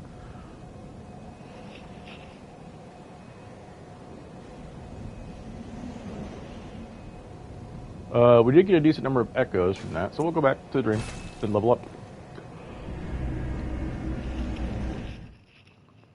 If you find you're struggling on the cleric beast, that's okay, right? This is a non-elitist guide, right? It's okay to be struggling. Just keep, hopefully the tips I've given you are enough. The real key to the cleric beast is don't overthink him, right? His moves really don't need to be learned. But if you do learn his moves, knowing his moves will come in handy for something way farther down the line. But for the most part, just react to what he does, right? If it looks like he's going to attack or is attacking, then he probably is, and just move accordingly. Right? Stay behind him and just keep whacking. Like right there, I won with an R1 spam, right? Which is boring, but I got the job done. Welcome. What is it? This playthrough is not about me showing off, which I don't really think I even could. So we do more, that's 1 point, that's 1 point. We do 2, they're both 1 point. Yeah, they're both 1 point. Okay, we might do 2 in health.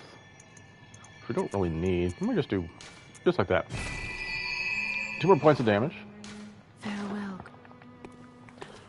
Remember what I said, spend your echoes, right? We have 826, 720. We have 100. Buy a knife. Sure.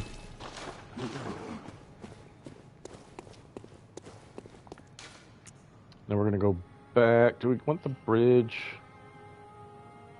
I guess we could do the bridge, but it's... Now let's do Central Yarn.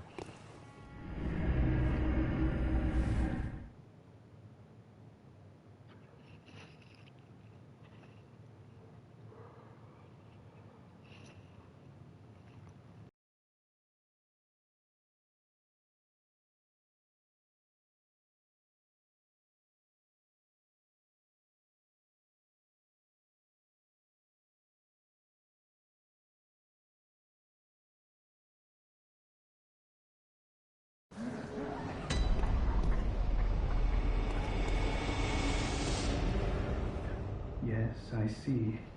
So he's changed. The Great Bridge is the only way to the Cathedral Ward. And during the hunt, the bridge is closed. You could try the aqueduct. There's a rather, how shall I put it, colourful area south of the Great Bridge. From there, an aqueduct leads to the Cathedral Ward. Not a place you'd normally want to visit, but I don't imagine you have much of a choice, do you? Great. Not a place you'd not much of... not a place you... And he's just reiterating what he said. Okay. So he told us to go on the Great Bridge, which will lead to Cathedral Ward. But then I've never played the game doing it that way, like making that connection, and then talk to him, and then he gives you new advice, right? He's saying go down south to the aqueduct, which there isn't a compass in the game, right? I guess we can assume the sun is in the west, right? Rises in the east, sets in the west. Can we even assume that with this world, right? Maybe that's not how this world works. Well, like, if that's the case, that's the west, right? That's south. But that's the direction that he's talking about. So, I don't know. Him giving compass directions doesn't make much sense to me.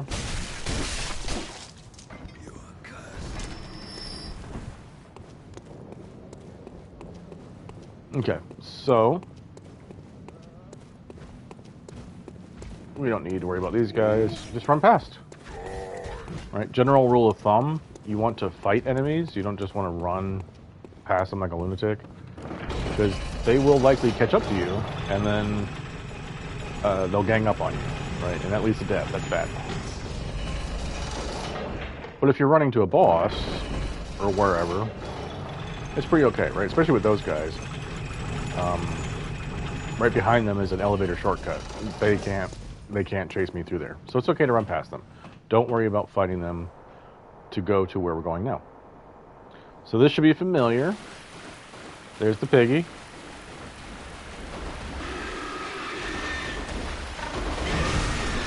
Oh, you bitch.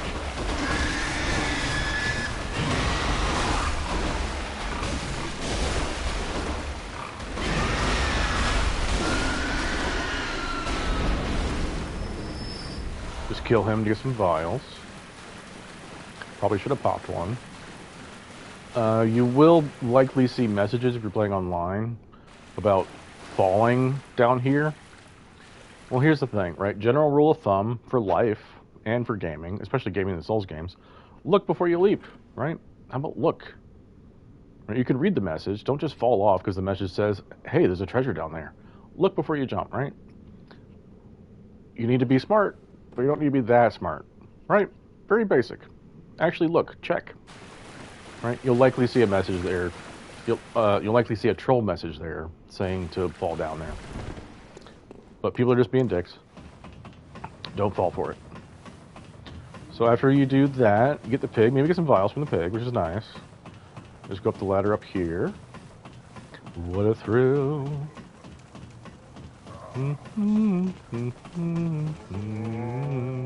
Okay. That, kaboom. He's dead. Kill him. Well, he's almost dead. We'll just take him out. Actually, we will do that. You notice I wasn't missing that much health, which is a perfect opportunity to do the emergency bullets, and then heal. Right now I'm down 1 blood vial, but these guys often drop blood vials, which he did not that time. Shining coins. But a lot of enemies are likely to drop blood vials, so that's a pretty good opportunity to do the emergency bullets. That way you get 5 extra bullets. Right? It's nice to just have those 5 extra bullets hanging out on you, right? The more of the emergency bullets you spend, then the fewer real bullets you spend.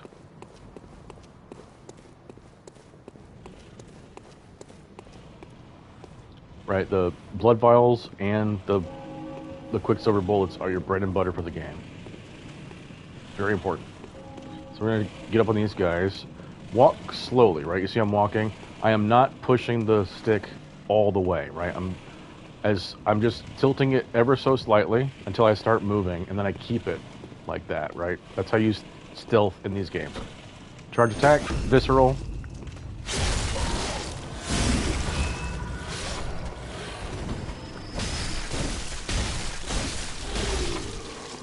Nice little stun lock. Oh, they didn't give me any shards. That's annoying. Sometimes they will. I forgot about this corpse. Go ahead and grab that. 2 bolt hunter's marks. Very nice.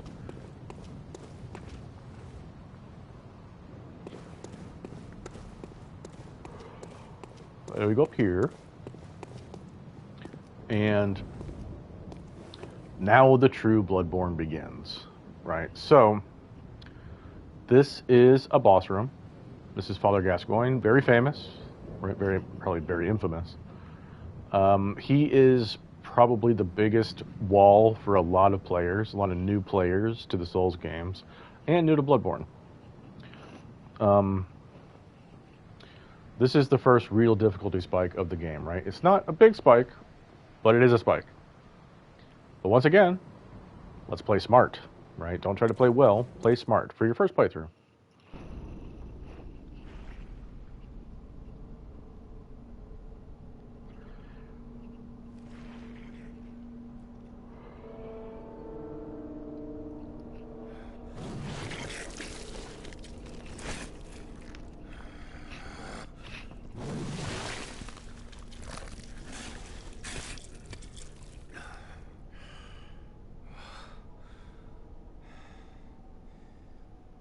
Beasts all over the shop. You'll be one of them, sooner or later. Iconic. Rawr.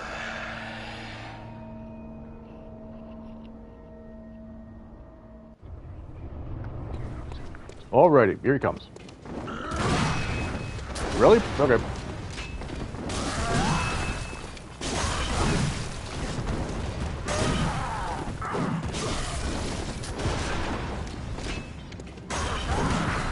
Damn, that was way late. Holy shit. How am I not parrying him? Seriously.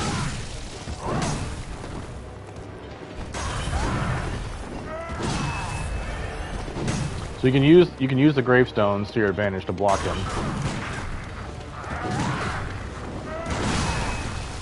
God, why am I'm missing all these fucking parries?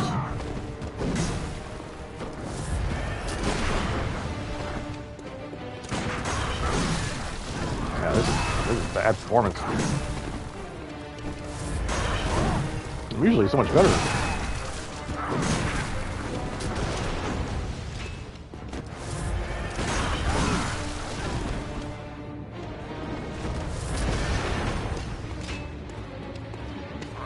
I'm pretty sure I no damaged him on my NG +6 playthrough. I didn't parry him though. So the big thing with Gascoigne is he's very aggressive, right? Very, very aggressive. That should be parrying him. Why am I fucking missing? What's that smell? The sweet blood. Oh, it sings to me. It's enough to make a man sick. There's his phase 2.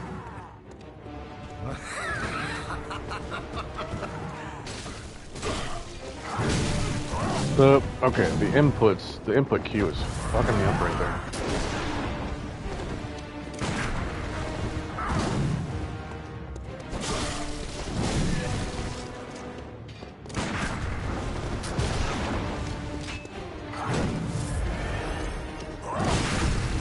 Fucking finally. My god, I didn't even fucking get it. What the hell? That will happen in the game. Where you'll go for a visceral, but your footing wasn't quite right, and then you'll just straight up miss it. Alright, this is phase 3.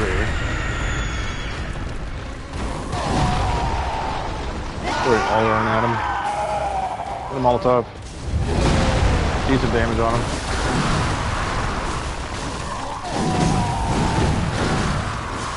So just let him run wild. That was... whew. Let him run wild there, right? Let him just keep doing his slashes and quick step to the right or left, right? Wherever he's going, quick step to the side and just circle around him, right? That was incredibly sloppy, Father Gascoigne. My god, I usually can flawless him with just parrying. I don't know what the fuck. I must be rusty as fuck. I haven't played the game in a few years.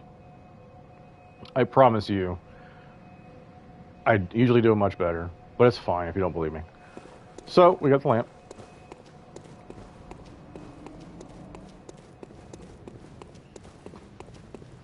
But I did notice, like, there felt like a real latency on things. On certain inputs. But it doesn't matter.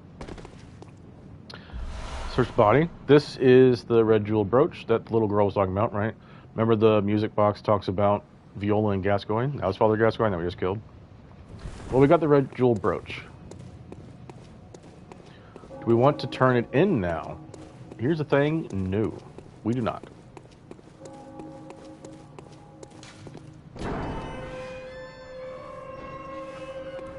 So opening the gate with the key.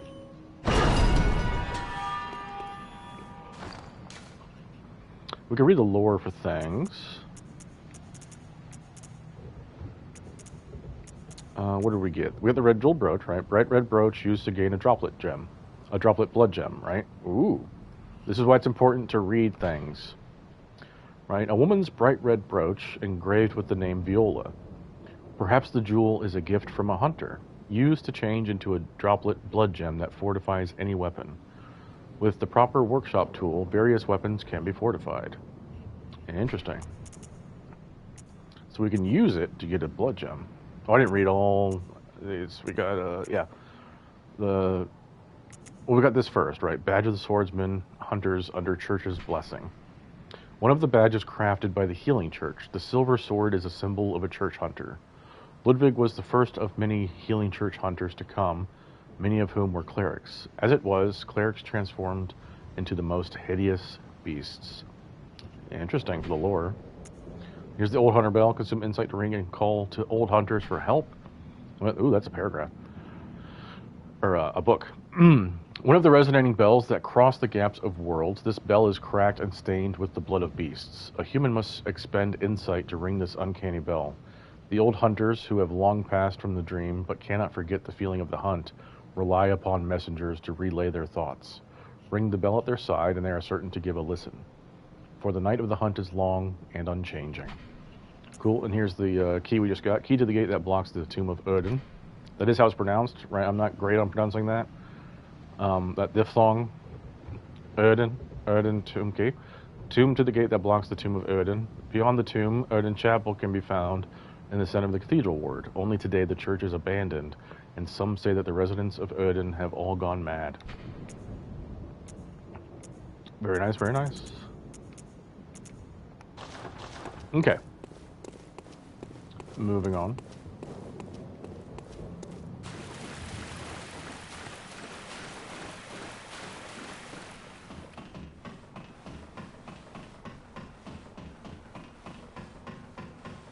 What a thrill.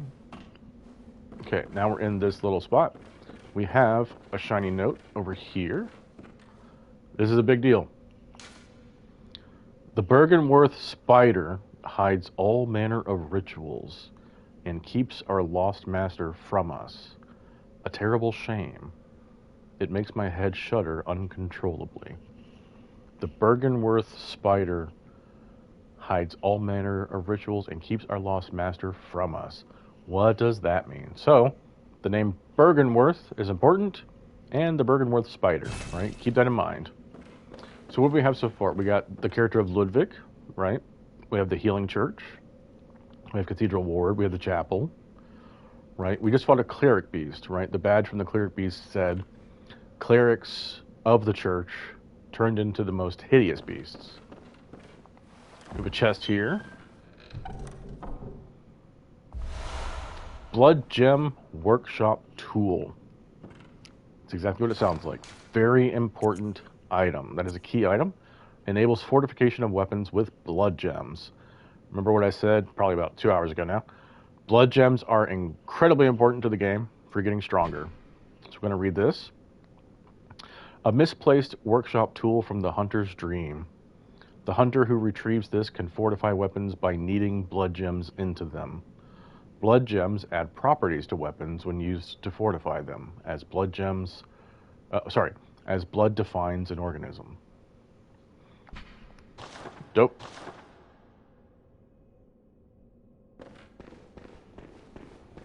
And we go up here. Door.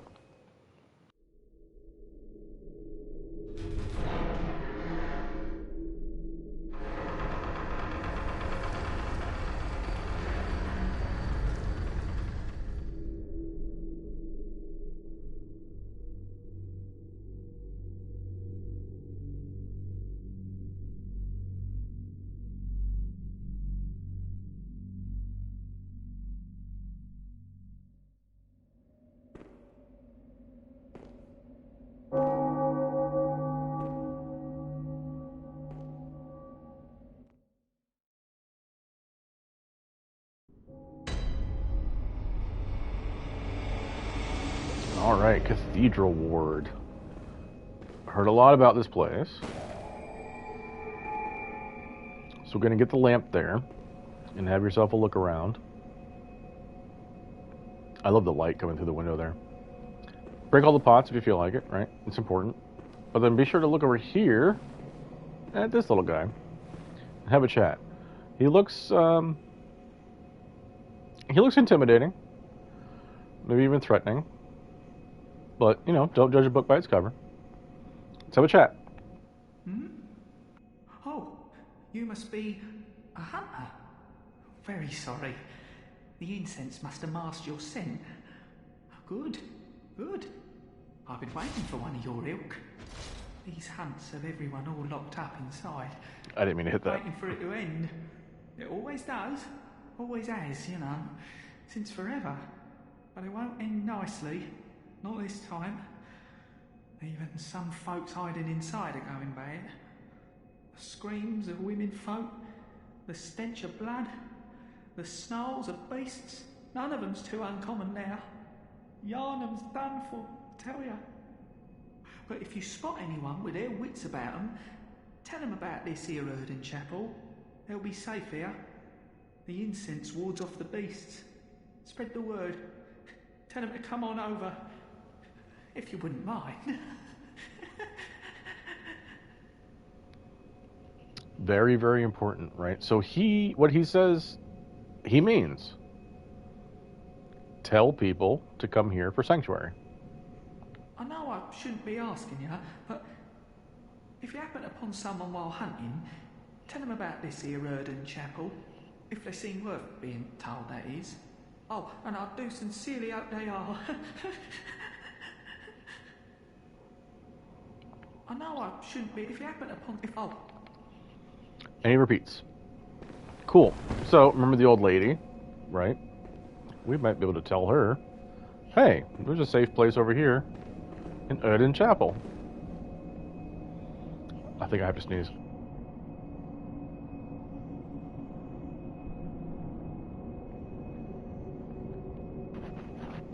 No, wouldn't come out. All right. Let's go over here first. Every nook and cranny, right? There's no item here, but, you know, keep checking with your camera. Look everywhere. Look over here. There's a dude. These dudes are pretty beefy. Okay, that was quick. Okay, you're being a dick.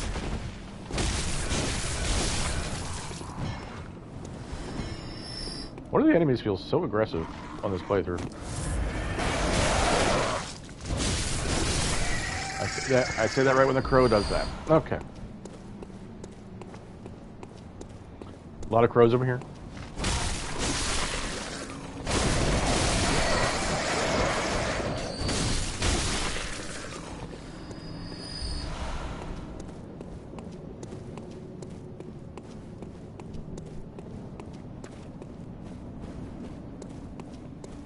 We're gonna go up here. Guy with a lamp. Look out for that lamp. That lamp is deadly.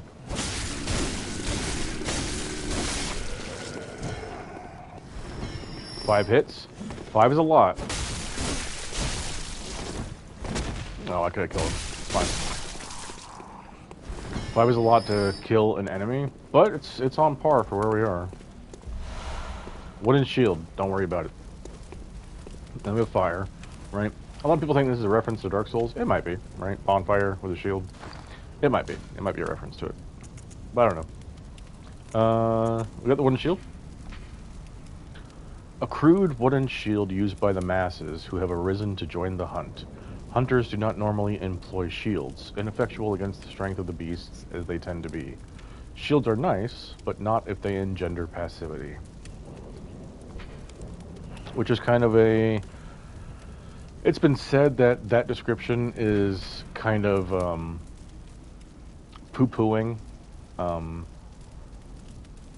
the mentality of Dark Souls players who use the shield so much, right? And it might be, right? It might be them, it might be the developers saying, hey, don't play this like Dark Souls, right? Don't worry about the shield. But the shield does have its uses. But for the most part, you're better just keeping your gun on you. It's better to be able to parry from a distance than block up close.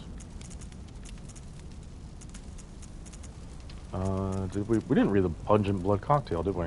We got that a while ago too, didn't we? A mature blood cocktail thrown to attract beasts.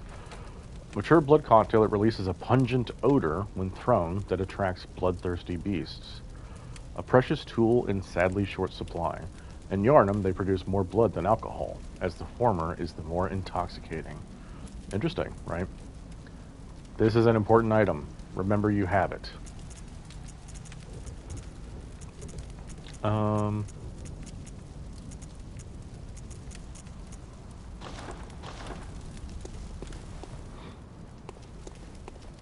We really probably should just go turn that in.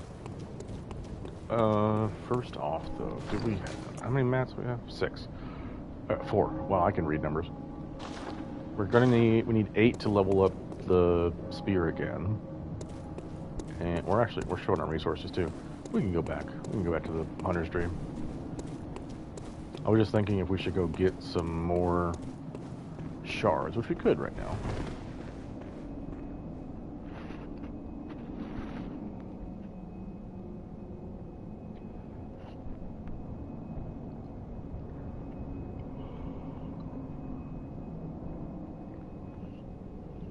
Could spend our echoes. So you as a new player probably definitely should go do it. You don't have to. I'll do it though. We did get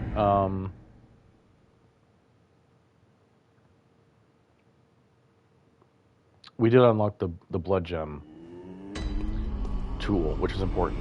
Okay, this is important here as well. You notice the doll isn't where she usually is.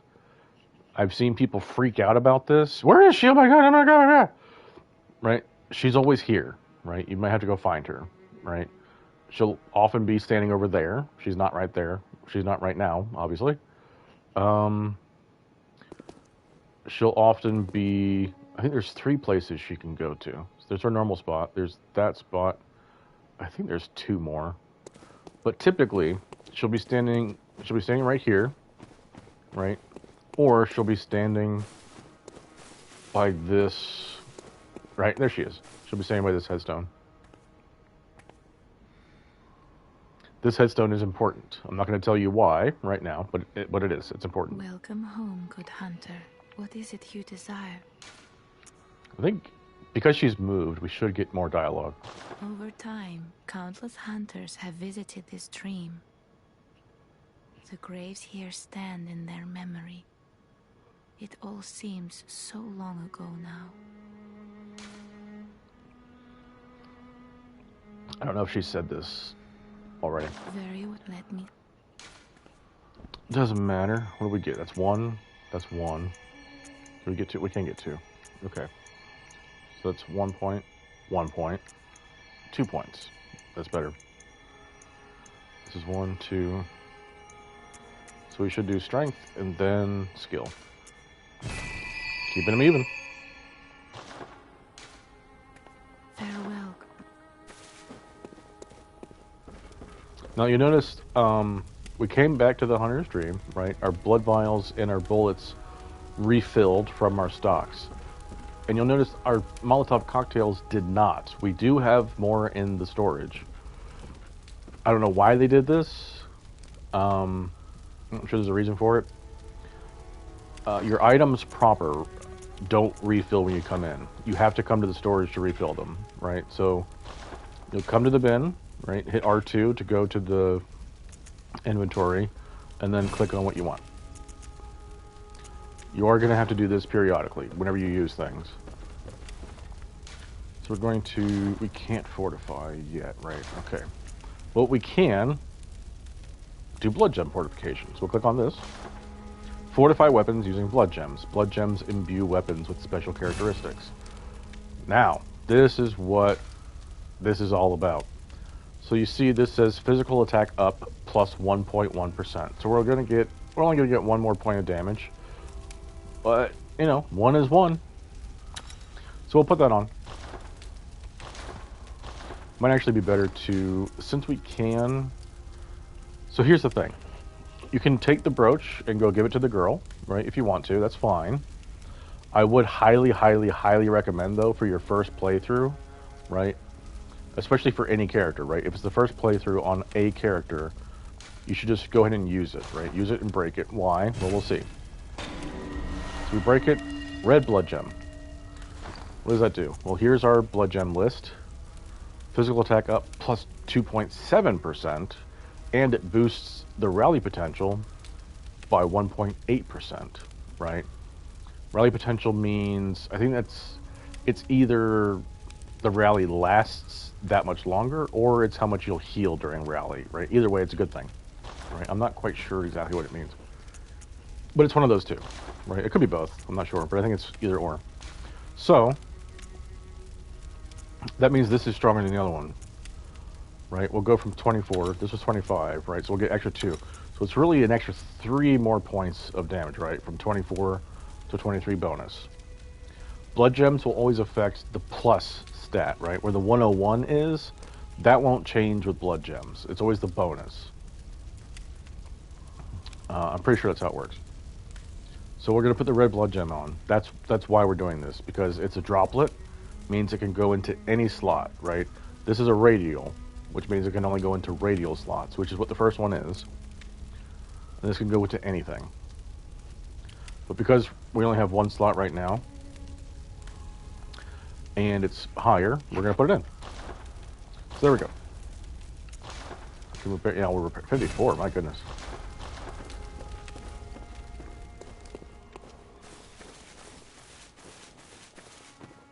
I didn't come over here earlier. You can come over here and click on this. This stuff appears linked to the nightmare, but there are messengers.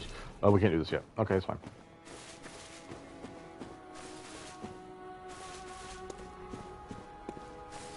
I wish we had 30 more blood echoes, but it's fine.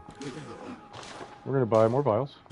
All right, just spend your vials. Now you notice the prices went up, right? They go up after Father Gascoigne. What is worth getting with 150? I guess we don't have to. Here's the Hunter Chief emblem. You're probably not going to use this on. You're probably not going to buy this / use this on your first playthrough, which is okay. It's quite expensive at 10,000 for the first run through the game. It's a key to the gate to the Grand Cathedral's round plaza. A cloth emblem that belonged to the captain of the church hunters long ago opens the main gate that leads to the round plaza of the great cathedral. The main gate is shut tight on nights of the hunt and can only be opened from the other side with this emblem. In other words, the captain's return and this emblem determined the end of the hunt. So this essentially lets you progress the game without having to do certain things. But we're not concerned about it because we're going to do those extra things. So you notice here in the shop, we have all the weapons, right? These are the starting weapons. Right? Remember what I said earlier? I didn't check this before. When we got the Hunter's badge, right? You can buy the starting weapons. If you want to pivot and try something else, you can buy it, right? It's fairly expensive at, 1,000 or more.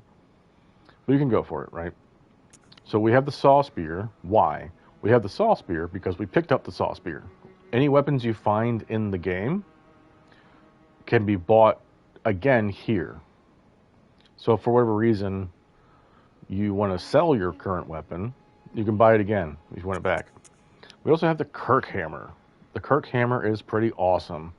A great weapon is the Kirk Hammer. So we essentially, it's essentially a straight sword, right? A long sword with a hammer. I'm not going to buy it. So on normal untransformed, the hammer is on your back, and you're using a long sword as your main weapon, which does very fast attacks. When you transform, you put the sword into the base there of the hammer, and now you have a giant hammer on a stick, right? It's a lot of fun. Kirk Hammer is a lot of fun to use. If you want to go for the Kirk Hammer, go for it. The Kirk Hammer is a strength weapon. As you'll notice, you see the attribute bonus is a C for strength. I think it will go to an S, maybe an A, as you level up the Kirk Hammer. If you feel like doing the Kirk Hammer, go for it. But it is a bit expensive at 3,000. You can use your cold blood, though. There's a repeating pistol. Did I read the Kirk hammer? Meant to. A trick weapon typically used by the Healing Church hunters. On the one side, an easily handled silver sword. On the other, a giant, obtuse stone weapon, characterized by a blunt strike and extreme force of impact. The Church takes a heavy-handed, merciless stance toward the plague of beasts, an irony not lost upon the wielders of this most symbolic weapon. And we have the repeating pistol. Repeating pistol typically used by Healing Church hunters. Crafted with mostly metal parts and exhibiting a complex design, the repeating pistol fires 2 shots at once, making it a ravenous consumer of Quicksilver bullets. Should be used sparingly compared to its workshop counterpart as the trump card in one's arsenal. Okay.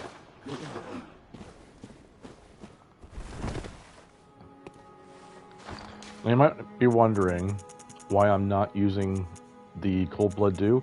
If you want to use them, go ahead and use them. Go ahead and pop them, right? Spend them as you wish. But I am saving them for a reason. It's to buy the weapon that we're going to be using to beat the game with.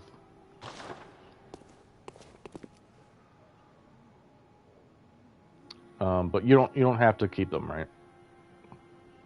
If you want to spend them to level up now, and then just farm echoes so you can buy the weapon we're going to use later, that's fine.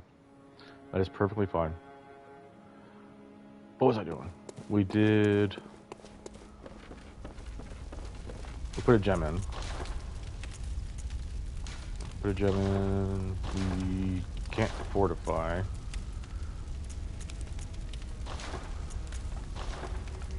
Repair. Nope, don't need repair. I think we did that already. 150. We could definitely buy something with 150, but I guess we don't really have to. We have the Insight messengers are here. Sweet. So this is the Insight shop. Buy with Insight. Make trades with messengers using Insight. This is a very important shop. So you see you can buy the pungent blood cocktails here for 1 Insight each. The small resonant bell. Go ahead and grab this. You might as well. And the sinister bell. So remember, the small resident bell lets you join people in their worlds, and the sinister bell lets you invade people. Those are one and done, right? Once you buy them, that character has them forever. So for 2 insight, might as well just get them. Pungent blood cocktails are fine. So here's what's really fun too with this shop is you can buy boss armor. Right, anything else? I think this comes about later. Doesn't matter. We can buy Gascoigne's set. That's all we can buy so far. You'll notice Gascoigne's set has pretty high poison resistance, right? That's pretty good. The damage reduction on it is fine, but it's very high poison resistance. Very worth getting. Also, if you want to be a collector, right, which I am, right? I am a completionist. You can buy everything, right? Which I think I will. Right, it's only going to be, what, 7? Or 6. I can math good. Okay. You notice that going up, that's the Beast Hood. The max you can get your Beast Hood decreases as your Insight raises, as does your Frenzy Resistance. Your Frenzy Resistance lowers as your Insight increases. It's all about going insane, right? The more insight you have, the more likely you are to go insane. That's what Frenzy is. But we haven't encountered Frenzy yet, so don't worry about it. I could buy 15 pebbles, but why? Okay, let's go back to the game. We're going to actually go to the first floor sick room. Because we've beaten Father Gascoigne, and we've talked to the Hermit, which I don't know if that's what he's really referred to as. The guy in the Cathedral Ward, right? The guy that's, like, sitting or, like, on his knees. I'm not sure. Maybe he's missing his legs. I don't know. Because we talked to him, we should be able to come back here, and if you were paying attention, you might notice something different, special, unique, worth paying attention to. You also notice the the color palette has gone more twilight since we killed Father Gascoigne. So we're going to run back up here and talk to Yosefka again. Oh, well, hello. Splendid. Let me ask you a small kindness. You're soon off to hunt, I presume? Then, if you find any survivors, tell them to seek Yosefka's clinic. Upon my Hippocratic oath, if they are yet human, I will look after them. Perhaps even cure them. This sickness, these beasts, they are not to be feared. This time the night is long. I may be trapped here, but I should do something to help. I'll even offer a reward for your cooperation. Tempted? Well, off you go then. Okay. So she's saying we can send people to her clinic. She didn't say it's a safe haven, though, right? Like the guy in the cathedral ward was saying, right? He's like, I want to keep people safe here. She didn't say that. If you Talk to her find again. anyone who's still human, send them straight to Yosefka's clinic. You can assure them there's no place safer. Please, do me this service. Okay, she did. So there's no place safer. If you find anyone, you please. Okay, maybe I wasn't listening. I do that. So, why do we do that? Well, we'll find out. But what that does is that unlocks 2 places that we can now send people. Does that matter? Yes. Why? Spoils. Calm down. Be patient. You see it's proper twilight going on now, right? That fiery sky. Beautiful.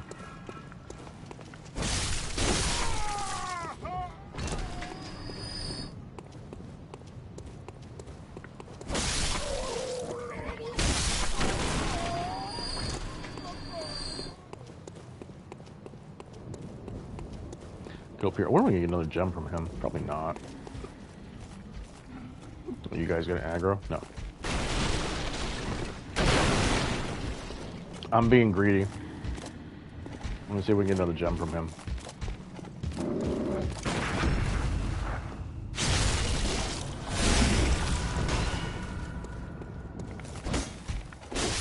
He's almost dead. Yeah, 3 vials, that's fine. Make sure they're not aggro. So because we killed Father Gascoigne, we can talk to Yosefka there. And it has to be after him. It's either after killing him or talking to the guy. I forget. But then we can come back to Gilbert and see if he has anything else to say.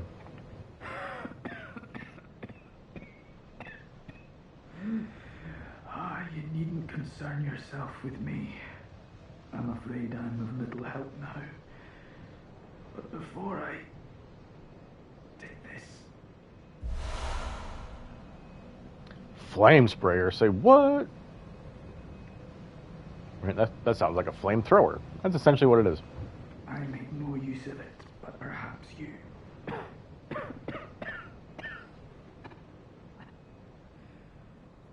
What afflicted me was incurable, but this time gave me hope. Their strange blood bought me time. I was most fortunate, unharmed by the plague of beasts. I can even die human. So we got more insight here into Gilbert and what's going on in the town overall. And Gilbert doesn't sound good, right? His cough is getting a lot worse. It's hard for him to talk even more so. So it says there's a plague of beasts happening, right? And he used the blood, which seems to be what people need to do, to treat the plague of beasts. So he feels, because he's taken the blood, he'll die human. Cool. Don't you... That should be all it. And then... kill this guy. Remember we talked about the old lady, right? We need to go get the old lady.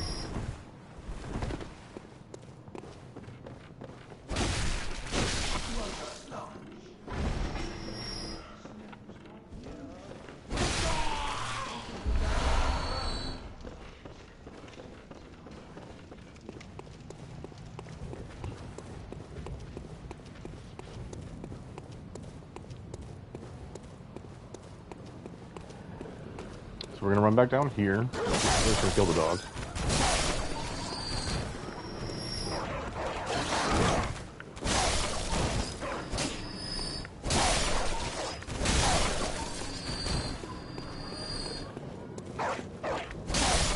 Bad puppers.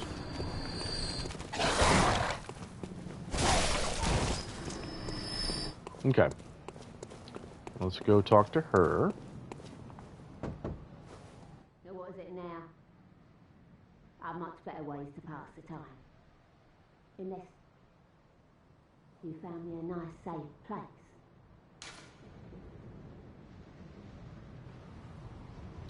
Now, this is your choice, right? You can absolutely make your choice. I would recommend doing the chapel for her. Despite what you do, though, I would recommend for your first playthrough, right? This goes for the same character, right? This is assuming you're going to do an NG+.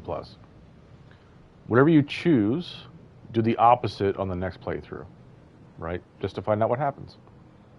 So for her, for right now, we're going to do the chapel. Well, what do you know? An outsider worth a lick of salt. Well, don't just stand there. Don't you have work to do? Go slit some throats. Get this mess done with. Oh, enough with you. Trot along. Chop, chop. Oh, enough with you. Trot along. All right, and guaranteed she's repeating.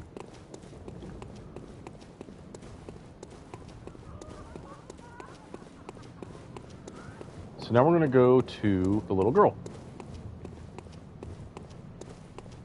And it's going to have to be a bit of a roundabout way to get up there.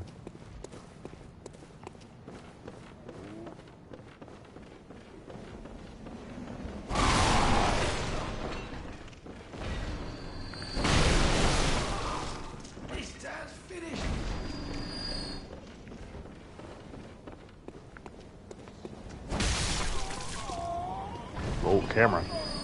Easy there, camera.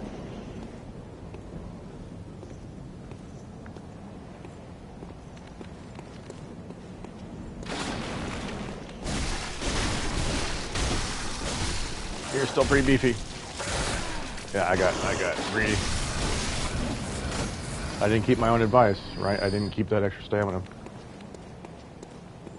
Come on, what are you doing? What are you doing? Come on. Come on.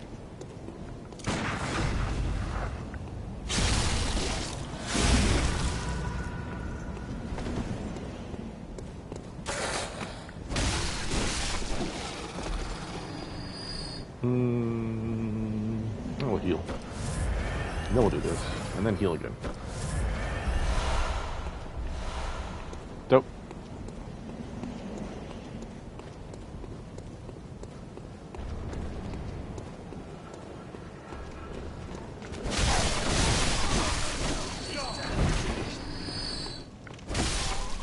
Got blocked by the guy dying. Okay, one shot the dog, that's good.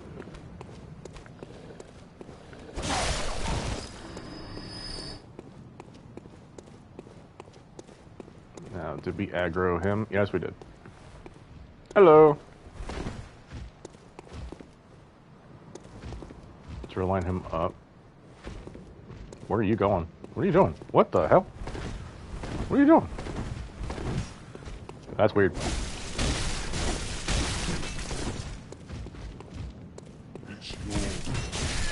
Okay, I hit the button. I think I was late though. It's fine. It's fine.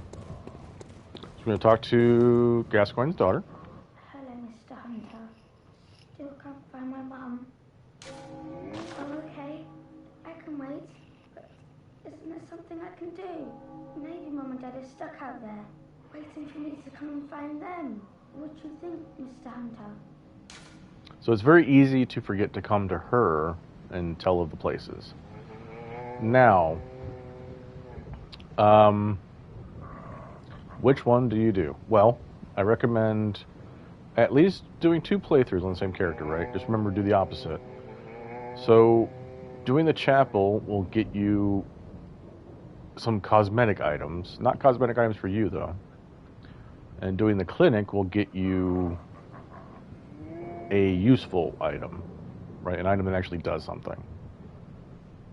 So you can pick either one for what you want to do.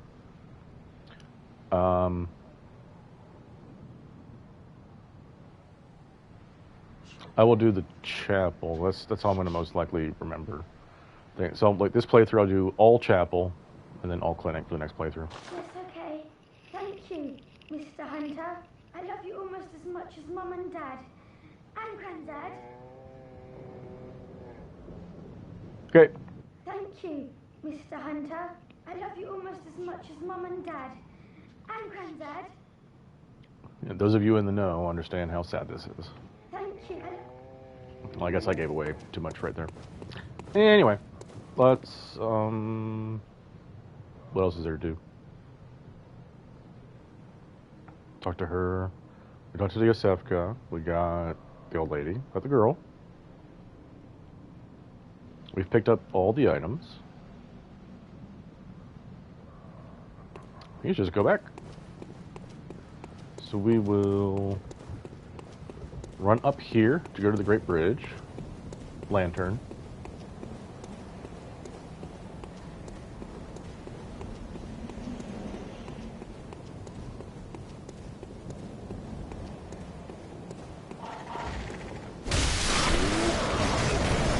The crows block me.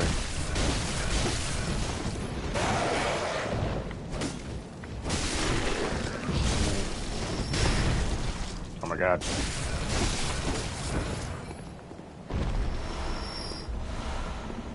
I've forgotten how not quite smooth the quick stepping is in this.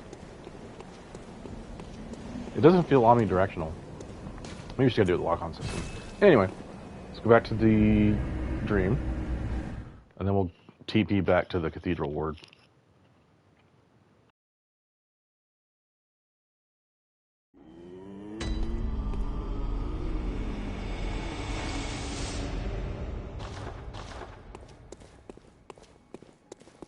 I was looking to see how many vials we had in the storage, but you can't do that. You have to do it this way. 37. Okay. How much for a level? We might be able to get a level. Welcome. What is... Very well. Let me... Barely. That's fine. Farewell.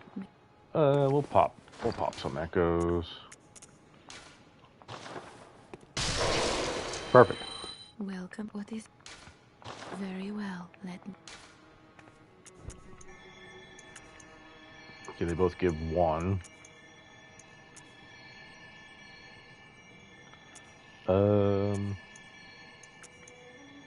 I think the scaling is going to be higher on skill for this, but I can't remember. I think we should do strength. We could do health. We could do really need stamina eventually.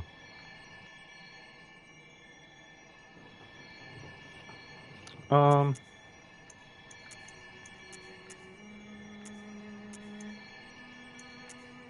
we'll do health.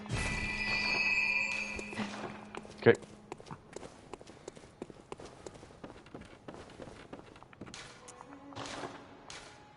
Sure.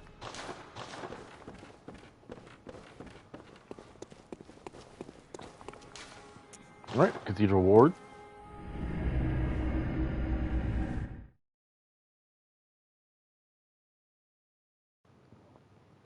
Now, we've told some people where to go. We've told some people to go to the Cathedral Ward.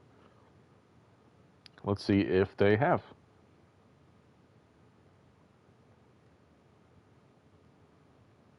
I feel like this might take a bit. This might take a bit to load. The area is pretty big. So how you doing? All right, no, never mind. We have an old lady. Yay! Do we have a little girl though? Don't see one. What does that mean? She was happy. Okay, let's talk to her. I haven't forgotten. Do you think I owe you something? Well, that's a fine lark, I'd say. This whole mess that Yarnum's in is all your fault. Stupidity outsiders. Our blood's ruined, tainted by your ilk. Don't you come near me. I know your type.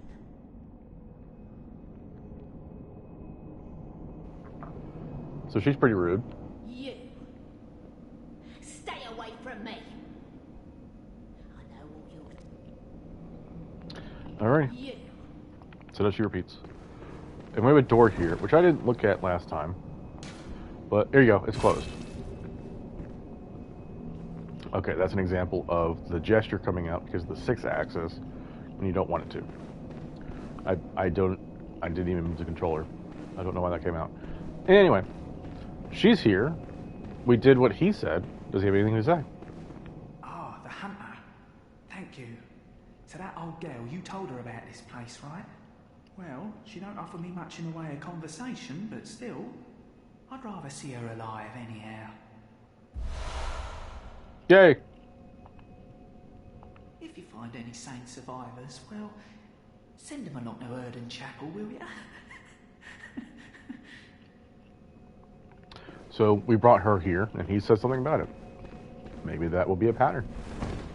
So we've gone that way, but we can't do anything. Well, did I check the gate? I'm not sure if I did. If you check the gate, you can't go through it.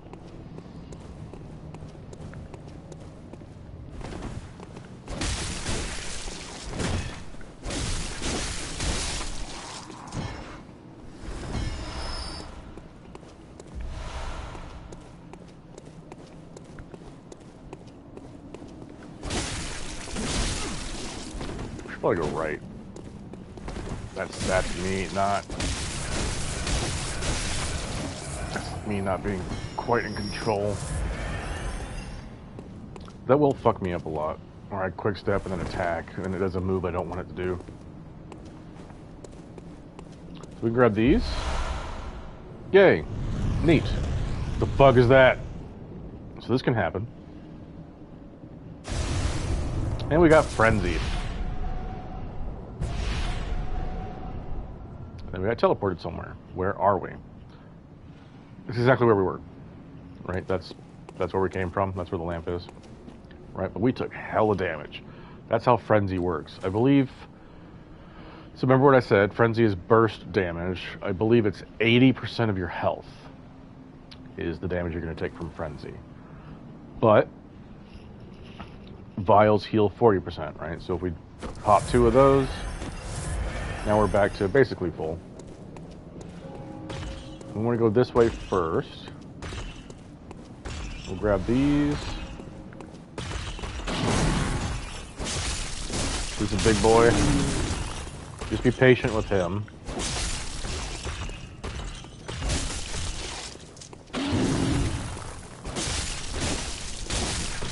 So he's pretty intimidating.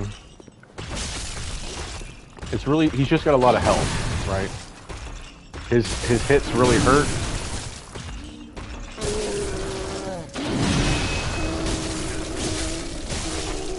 His hits really hurt, but they're quite, they're pretty well telegraphed, right?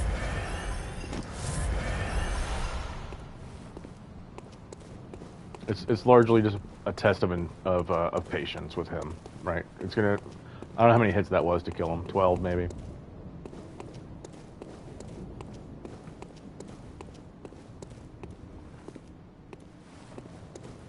Okay. Now we're gonna go this way. We see we have a big boy right there, but we have this big boy coming up to the right, fairly fast.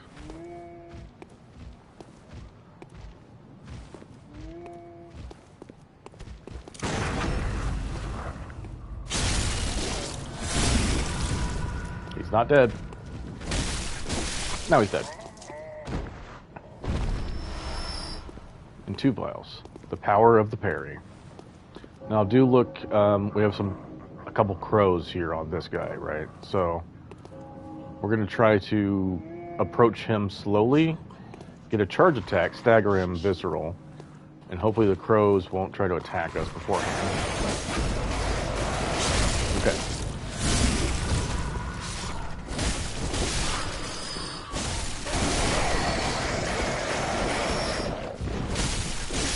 So they did try to attack us as we were doing it, but they didn't hit us, right? So we got lucky with that. If you prefer to try to get the crows first and avoid his attacks as you're trying to get the crows, go for it. But I think that will be an easier time to do it the way I did it just now. Here's a pretty neat, fairly important item. We have the monocular, which I do like to put on here as the first item. Where is it? There it is. Okay, and we'll go ahead and read it. Monocular used to see things up close. So it is what it is, right? You might have seen monoculars, like jewelers, right? Jewelers will often use monoculars. Used to view things up close. Not a hunter's tool, but a simple antique to be used as one sees fit. And I like putting on here because you can just quick use it, right? Get a little crosshair, which you can shoot with, right? And you can attack. It's just basically, you know, over your shoulder, zoom in, view. That's all it is, really. Not too handy, but you might find it incredibly handy.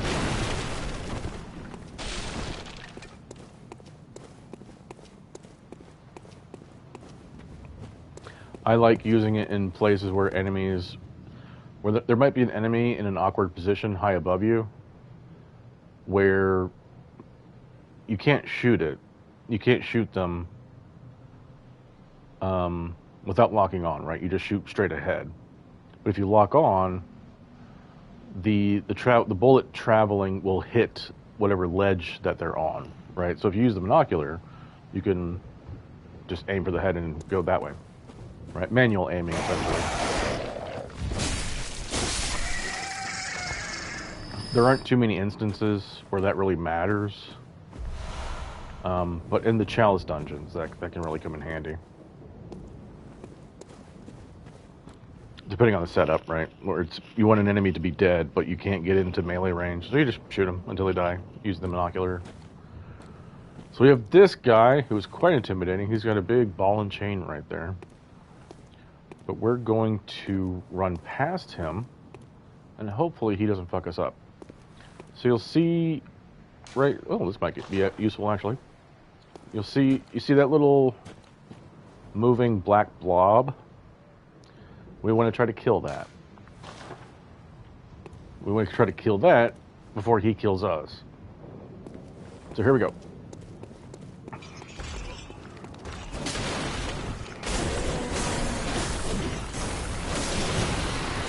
Sweet. Got 3 bloodstone shards. So we got materials.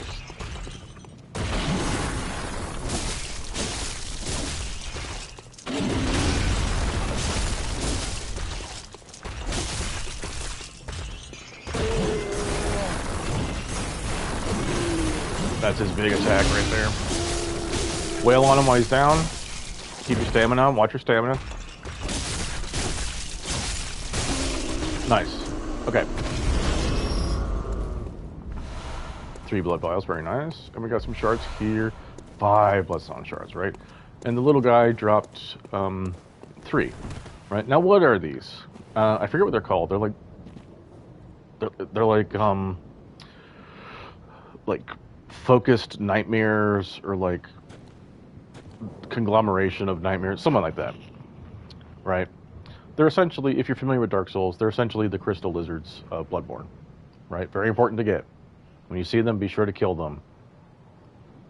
They will always drop you materials. Or in the dungeons, they might drop you blood gems. So we'll go down here. It is fairly mandatory. Break all the pots.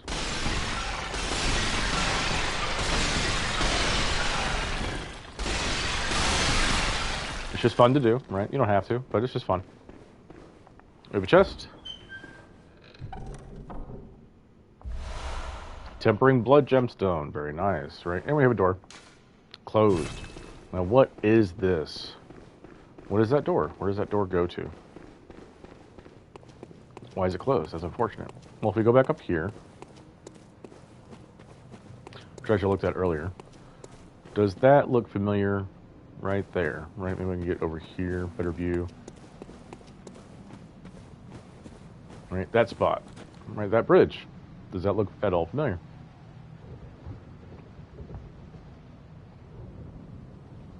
Well, that's where we fought the cleric beast. Right, isn't that neat? That is the door that they talked about on the bridge that I think it was Gilbert talked about. That was the door that they close on Nights of the Hunt.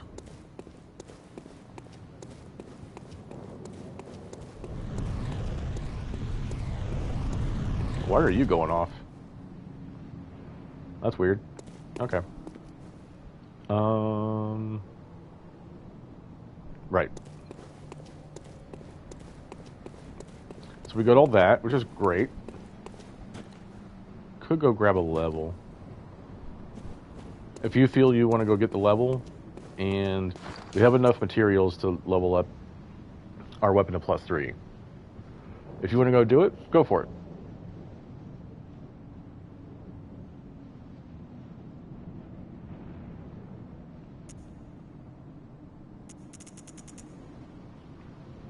Just looking for anything. Is there any lore that we didn't read? So as we are now, you probably have enough echoes to grab one level, and level up the weapon to +3, right? And when it's +3, you can put another gem into it, which I will do in a minute. Well, a few minutes. Oh, we didn't read the flame sprayer. That's right. Let's go ahead and read the flame sprayer. Flame sprayer, a special weapon used by certain members of the Healing Church. Spits searing flames by using blood-imbued quicksilver bullets as a special medium. Not the most efficient weapon by any stretch, but sometimes a sea of flame is just what the doctor ordered. Besides, the beasts of Yharnam can always use a good cleansing. Let us cleanse these foul streets. We have Hunter Garb. No, so we got that set with the top hat, right? This is the same. This Hunter Garb is the exact same, but this one has a cape. Right, one of the workshops, one of the standard articles of hunter attire fashioned at the workshop, right? Accompanied with a short cape to wipe away blood. This one without the cape that wipes away blood, right? Everything else is the same. We also had the top hat. Right, so essentially, if you missed this set in the sewers, right, what you would be missing is the hunter hat and the garb with the cape. There is a difference in the stats, right? You see the difference in the stats. The cape gives you an extra 10 versus blunt, but the chest piece without the cape gives you a little bit more frenzy resistance and beasthood. So, might be worth it, right? And then these are identical, right? The hunter gloves are identical and the trousers are identical. But we also have the top hat, which has very high blunt resistance. Hat worn by hunters who admire formality. Some hunters place an emphasis on form, as seen by the use of the threaded cane. For them, formality, beauty, and justice are the very essence of our humanity, and precisely what keeps hunters from becoming something else. Very nice. Oh, I didn't read Gascoigne's set either. We bought that like 30 minutes ago.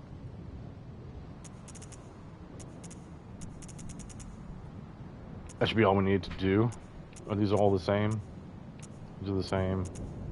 These are the same. Right. But that's different. Okay. Gascoigne's cap.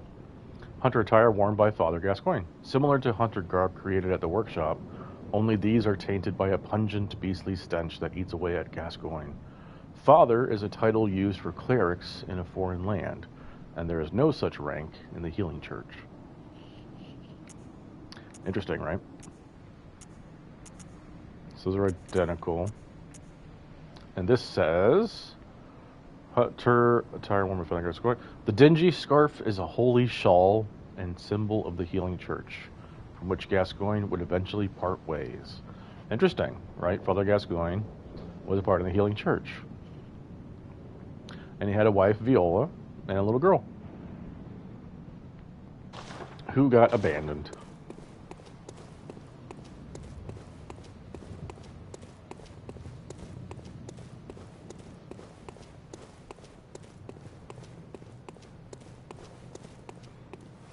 And it seems like, right, based on the boss fight, Feather Guy's went crazy, essentially.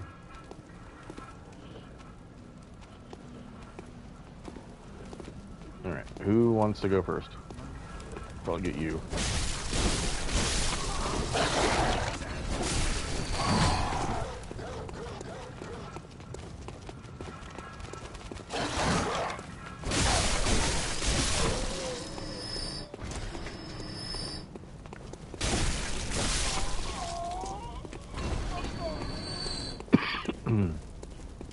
Okay.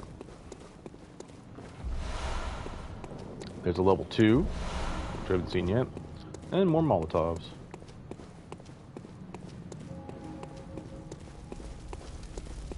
We don't want to worry about going in there. I never noticed this door before.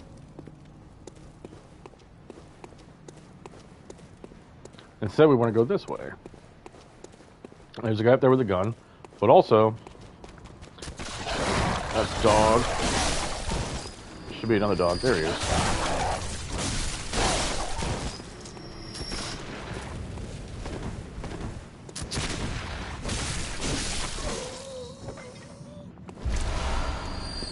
Sweet.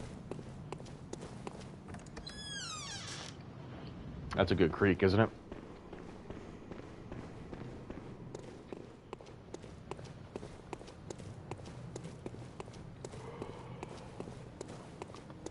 We want to come this way. And guess who's in the game? Solaire! It's Solaire. Not really. You're a beast hunter, aren't you? I knew it. That's precisely how I started out. Oh, beg pardon. You may call me Alfred, protege of Master Ligarius, hunter of vile bloods. So, what say you? Our prey might differ, but we are hunters, the both of us. Why not cooperate and discuss the things we've learned? Are you saying you want to participate in jolly cooperation? Oh, very good. Very good indeed. Take this to celebrate our acquaintance. 3 fire paper. Very important. I think I've heard, I never confirmed this, but I believe the voice actor for Alfred is also the voice actor for Solaire. I've heard that for years, right? That's been like a fact for years, but I never checked it. Anyone that can say that's wrong, go for it. And we get the prey gesture. Beast hunting is a sacred practice. May the good blood guide your way. There must be oodles for us to share. Go on. Just tell me what piques your interest.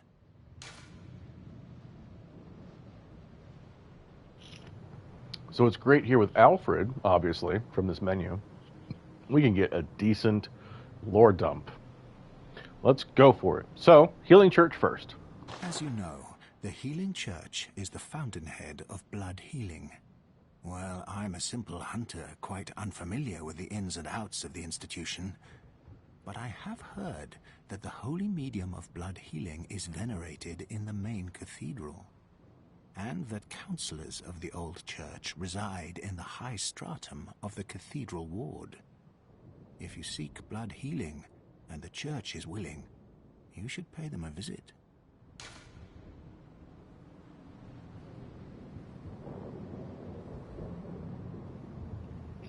And now we talk about Byrgenwerth. Byrgenwerth is an old place of learning, and the Tomb of the Gods, carved out below Yharnam, should be familiar to every hunter. Well, once a group of young Byrgenwerth scholars discovered a holy medium deep within the tomb. This led to the founding of the Healing Church and the establishment of blood healing. In this sense, everything sacred in Yharnam can be traced back to Byrgenwerth. But today, the college lies deep within a tangled wood, abandoned and decrepit. And furthermore, the Healing Church has declared Byrgenwerth forbidden ground. It's unclear how many of its scholars remain alive, but only they know the password that allows passage through the gate. Very cool. Right, so that's big lore dump. Okay. I bid you All right. farewell. It has been a pleasure. May the good blood guide your way. And obviously, right, if have him repeat himself as much as you need, right, to really understand what he's saying.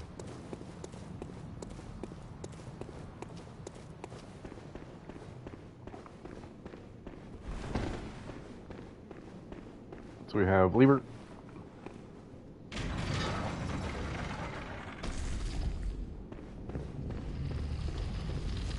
Item. More Madman's knowledge. Yeah, there he is. I'm always never quite sure where he is. And another Madman's knowledge. Okay, down we go. Where could this possibly lead? Another blood gemstone. It is dark. That's a wolf.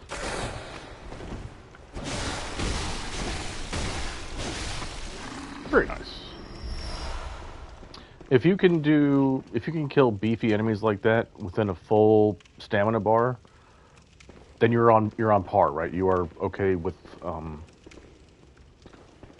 you're not over leveled, but you're not under leveled. Right? That could be a real good metric to determine your power level.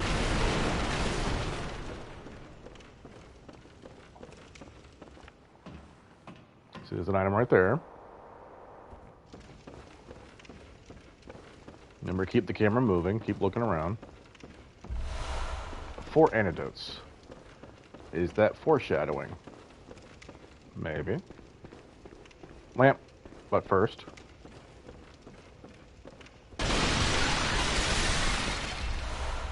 Three pungent blood cocktails. I always forget, actually. Is there an item over here, too? No, I thought there was another divide like there is over there. But no. Okay, pop this.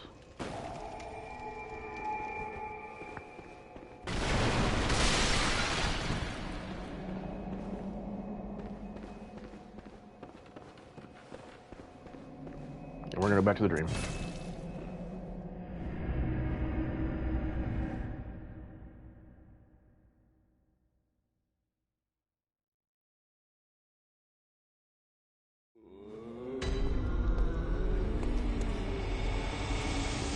Now, before you level, you should fortify your weapon.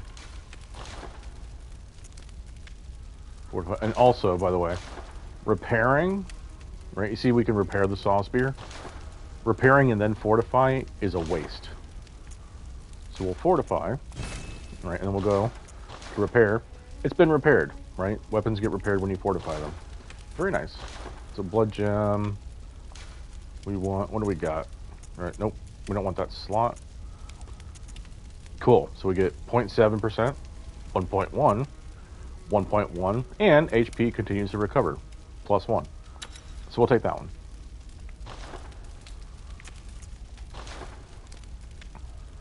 one. We could start fortifying the hunter pistol. Do we even have? We don't. We will soon, though. And go on. All right, do it once. So now we have a gem slot for the pistol, which we're not really concerned about. Okay. Shooby-dooby-doo. I haven't talked to Garmin in a while. The moon is close. It will be a long hunt tonight. If the beasts loom large and threaten to crush your spirits, seek a holy chalice, as every hunter before you has. A holy chalice will reveal the tomb of the gods, where hunters partake in communion. Okay. Most of the holy chalices lie deep within the tomb of the gods. And the few that found their way to the surface were lost again in the hands of men. But if the old hunter tales remain true, one of the holy chalices is worshipped in the valley hamlet. Yet the town is in disarray. It was burned and abandoned for fear of the scourge. Home now only to beasts. The perfect place for a hunter, wouldn't you say?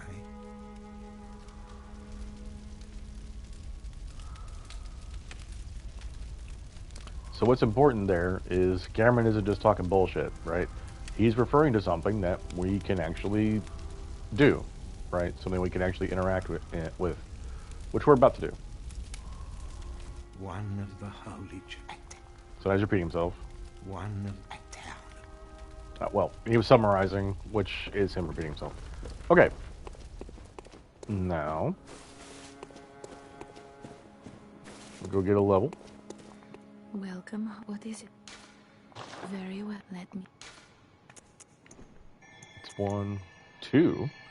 Okay, 2 for skill.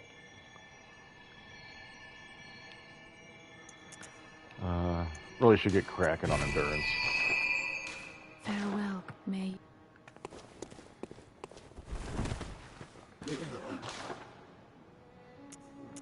We will spend the rest on blood vials. You want to keep your stock full of blood vials.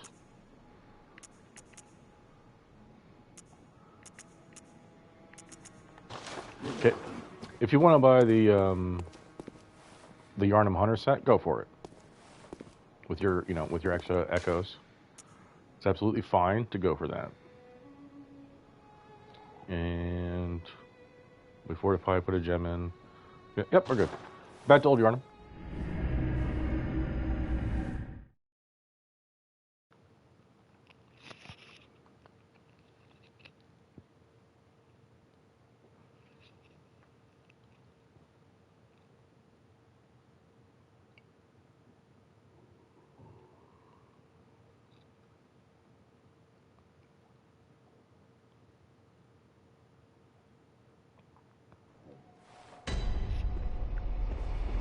Okay.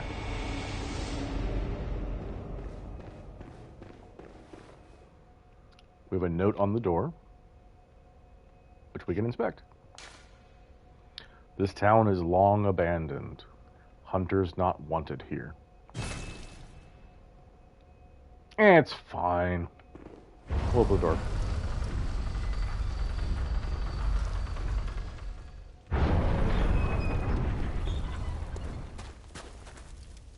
You there? Hunter! Didn't you see the warning? Turn back at once. Old Yarnum, burned and abandoned by men, is now home only to beasts. They are of no harm to those about. Turn back, or the hunter will face the hunt. Okay. Interesting. Right, who's that guy? Well, maybe we'll find out. Before we go, that's the path we have to go. Before we do that, though, we want to go this way and get one of the nightmare guys. Okay, drop. Get him. Gotta get him. Fucking get him. Okay. Glowstone shard. There's an item there, which we will loop back around and get.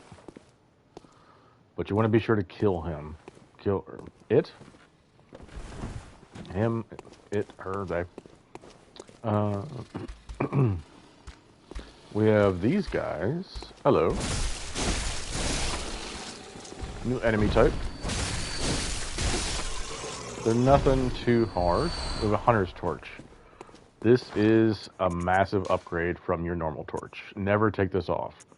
Right? You see the fire damage, right? We go from 25 to 50, right? We're doubling our damage.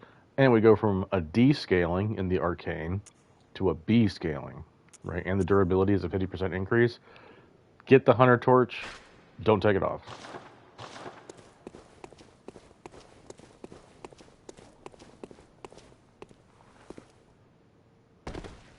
just drop down here. Neat. Got a door. Can't open it. Go around. What a thrill.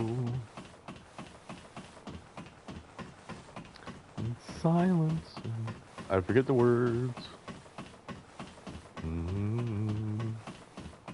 Snake eater. Okay. Cold blood do. Drop back down. We're back where we were. Because we didn't kill him quickly, we're going to get that. It's only one bloodstone shard, but it's fine, right? One's better than 0. Anyway, you just drop back down really quick. Right, very nice, very easy peasy.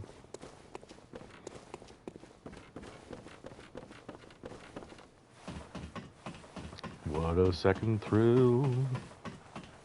I still don't remember the words. It's been so long. I'm excited for the remake. Can't believe it's going to take so long to get out. Okay.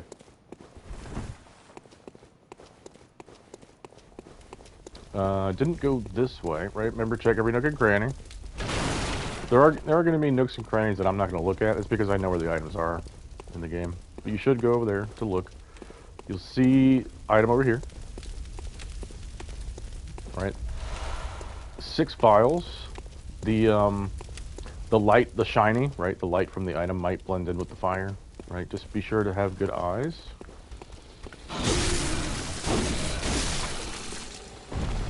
We're being attacked by these boys. He said that they're no harm to those above. Well, they're harm to me right now. Look out for this guy in the smoke. Oh, you got like 1 health.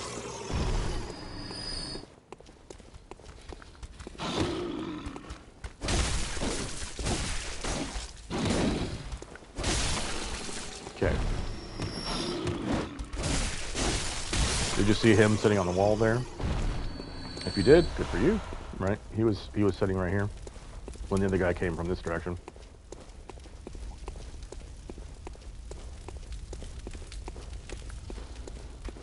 Bop, bop, boop. Cold blood do.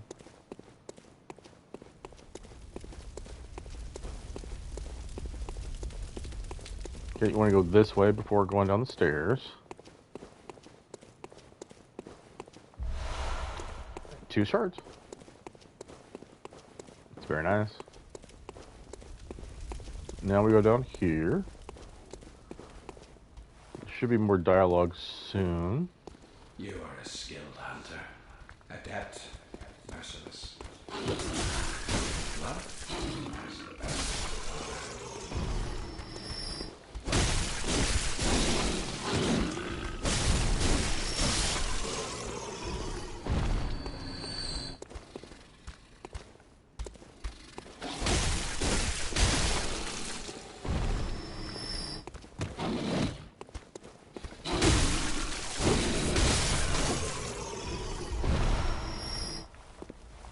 Right, so we heard him praising us, right? He says, you're really good at doing what you're doing. You're pretty good. Right, that's what he said so far. He made a warning. Don't come down here. There's no need to be here. Then he praises us for being a good hunter. And then he says... Which is why I must stop you.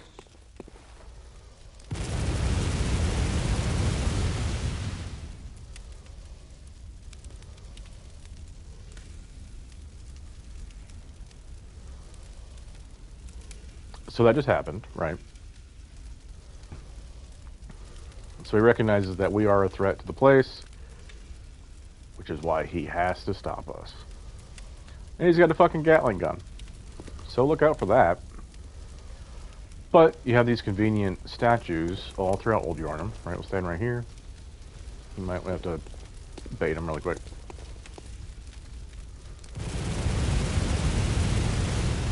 Behind these statues, I never saw the gun move, right? I'll do this. I'm gonna move again, right? See if you can see the gun move. Right, you see it move? If you can keep an eye over there, you can you can time when it's going to shoot, right? The gun moves and then it shoots, right? Obviously, that makes sense. But as long as you're behind these statues, you should be all good. We're going to move to this one.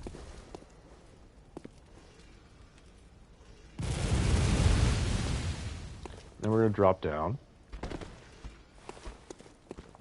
This isn't the way you have to go, but it's the quickest way to avoid his gunfire. And now we have a big boy. 3, 4, 5. Oh, I thought it was going to be 6. Good. 5 hits, fantastic. I thought it was going to be 6. Oh, my stomach is a rumbling right now. Okay. We can bust out the torch. The torch is quite handy here. If you would rather keep your firearm out for parrying, go for it. We'll go up here. We'll see, going back out that way is a set of stairs that goes back up where we came from, right? There's a set of stairs to the side of where we dropped down. There's no items or anything over there. There's a ladder right there, right? A handy shortcut if we are going to be able to use it, but we're not going to use it because we're not going to need it. Because we're going to do something.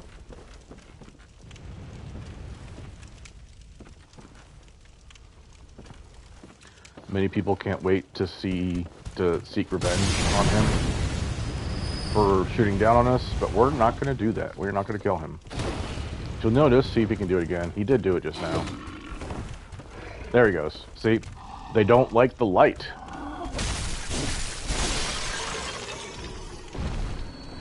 So if you keep your torch out, and they'll likely do that, right? They'll just stop whatever they're doing and shield their eyes from the light of your torch. That can give you advantage.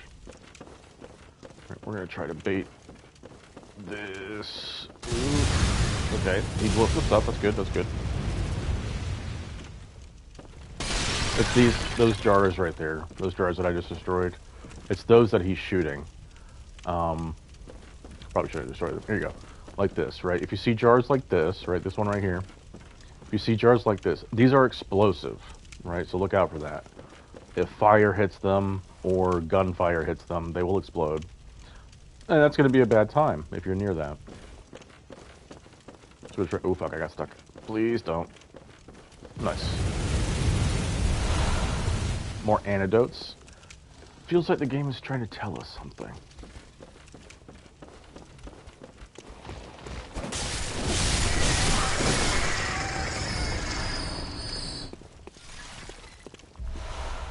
Oh, 2 antidotes. Oh, 1. Oh my goodness. I think antidote is a rare drop for the crows. We're gonna go over here and get more fire paper, which I didn't read, did I? We'll do that in a second. Up here. Quickly kill these guys here.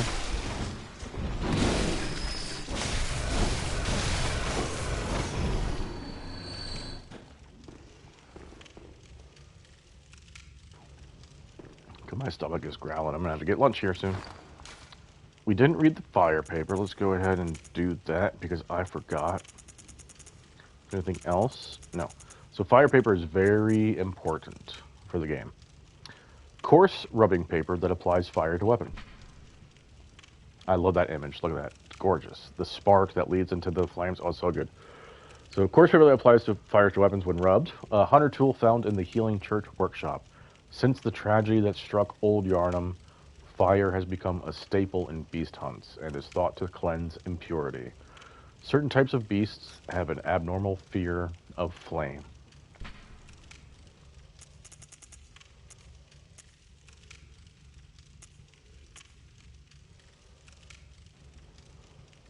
Oh, we didn't read the Hunter's Torch, did we? Hunter's Torch. A torch formed by wrapping a pine resin-drenched cloth around the end of a long stick, once used in Old Yarnum, designed to incinerate beasts and victims touched by the scourge. Its fire damage is highly effective against beasts. Yes, sir. Okay.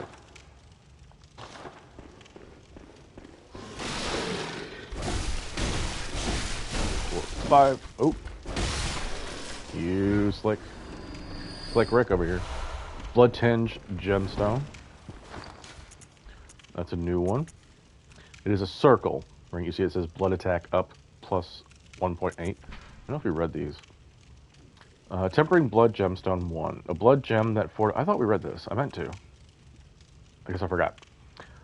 Probably because we weren't going to use them for a while. Anyway, a blood gem that fortifies weapons and adds various properties. Blood gems are especially rare bloodstones that grow on cold blood. Blood gems are kneaded into weapons using workshop tools, but only when of matching shape. Most radial blood gems have effects that bear upon physical attacks. This is very important, right? It's not that huge of a deal now in the early game, but when you're going to go farming gems, very important to know what each of the shapes are for. So radial for physical, right? Just remember that, right? We have Blood Tinge Gemstone here.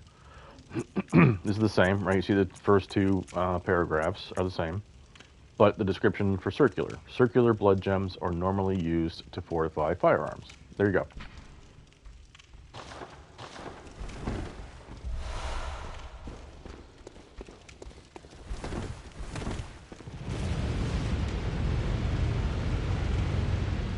So you want to be really careful going through here, right? What you want to try to do is bait the enemies to come to you without getting hit by him.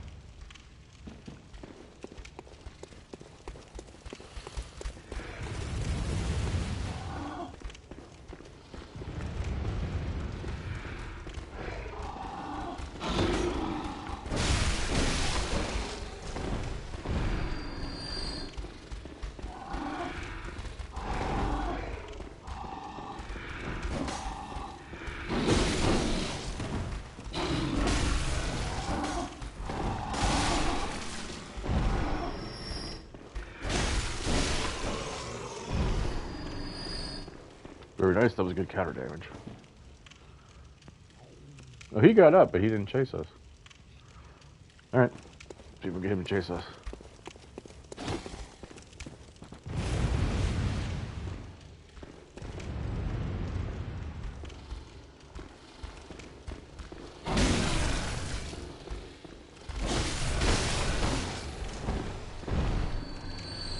Now you'll notice there, right, that was a very good accident, right? That symbol, right? The purple skull, right where we can find it. Right? Purple skull, slow poison resistance. So they do slow poisoning. Right, so be aware of that. I believe it's only the ones that are covered by the sheets, like that. You'll also notice that sheets, blankets, whatever they are, because their faces are covered, they won't be blinded by the light. So do be aware of that, right?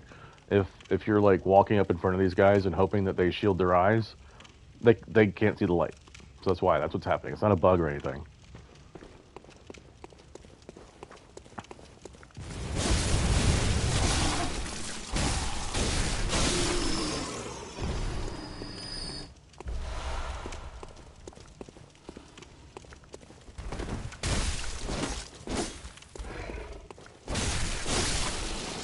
Nice. Very, very, very nice. Get you. All the way. Why? Why are you up here? Go away.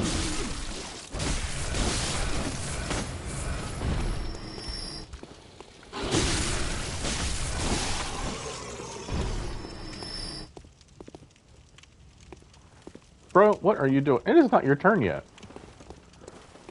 Okay, you're confused.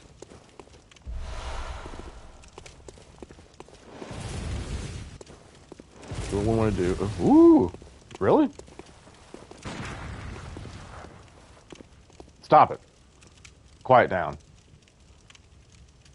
Hush down. You'll have your turn in a minute. We want to get the item over here. What you want to do is go behind the statue, though, first. Line it up with him. Make sure you're behind it, right? Go away! What the fuck? Go away! This is not the time. Okay. Get this. Go back behind. When it's done, go. Okay. Go, go, go, go, go. Why are you being so stupid? I don't remember you being this stupid. Yeah, you're really stupid. Okay, so we're gonna go up. We need to fight him.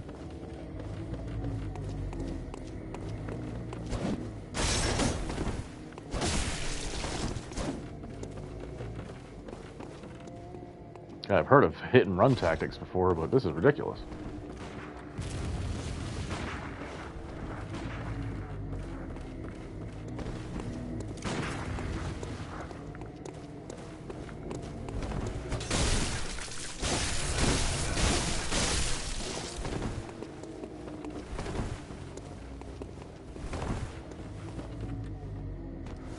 Sure.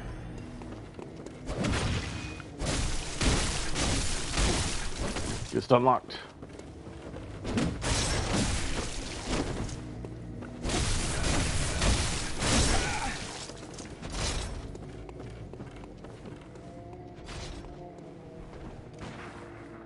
That moaning is kind of annoying, isn't it? Ooh, ooh, ooh, ooh.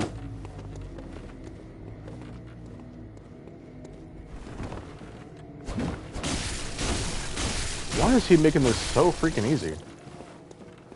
I don't remember this. Why is your AI like totally fucked right now?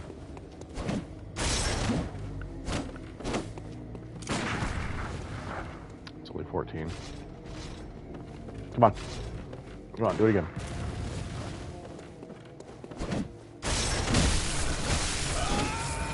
Sweet. Okay.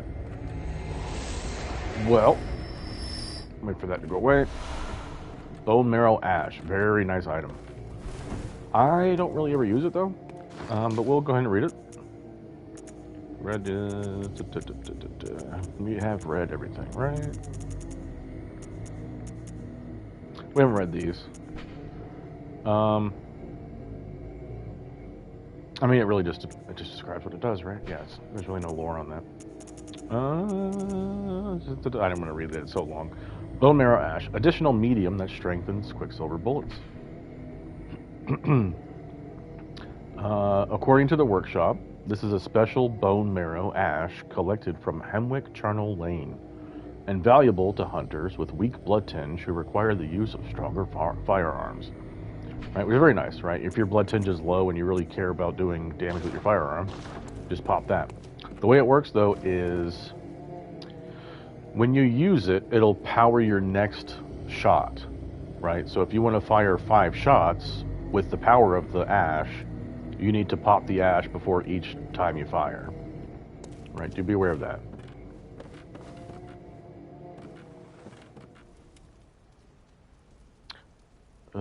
You're pretty good, right? So we want to go. Can we go there? I don't think we can go there. We're okay. We're gonna go here though.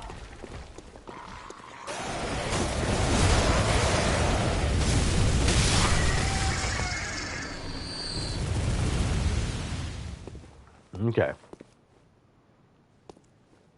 Good. So you want to get here. Don't worry about killing all the crows. This one's going to come up to try to get us. If you want to wait for him to come get you, or just bait him, right, you can.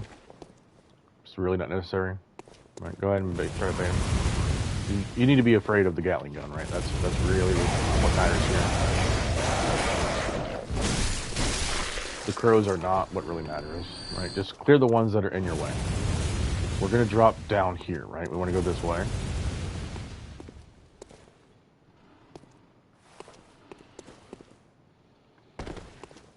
There should be no items to collect on the drop there, if I remember correctly. No, it's pretty dark in here. So you might want to take out your torch.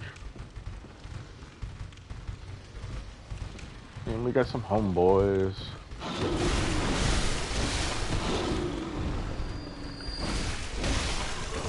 Some homeboys of the cloth.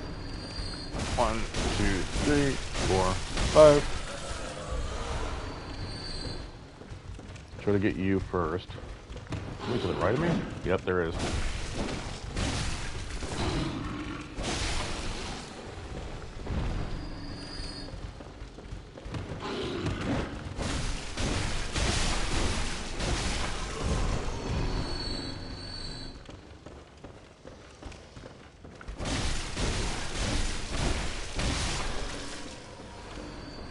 Where are you going? He said, fuck this party, I'm out. You guys are boring.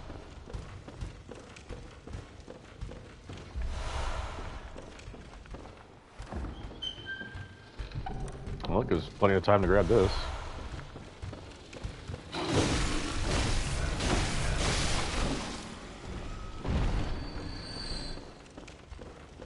That should be everything right. I hear footsteps. Is that the guys I'm thinking of? Or is that somebody else? Right. Do take notice here to turn right, or look right. Grab the rifle spear. We'll go take a look at that. The rifle spear. A trick weapon crafted by the workshop heretics, the powder kegs. A prototype weapon serving as a simple firearm and spear, possibly created in imitation of a lost Canehurst weapon. Lacks any notable functions, saving that it is the only trick weapon with an attached gun. Right, and I'm being attacked.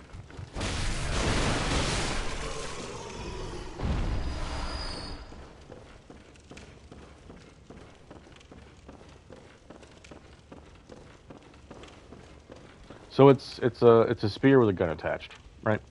We got a note, right? This is a special one, right? This is the shiny. The red moon hangs low, and beasts rule the streets. Are we left no other choice than to burn it all to cinders? Right, some a little hint there of what happened to old Yarnum. And over here we get the Charred Hunter set, which is very handy dandy. As you might expect, the Charred Hunter set has very high fire resistance. Right, fire reduction. So 140 for the chest piece, 70 for the gloves, 80 for the boots, right? Compare that, right? 110 fire compared to 140, right? This was 70. This is actually pretty good. 70 to 60, and then 80 to 60, right? So a little bit more than what we already have, but it is handy, right? Those little numbers, like you might think, oh, 140 to 110 isn't that big a deal. That could be, you know, it could be a decent amount, right? That's an extra 3%.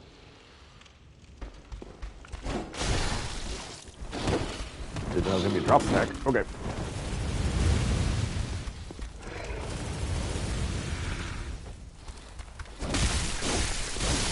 So we're going to put the torch away so that they don't, so he doesn't back off. We want them to come. Come on. Come on. Come on.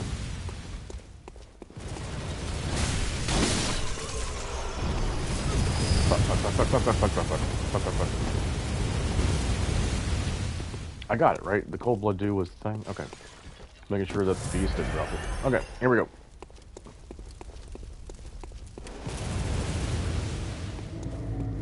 Now, we have two paths to go down.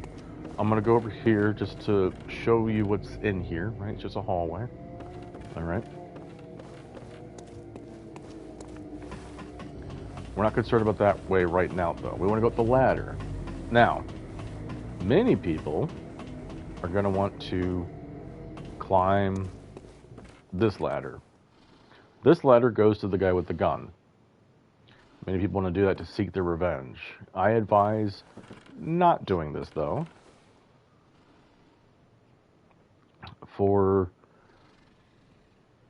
reasons because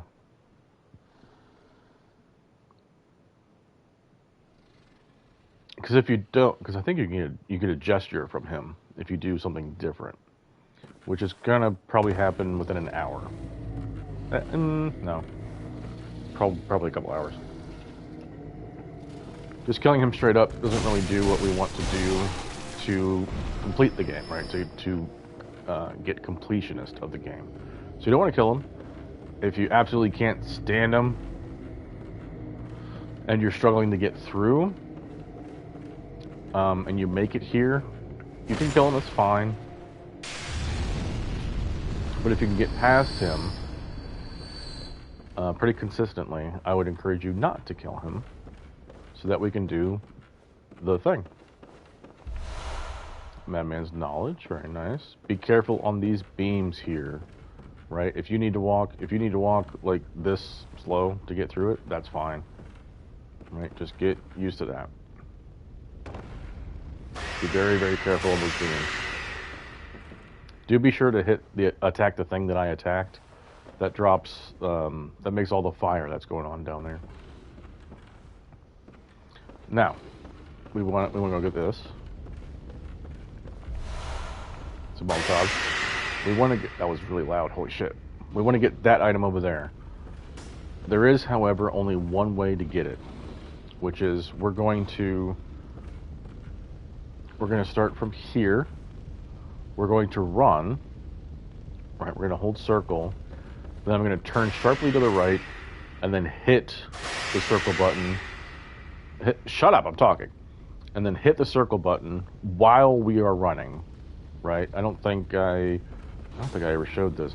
This is how you jump, right? While you're running, you want to quickly tap the circle button, right? You're holding the circle button while you're running, and then you quickly tap it. That is how you're going to jump. That is how you jump in the game. Now, let's see if I can get this first try.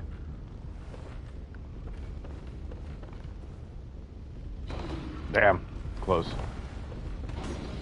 All right, that's okay. It's okay to fail. We made it here. We're gonna drop down to kill all these boys, and then we'll try again. The item that's there is not pressing to get, but it's fun. So we're going to... Ooh, if we can get him over there. Okay, I can't target him. That's annoying.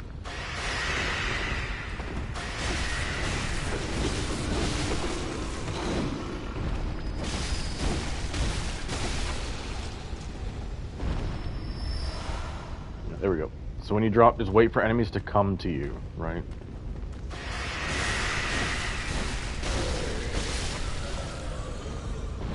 See the red glowing eyes there, really quick.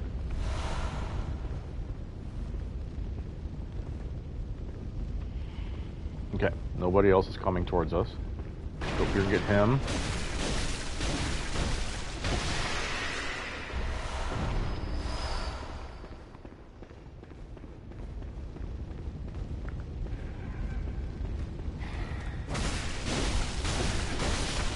So he was essentially paralyzed over here because the flames are too strong. That we gotta get him. That is so annoying. That should be it. So we're gonna go up these stairs and turn to the right. Get aggro on him.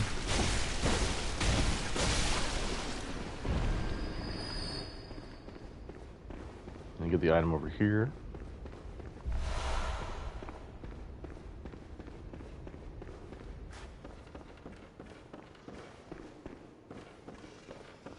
Get this one down quickly. There's another one right there. Who didn't aggro, which is great.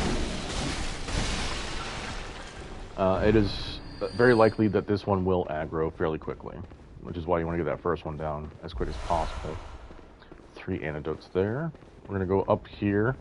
That's the door that I was at where I showed you. This is the hallway that we mentioned before. So we want to come in here. And we're going to drop down to here, and then to here, grab this item, right, and then drop back down to the floor, and then we're going to run all the way back up.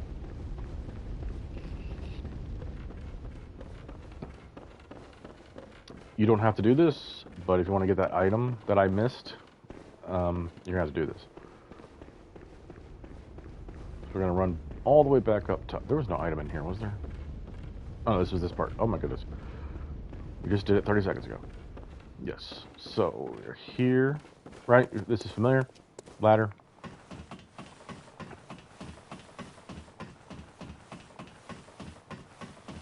I probably should have mentioned his name, right? The guy on the Gatling gun. His name is Jura. We don't want to kill Jura right now. Ideally, right?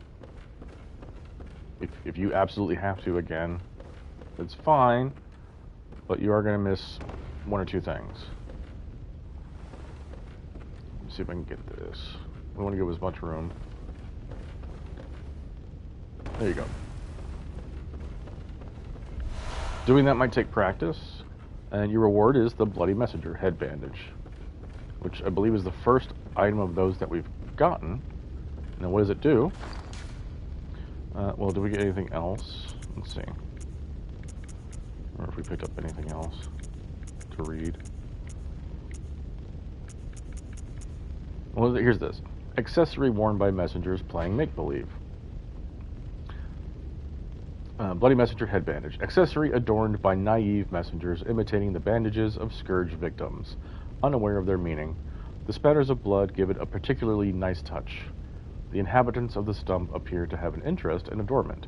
Why not let them be happy and revel as babes? Yes. So we got nothing there. Oh, I didn't read the charge set, did I? Should have. Alright. We'll do these first. Alright, the Chart Hunter gloves. One of the staple articles of hunter attire fashioned at the workshop. A product of the scourge of the beast that once plagued Old Yarnum and culminated in the town's fiery cleansing. Designed to be highly resistant to fire, wearers of this attire hunted down victims of the scourge who survived the raging flames and stench of singed blood. Right, these are the same for the trousers. But this, we have the bottom paragraph. The cape's dampness makes it highly resistant to fire. Wearers of this attire hunted down victims of the scourge who survived the raging flames and stench of singed blood. Very nice. So, hunters that were hunting the beasts of Yarnum apparently were wearing those robes. Oh, there's I guess robes, whatever. Those clothes. So now we come up here to something that is quite important. Inspect ritual blood. 2 of them. Let's go ahead and take a peek at that. That is a material used in a holy chalice ritual. What does that mean? We'll find out later. Let's inspect it. Material used in a holy chalice ritual. One of the basic ingredients used to satiate a holy chalice is this incoagulable blood. When all is melted in blood, all is reborn. What does that mean? We'll find out. We will find out soon.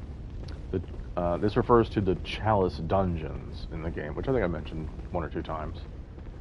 A very important feature of the game. Many people hate them. I personally love them. I enjoy running through them. But I also come from more old school gaming.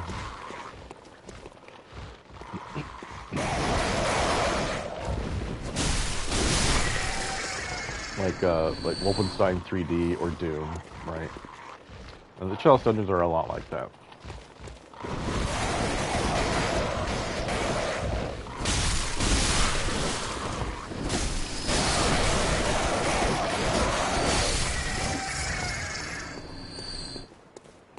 And what do I mean by that? It's really, I guess more like Wolfenstein 3D, right?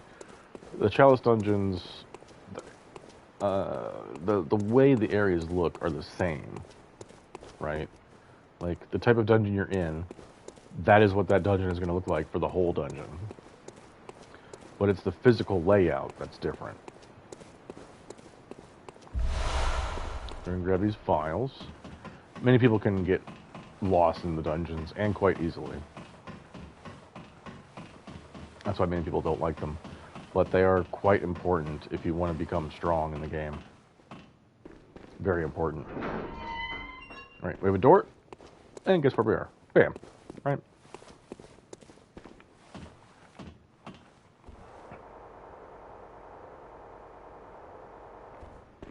So we're going to leave Jorah alone. We're going to go through here. You might miss the path. This is where we have to go, right? Many people don't catch that immediately.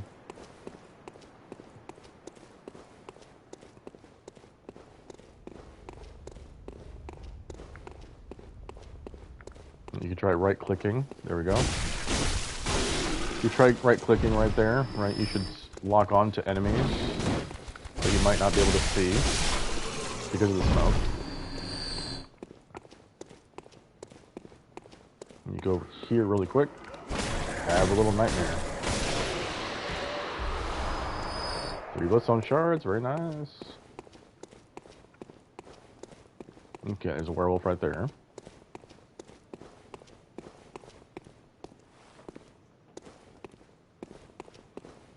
He's not paying attention. So we're gonna go this way first. Gonna grab this. More shards. The game is saying, hey, maybe level up. Right? We're gonna throw a bunch of shards at you. Level up your weapon, damn it.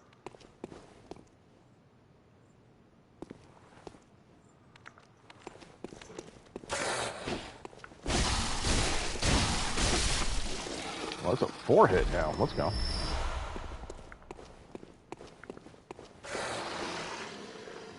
Okay. Okay, what are you doing? There it goes. Okay, the gunshot didn't come out.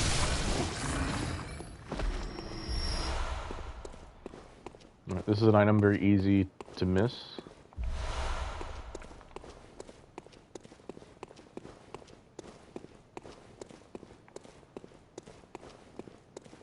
Feels good to be covered in blood like this. Look at this. Very nice. We're going to this way, that way is the way to go. We're going to go this way first.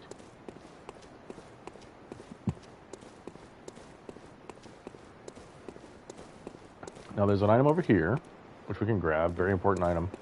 However, if you first look up, there's a wolf being a peeping Tom, right? That's not cool. If you go get the item, he'll drop down and then ambush you. Or you just shoot him down and then wail on him. Easy. Six beast blood pellets, right? This is fantastic. What is a beast blood pellet? Giant medicinal pellet that grants short-lived beasthood. Large medicinal pellets supposedly formed of coagulated beast blood, banned by the Healing Church due to their unclear origin, grants a spurt of beasthood. Ripping apart the flesh of one's enemies and being rained upon by their splattering blood invigorates one's sense of beasthood, feeding strength and euphoric feeling alike. Now, what does that mean? Well, beasthood works as follows. If beasthood is active, as you attack, the beasthood fills. Right, there's a bar that'll appear up on the screen. Right, you might remember it a while ago when I purchased things in the Insight shop. As the beasthood meter fills, the damage you deal increases. Right, so it's essentially, if beasthood is turned on, the more you attack, the more damage you deal. Right, very strong item, probably the strongest item in the game.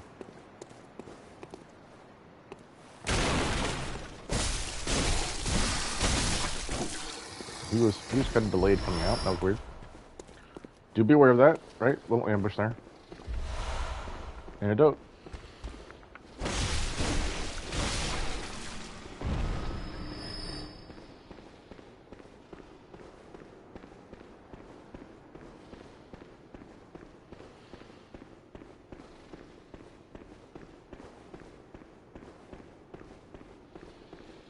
Up this way, turn to the right there. Very nice. Item.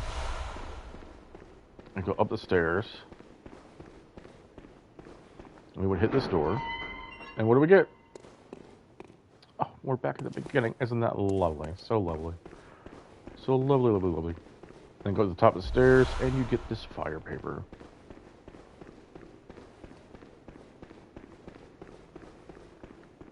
So we go back down.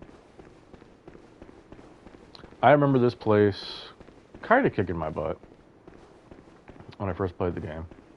It wasn't too bad. The boss up ahead gave me a bit of trouble until you realize you can make the boss fight quite trivial. Which I'm going to do for you guys to help you get through it. Weird. Okay. 2, 4, 5. 6.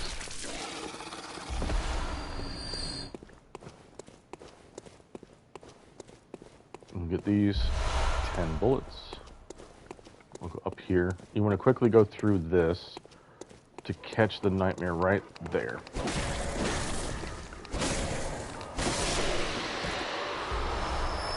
Get those shards. These marks, there shouldn't be anything over here. I always check this spot, but there never is anything. So we're almost done with Old Yarnum. It's been quite a journey. We are going to... You can summon Alfred there if you want. There's no need to, really. If you feel like you need them, go for it. We're going to kill these guys. There's about... I think there's about 6 enemies right here. We're going to grab this dew. An enemy right here.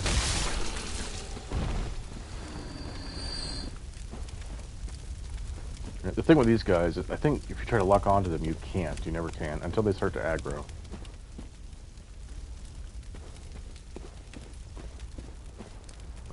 There we go.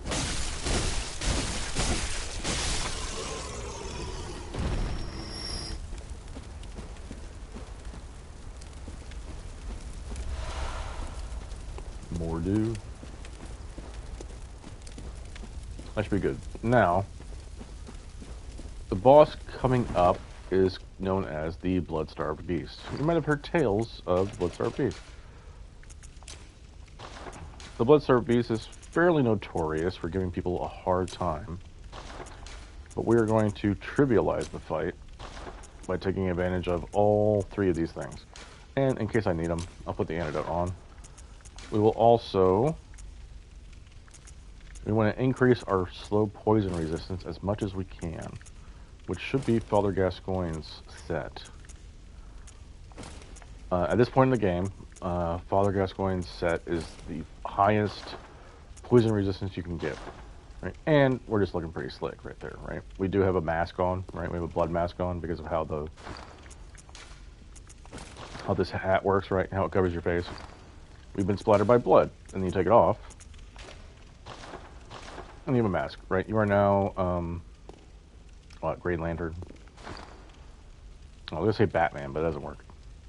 Batman doesn't have a mask like that. Anyway, Gascoigne's cap. We're going to, as we approach, we're going to pop the beast blood pellet, and then the fire paper, and then throw a pungent cocktail. We're going to throw the pungent cocktail in a corner, like that. And now he cares about it.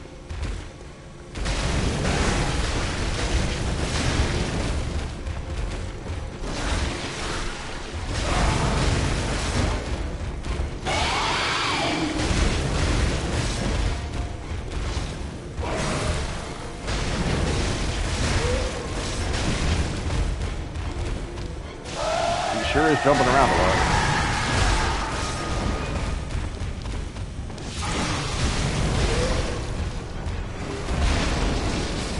There you go. Blood-Starved Beast. I don't think I took any damage, did I? Right? I guess, you know, the DOT from his poison effect. That is how you can trivialize the Blood-Starved Beast fight. Right? If you want to fight him legit, right? It's probably worth doing. Learn his moves, right? He's got some great moves. You can parry him, right? Which is pretty dope. Right? It's probably worth practicing doing that. But you have, so we got the Temeru Chalice here, very, very important, right? We'll get to that in a second. So you have, the beast is called the Blood-Starved Beast, the Pungent Blood Cocktail. Really nice, tasty smelling blood, right? You put 2 and 2 together once again, there you go, right? Use the tools in the game that are given to you, right? To make the game much easier. We didn't need this, we probably didn't really need the cocktail. Or the pellet. Anyway, you could. Do I want to put these on? No, I want to save those. Should we put on? No, we're fine. What was I going to say? Right.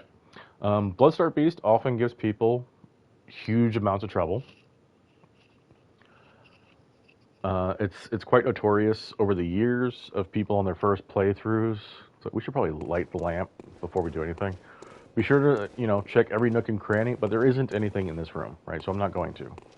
But it's good practice, right? Check every nook and cranny before you leave someplace. Don't just take my word for it, though, right? I don't have the greatest memory. I do know, though, the only item that's here is what's over here. The antidote. So if anybody, learns of an item from somewhere else, or I say there's nothing else, and there is, then inform. Right? I would love to know. I just wanted to light this so I don't forget, or the game crashes or whatever. We have to run all the way back down here. What was I saying? Right, Bloodstarved Beast, right? Gives a lot of people trouble. Mostly because it's really because they're making the fight a lot harder than it is, right? Just give me a quick moment.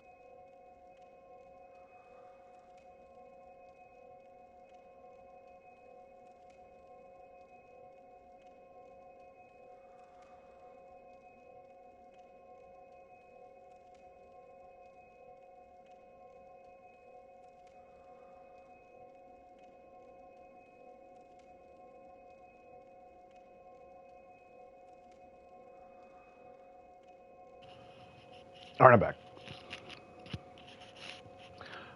Yeah, Bloodstarved Beast gives people a lot of trouble. But he's really, the general rule of thumb for From Software bosses is if you, Swiggity Swooty, attack that booty, right?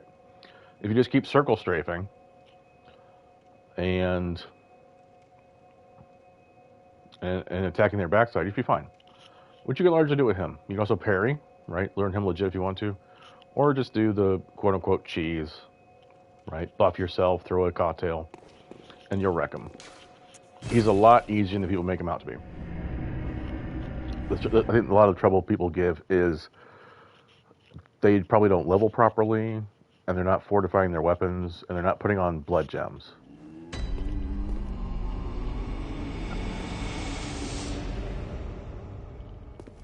I mean, I killed him in what? 30 seconds? 20 seconds? Welcome. What is it? So we'll go ahead and level. Let me... That's 1. That's 2. That's 1. That's 1. We can do... Really like more stamina.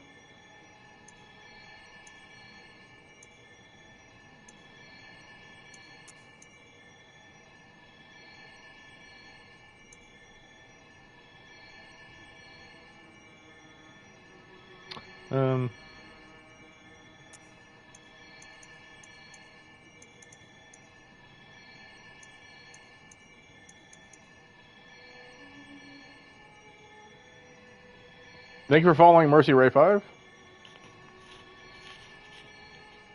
If you had written something in the chat, I didn't see it because I was looking. I had gone away for a quick moment. Thank you for following. Hello, how are you? If you're just lurking, that's cool.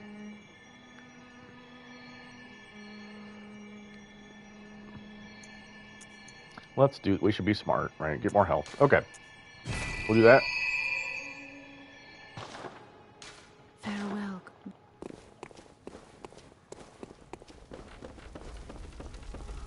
Slowly but surely. Fortify, which we can't do yet.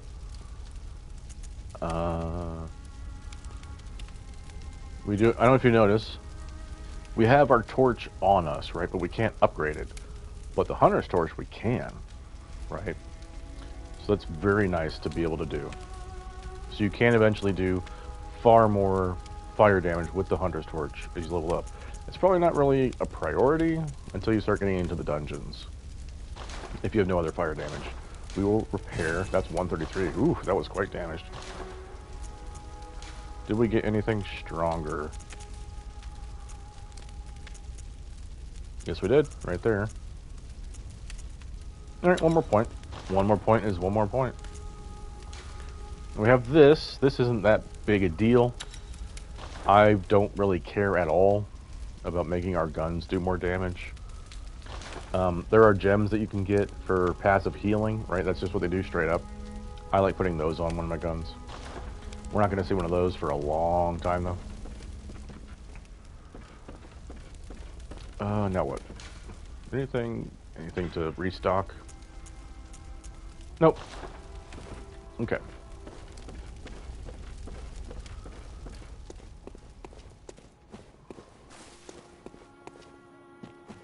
Let's go ahead and... Ooh, we're getting a little behind on bullets. Just buy bullets, 3120. 2880. This is a better use, so we'll buy bullets. Cool, 65. We could buy pebbles, but why? Right, and notice too here, you can buy ritual blood, right, if you need it. A little expensive at 2,500, right, for the first playthrough. We're never going to need to buy anything for the rituals, unless I do something very stupid.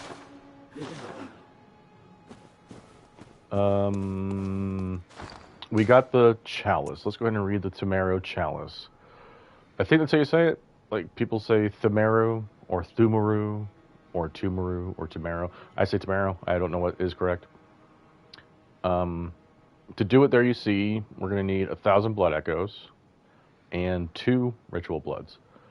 We're not really concerned about the chalices right now. You definitely want to do the chalices eventually.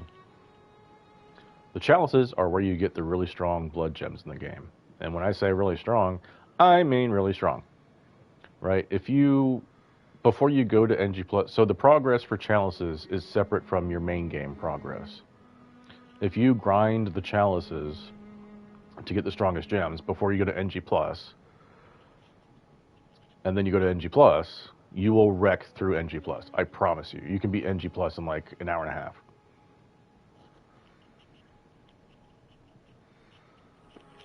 Right, and that's you going casually, right? Like, you could casually blow through NG+ in like an hour and a half. That's how strong the gems are. So here we go, the Thumaru Chalice. Ritual chalice found in the Church of the Good Chalice. Use in a ritual at the tomb altar in the Hunter's Dream to break the seal of the old underground labyrinth. Let the chalice reveal the tomb of the gods. Let blood be the hunter's nourishment. And let ye partake in communion. Schmancy. I love it. That's one of my favorite descriptions. The chalices have really good descriptions. We're not going to do it right now, mainly because we can't. I don't have 1,000 blood echoes. We might do it in a minute, though. Might do it when we get done with the Cathedral Ward. We do have a goal, though. Right? Church of the... So we're done with Old Yarnum, right? Old Yarnum is optional, but it's not, like, it is and it's not, right? They very much intend you to go that way. Otherwise, you have to spend the 10,000 echoes to buy the thing to progress forward. But Old Yarnum is essentially to go down there to start unlocking the chalices, which are important. So we've done that, and by doing that, something changes in the Cathedral Ward, which we will see in a moment here. And then we're going to do... Let's see. Oh, I didn't close the gate over there, did I? I guess it doesn't matter. So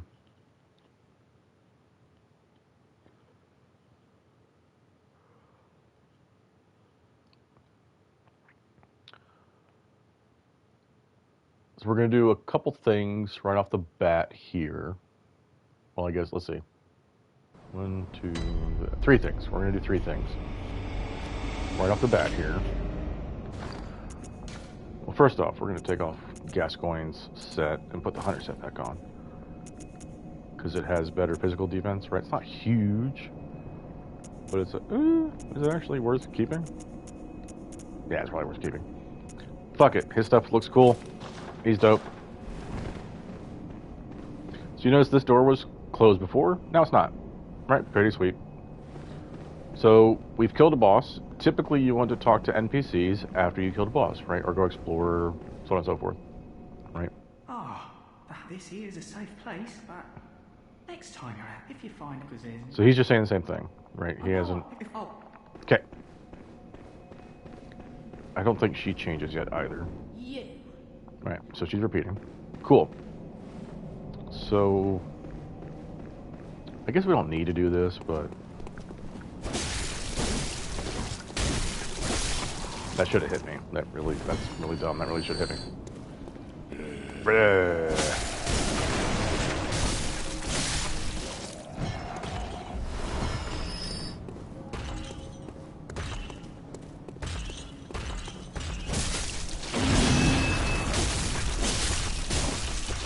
Don't get greedy.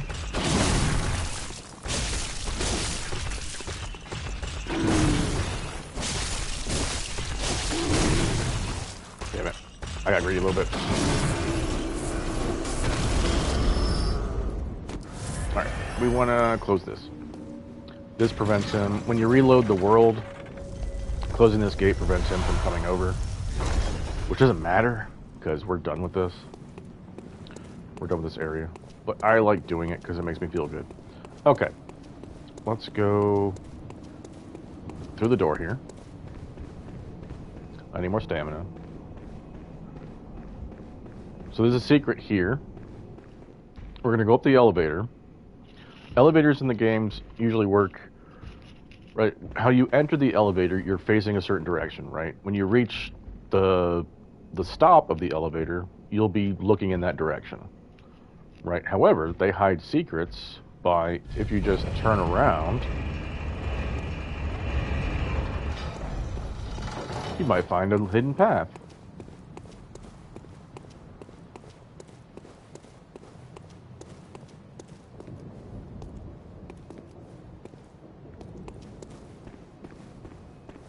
So we got nothing there. I keep thinking there's more here than there is.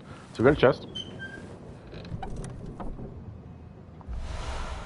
Formless Erden.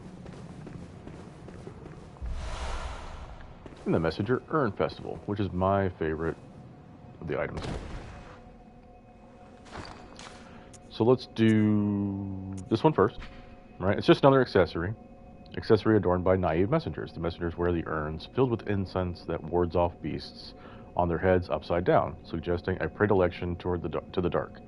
The inhabitants of the stump appear to have an interest in adornment. Why not let them be happy and revel as babes?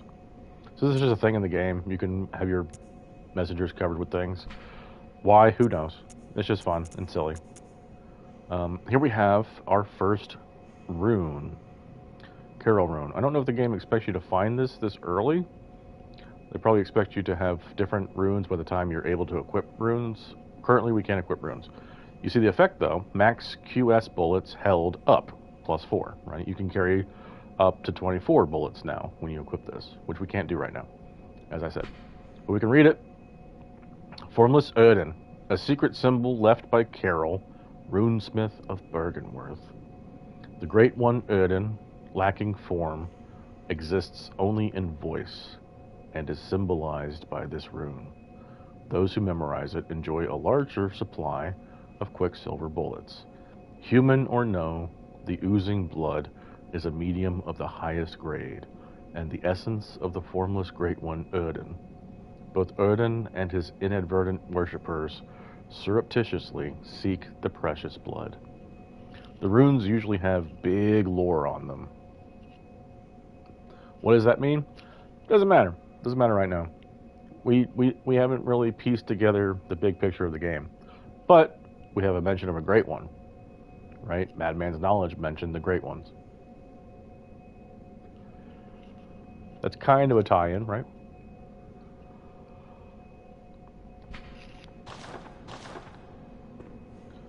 We're gonna have to heal because, ow.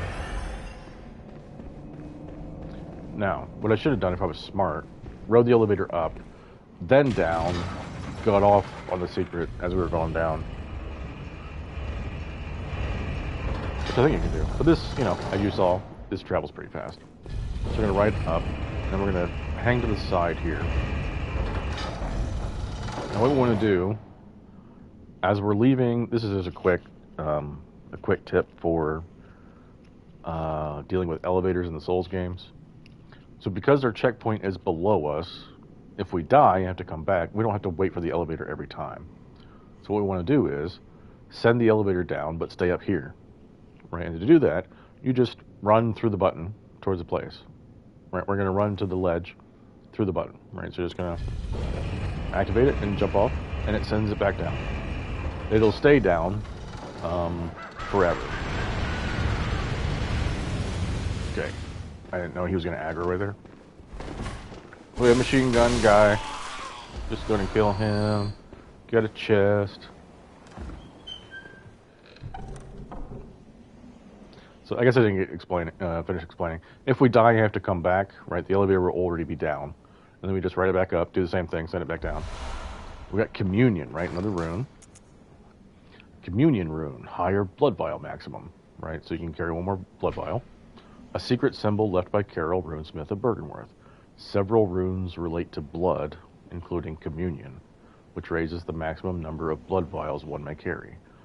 This rune represents the healing church and its ministers. Blood ministration is, of course, the pursuit of communion. Okay.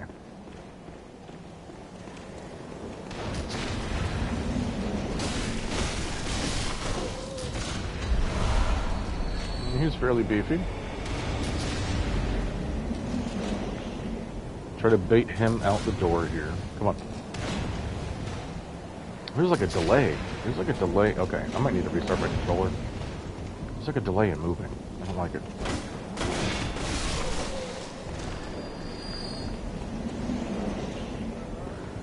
Yeah, I don't like that. Let me just turn the controller off really quick and turn it back on.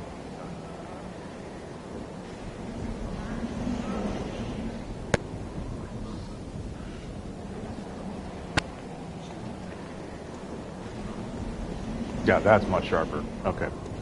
The controller does that when it's not plugged in. It does that sometimes in some games. It does it on here, but very rarely. Get the gun to guy. This guy was by the door. Shit. That was, oh my god. If only I swung faster. Could have had both of them right there. It's fine. Alright, second death of the run.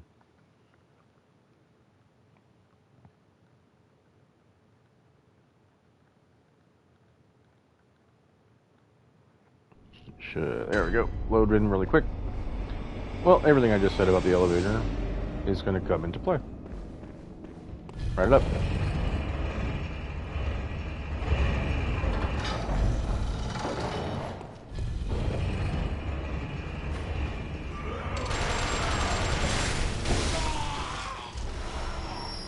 Okay. Oh, you got him. That's cool. Bullshit. Fucking shot me from up there. That's garbage. Come on. Come on. Come on.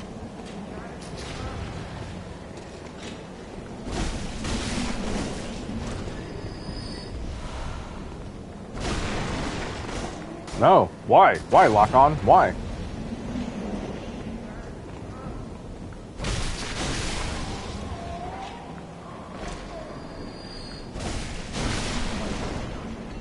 Boop, boop, boop. Get stamina back. 1, 2, 3. Chest. This is a pretty good chest. Oh no, it's not. Never mind. What's the one I'm thinking of? So we want to go up. Right, so we came up in here. We want to go upstairs.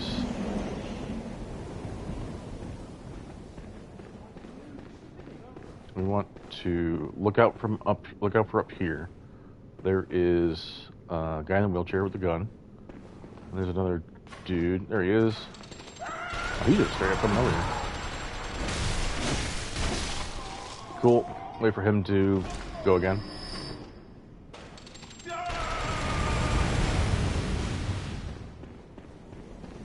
Boop, boop. Okay. Now be careful coming out the door here. There is a big boy.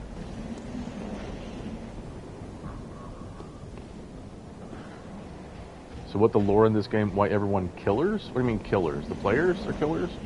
We're on the hunt. It's time for the hunt.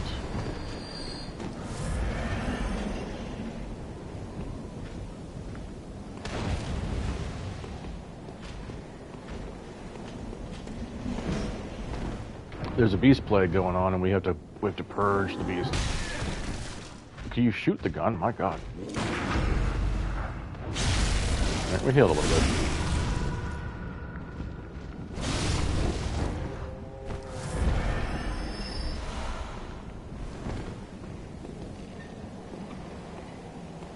Oh, nice. Let's go.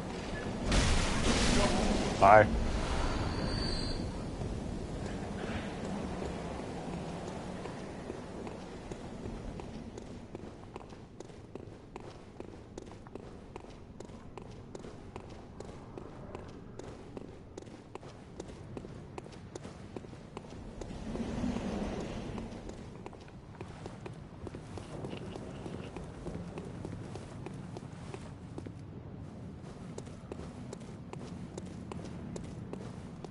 So we have a note over here, right? Very important. The sky and the cosmos are one. The choir. The choir's in quotes, which is interesting. Who or what are the choir? Who and or what are the choir? We'll find out in a few hours. So be sure to come this way and get the thick cold blood.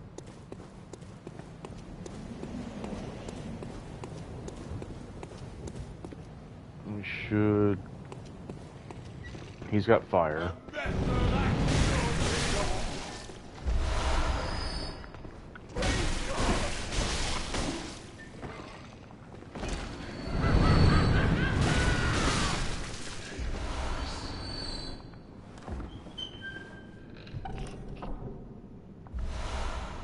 The Radiant Sword Hunter badge. This is how we're going to get our endgame weapon. This door is here. It's locked. We can't go in there yet. Remember that the door is there. So we got the Sword Hunter badge. Let's go ahead and, or the Radiant Sword Hunter badge. Let's read that. Radiant Sword Hunter badge for Ludwig's successors. One of the badges crafted by the Healing Church. The Radiant Sword indicates the heirs to the will of Ludwig. These hunters, also known as Holy Blades, are what remains of an ancient line of heroes that date back to a very early age of honor and chivalry.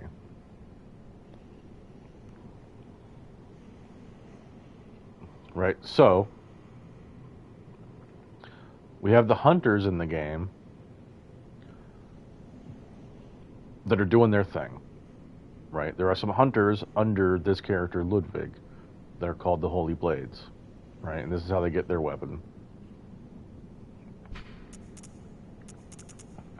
All right, this represents their whole thing.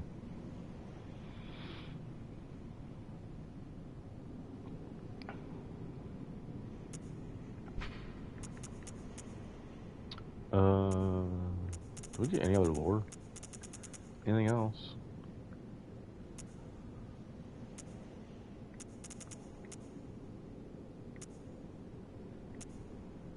No, right? We're all good.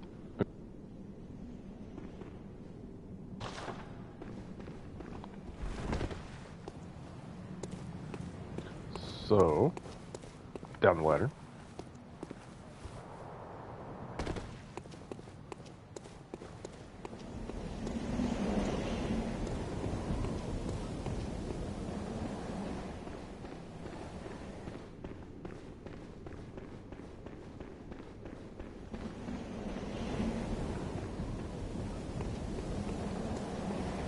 Hello, sweet. Okay, so we want to go down now, but you don't want to go that way. You want to go this way. If you could try to catch it. All right, there you go. Try to catch him.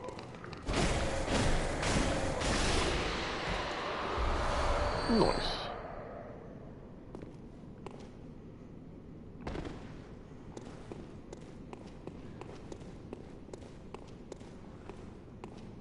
Now what we want to do, we want to drop just like this. Do you see the platform right there? Not the bigger one, but the smaller one. Right? You just want to walk forward. Just let it happen. Right? This is where you want to land. Then you're going to want to heal. Right? Just pop one heal. And then drop again. This is a big secret area in the game.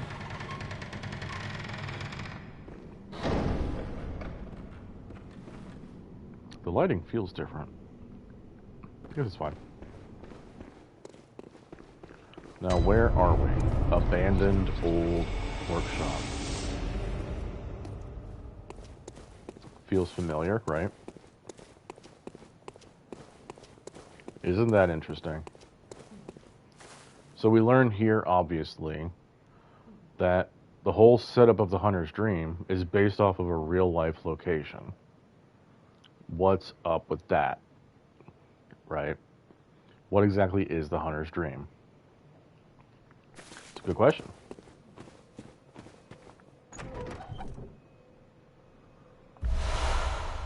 Here we have the doll set.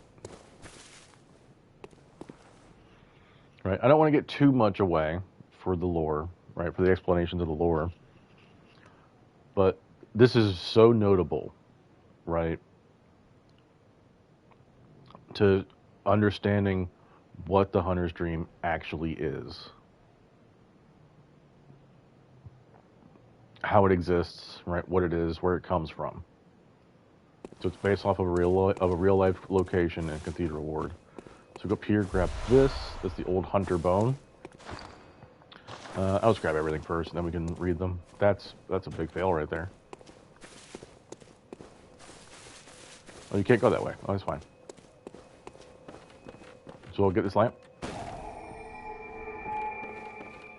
Grab this small hair ornament. Should be nothing else to grab, pretty sure. Okay.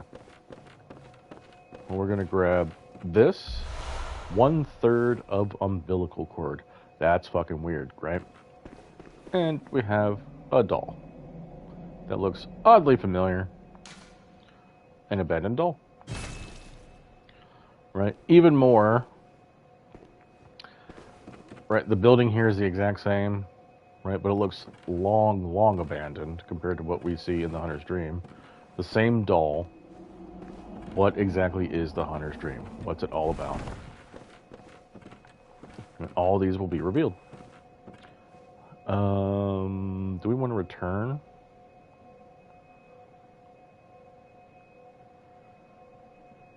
Yeah, we can return. I think we can get a level 2, right?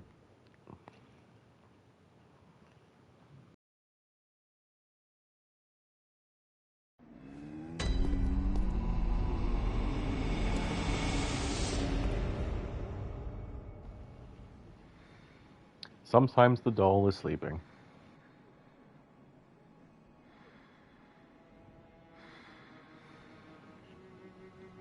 I'm just gonna let this play out.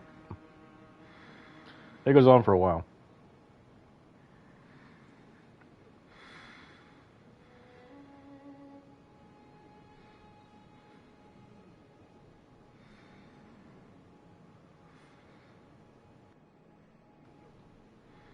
Okay.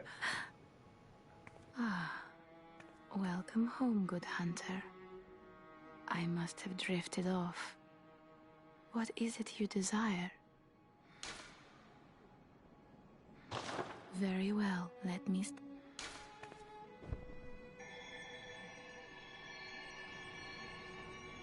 Damn. Alright. We can do this. We'll leave this talk Over first. time, countless the graves... This is the same, right? Yeah, okay. What? What is Oh, this? I didn't read it. Damn. It's fine. I can't remember. Not a thing, only I feel a yearning, something I never felt before. What's happening to me? You can Google it for the lore on that. Tell me, Hunter, could this be joy? I got so excited. So you give that to her, you get the tear stone. I think it just says like a simple hair ornament that's usually prized by girls of a certain age. I don't know. Something like that. Right? Tear stone. We got a tear stone from her. They're giving her that. Which means she cried, right? Did she cry the tear stone? Or did she just have it? I don't think we really know. That should be, no, it's not here. It should be up here. There it is. Tear stone. Silver shining tear stone. Used to change into a droplet blood gem that fortifies any weapon. A doll sheds neither blood nor tears, and thus its nature remains unknown. Whoever thinks this is precious must be troubled by severe naivete. Right? Which is interesting.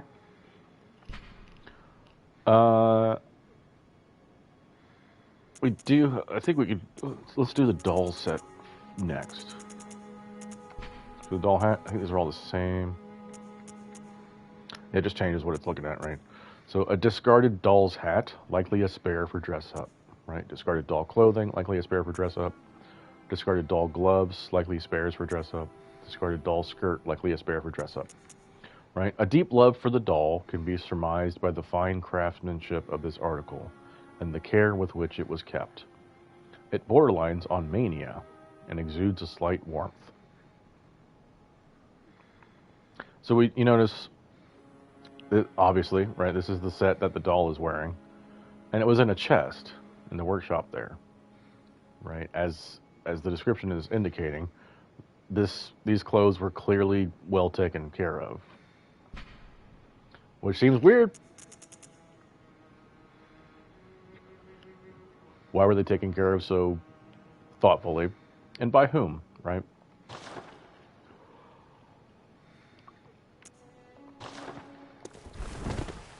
So we got a new badge, right? We got the Radiant badge. Oh, we can buy this now. Very nice. We should definitely buy this. The hand lantern is very important. It lets you light up areas while having both of your hands free still, right? We want to get this, Ludwig's Holy Blade.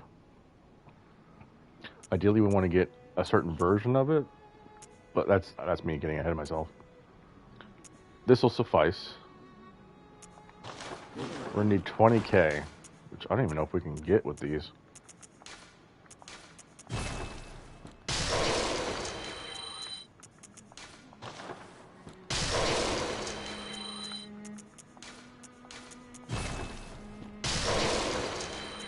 Let's see.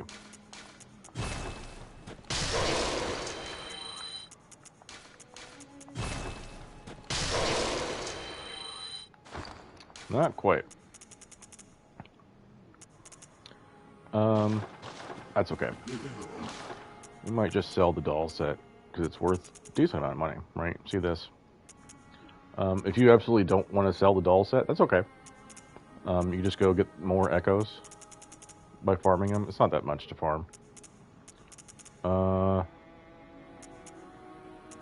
we do have these dupes, right? These are dupes, which aren't going to really give much.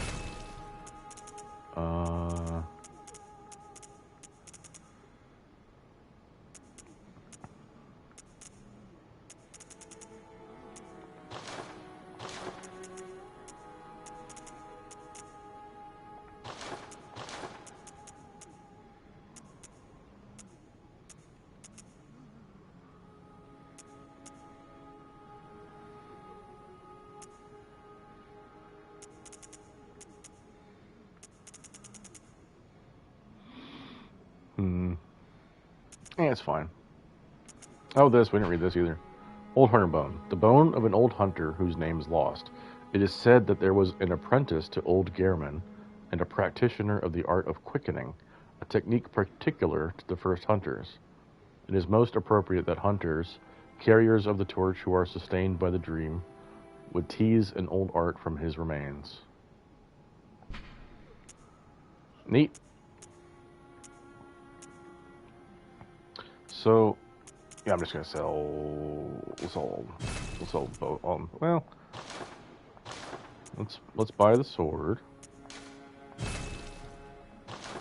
Set enough for 2 levels. Well, we want to upgrade it. Let's go upgrade it first.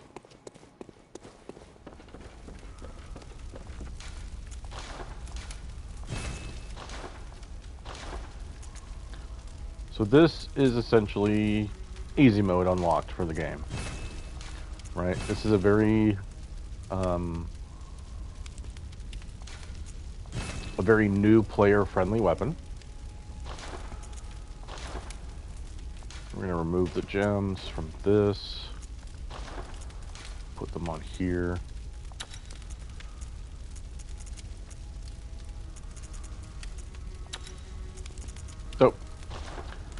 So I didn't even see what the numbers were, right? We should be doing like way more damage with the Holy Blade.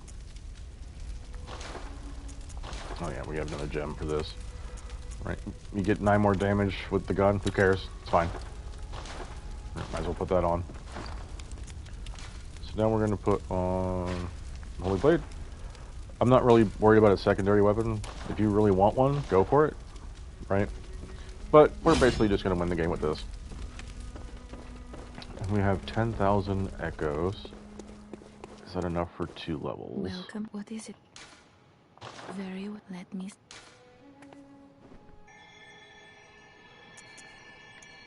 Probably close. No, it is. Sweet.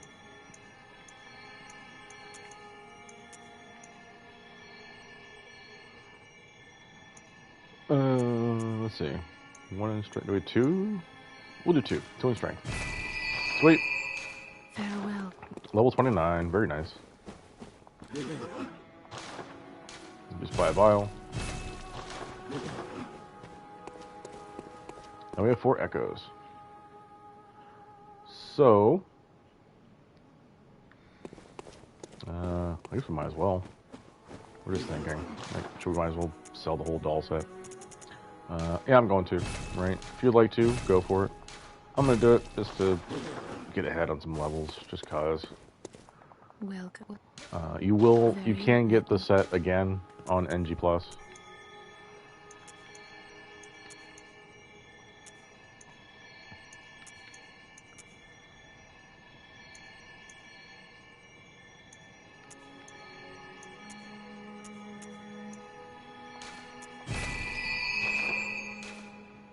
Farewell, good. May you...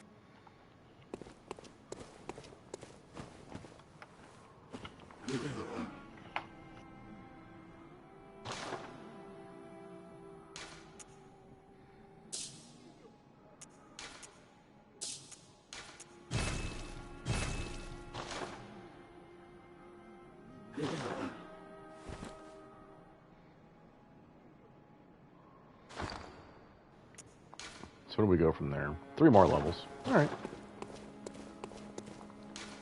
And then back to Cathedral Ward.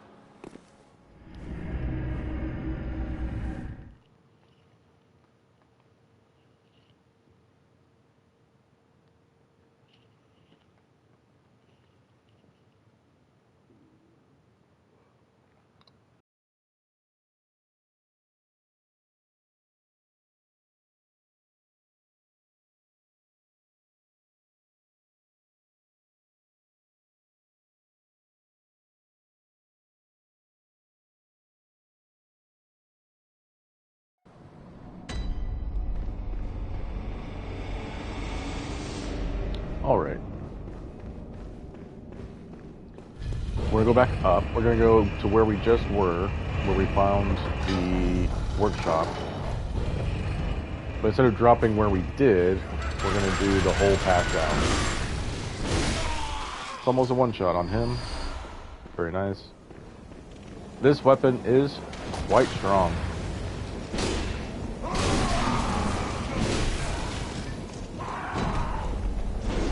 Are you not dead, my dude?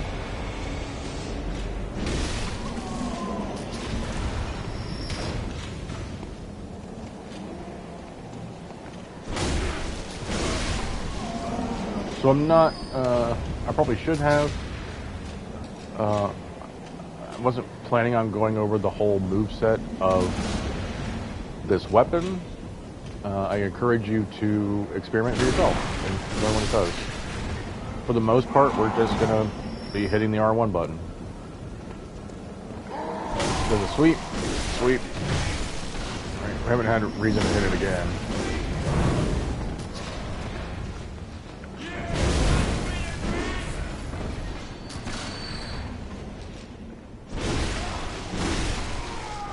swing the third time, right, you do an overhead slam with it. So horizontal sweep, and then slam. That's largely what we're doing.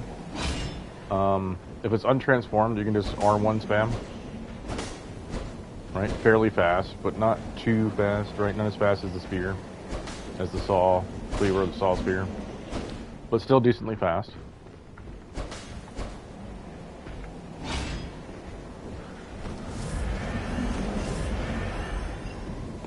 Okay. Let's make our way down.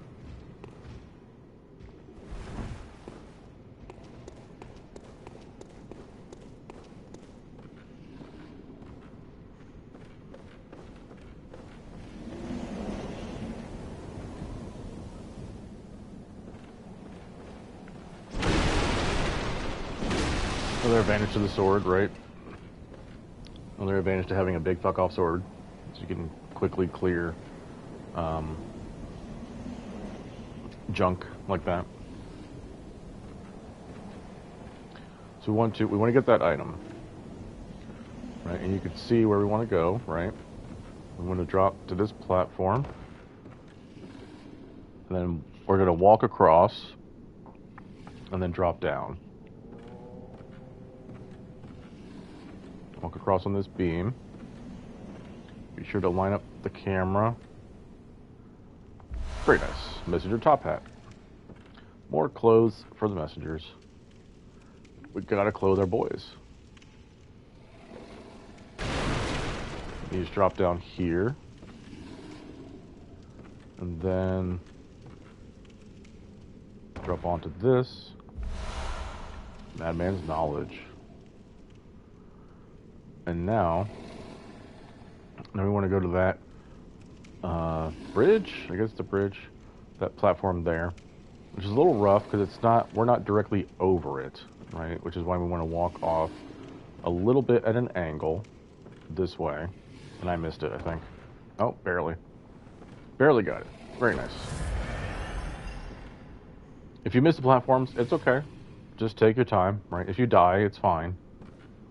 Just take your time coming back and take your time lining it up. So we can jump to that. I don't think we can make that jump, actually. We're going to make a jump to the platform there, and then from there we'll drop to that one. It's a bit tricky. It's like getting the messenger item previously. We're going to sprint, and then turn sharply, and then jump. And then drop down. And then drop down. All good. It's all done. Now, this enemy, when he's in the current state that he's in, right, where he's just like taking a kneel, you can't lock on. So you can still walk up, charge attack, stagger, visceral.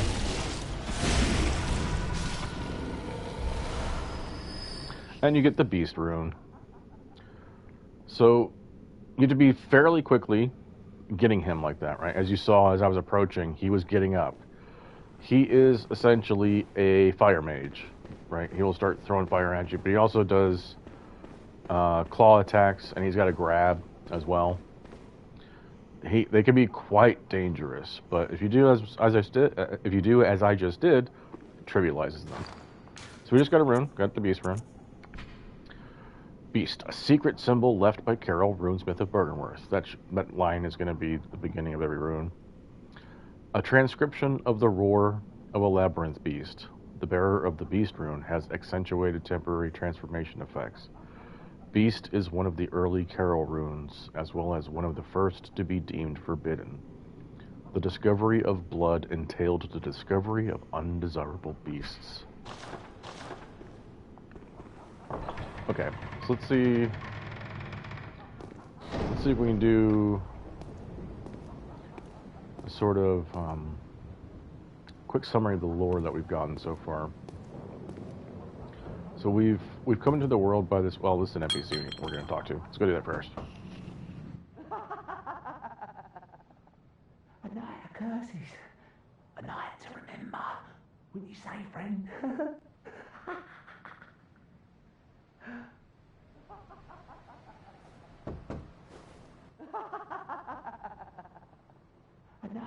curses.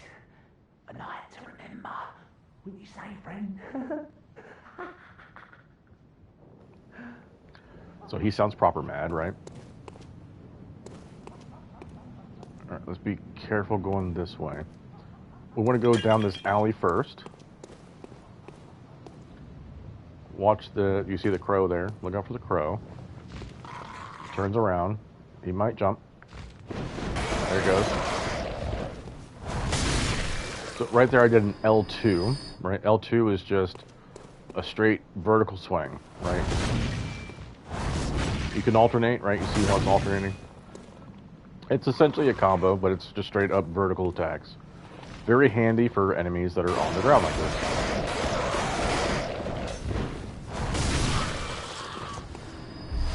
And we get the rumpled Yarnum hat, the sweaty clothes, what I just call the sweaty set. So we can go ahead and read that. Do I hear movement? There's those guys up there. Let's check in again. We've read everything so far. We didn't read the hand lantern. We can go ahead and read that. Small portable lantern. This hunting accessory provides light while leaving both hands free to hold weapons. The torch, however, provides a stronger source of light. This is true. So we're going to put this up. I like putting it up here. Right there. We'll go ahead and pop it. When you put it on, it will always stay on until you die. Right? Every time you die, you do have to re-equip it. So you see the light we get is not too bright, but it lets us use both hands. Right? The torch, however, as it said, is much brighter. Right? But so a little trade-off. If you're coming to Bloodborne from Elden Ring has an identical item.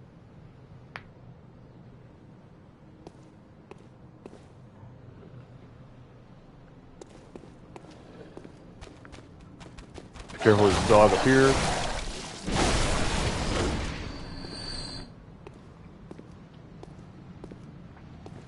Which I wasn't because I was distracted. So we have the first, probably not your first, but it might be. First appearance of the kidnappers. I think they're called the kidnappers. That's not what they're called. But it is essentially what their goal is. That's what the big sacks are on their back. We're capturing people. Hello. Oh my god. Woo! Okay, that's not cool, bro.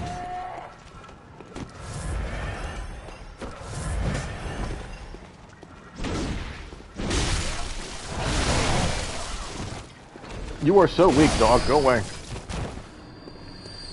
I had like 5 HP. Did not expect those homeboys to be coming through right there. Did we get a twin blood shard off of him? Looks like we did. I thought we did. I hit the button really fast. Let's check. We did. Sweet. Which means we can level up to +4.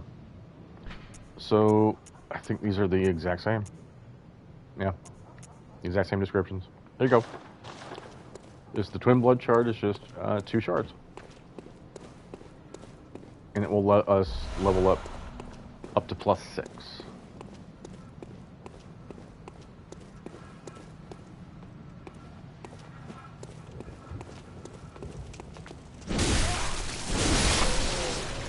Very nice.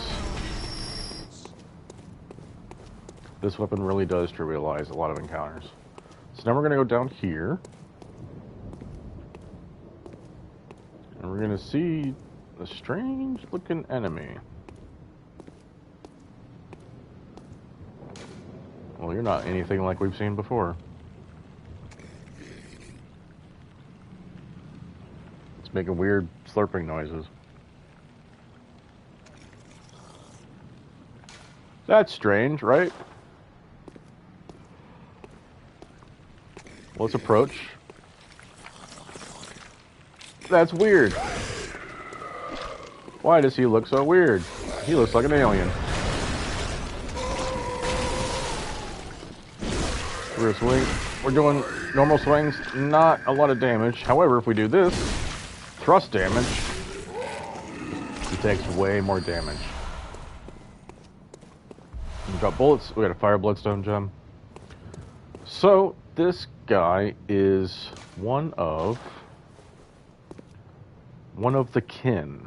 What is called the kin, which are a certain type of enemies in the game. I don't know if all the kin are, but certainly, I don't know of any exceptions to this, but like the general mobs for the kin, they're all weak to thrust.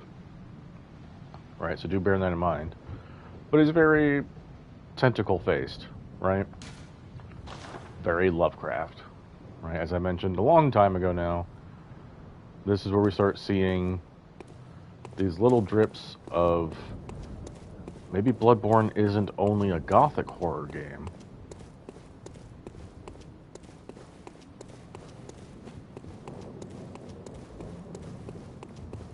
Right, explicitly like that, right? We have the madman's knowledge before. But here's not necessarily the first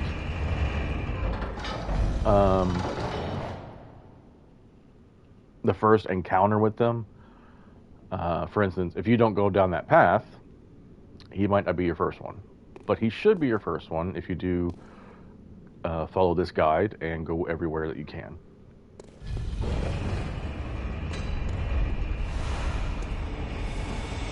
So now where are we? We're back in the cathedral ward. We have a gate with a switch. We got a ladder. We have this guy. These two guys.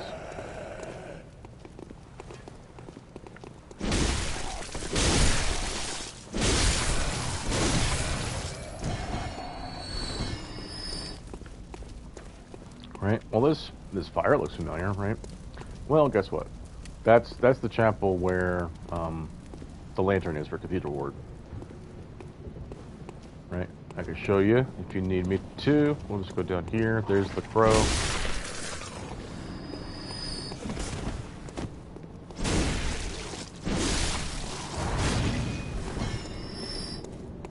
And then we're back here. There's the lantern. Right. We just made a big old circle.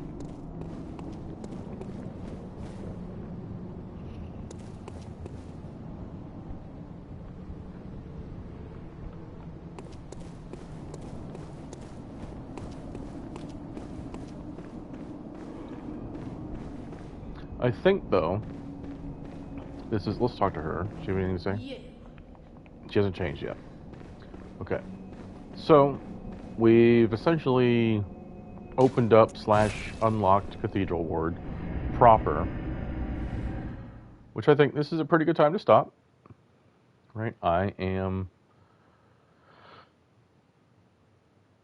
This is a good time. I'm hungry and tired. But I will continue this tomorrow. We might grab a level before we get off. Welcome. What is... Very well. Let me... Nope, can't do it. Okay, it's fine. Farewell. Okay, so we have Cathedral Ward unlocked. We will go explore that, right? Maybe do other things. Fight a boss or two. And start really unraveling what's going on in the game. Right? Remember, the church is in Cathedral Ward. That's our goal. We need to find out what's going on in the church. Maybe the church has answers for us to seek the Pale Blood. Right? What does the Pale Blood mean? We don't know yet. Right? We'll find out. I would summarize the lore we've gained so far. That might be like 10 minutes. But we will continue this tomorrow. I hope everyone enjoyed. I will say goodbye to everybody. And I hope you enjoy this. And, same for anybody watching this on YouTube later on. I hope this has been helpful, and I hope you enjoyed it. Yeah, I'll see you next time. Bye-bye.